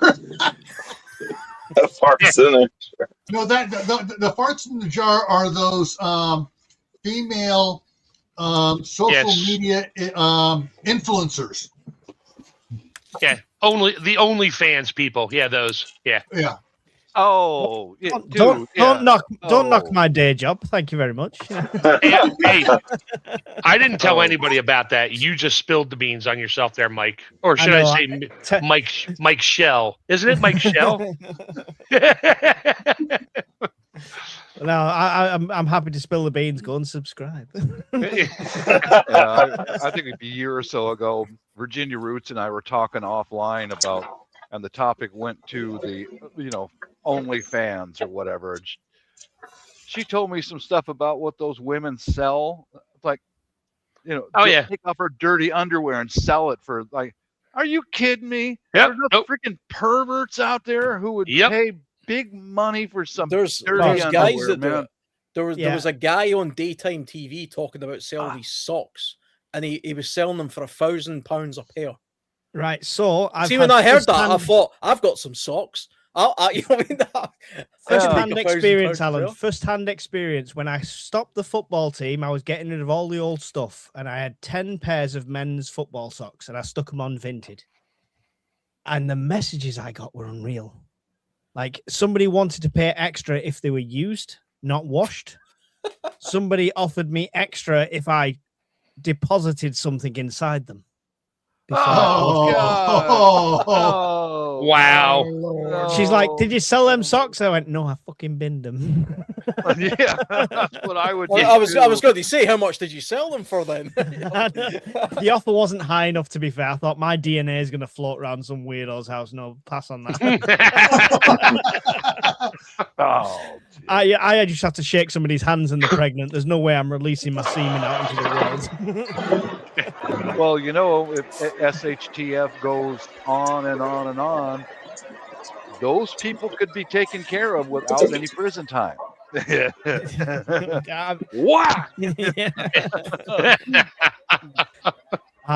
The silver linings, Bob. The silver linings. Yeah, that's exactly right, Mike. Yeah, there's a little shining glimmer of hope, Dior's, hit the mute button. You're killing us here. Oh, sorry. You bet. He sounds like he's burying. It was like the shovel dragging across. He was. That's why I said you're killing us here. Yeah, sorry. I was moving the steel wheel chocks they put on the trailer tires. Now, Mr. Wild Beast just said box of spark plug gaps. My dad had one of those on the shelf at the gas station. Oh my God. Of different sizes, 40 thou, 42 thou. And any new guy that came work for me, he's like, hey, I got to do these spark plugs. How do I gap it? He's like, go grab one of the boxes up there. Make sure you get the right size. Love that. It was that was back in the 70s. That joke's been around for a long time. That's funny.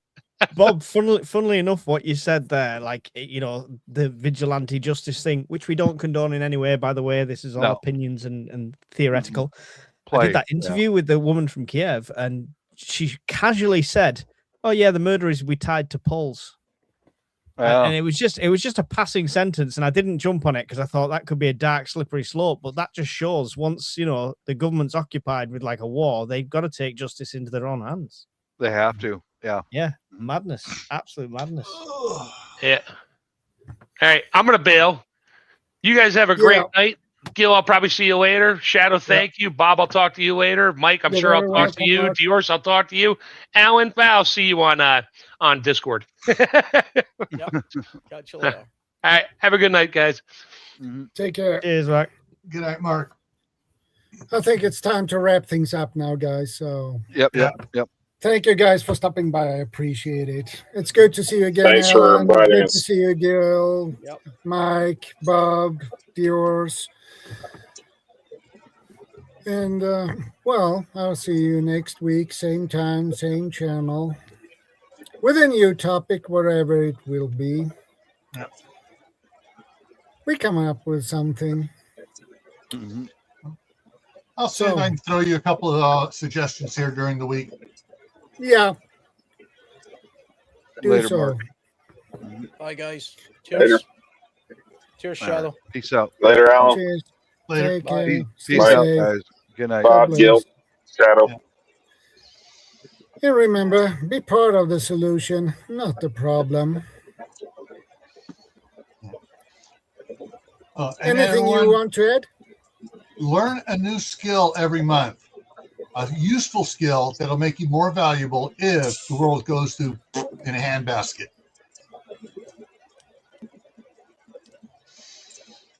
All right. See you guys Mike. later. See you later, Gil. Cheers. Thanks for having me. That's I've nothing to add. It's always a pleasure. It's always a pleasure.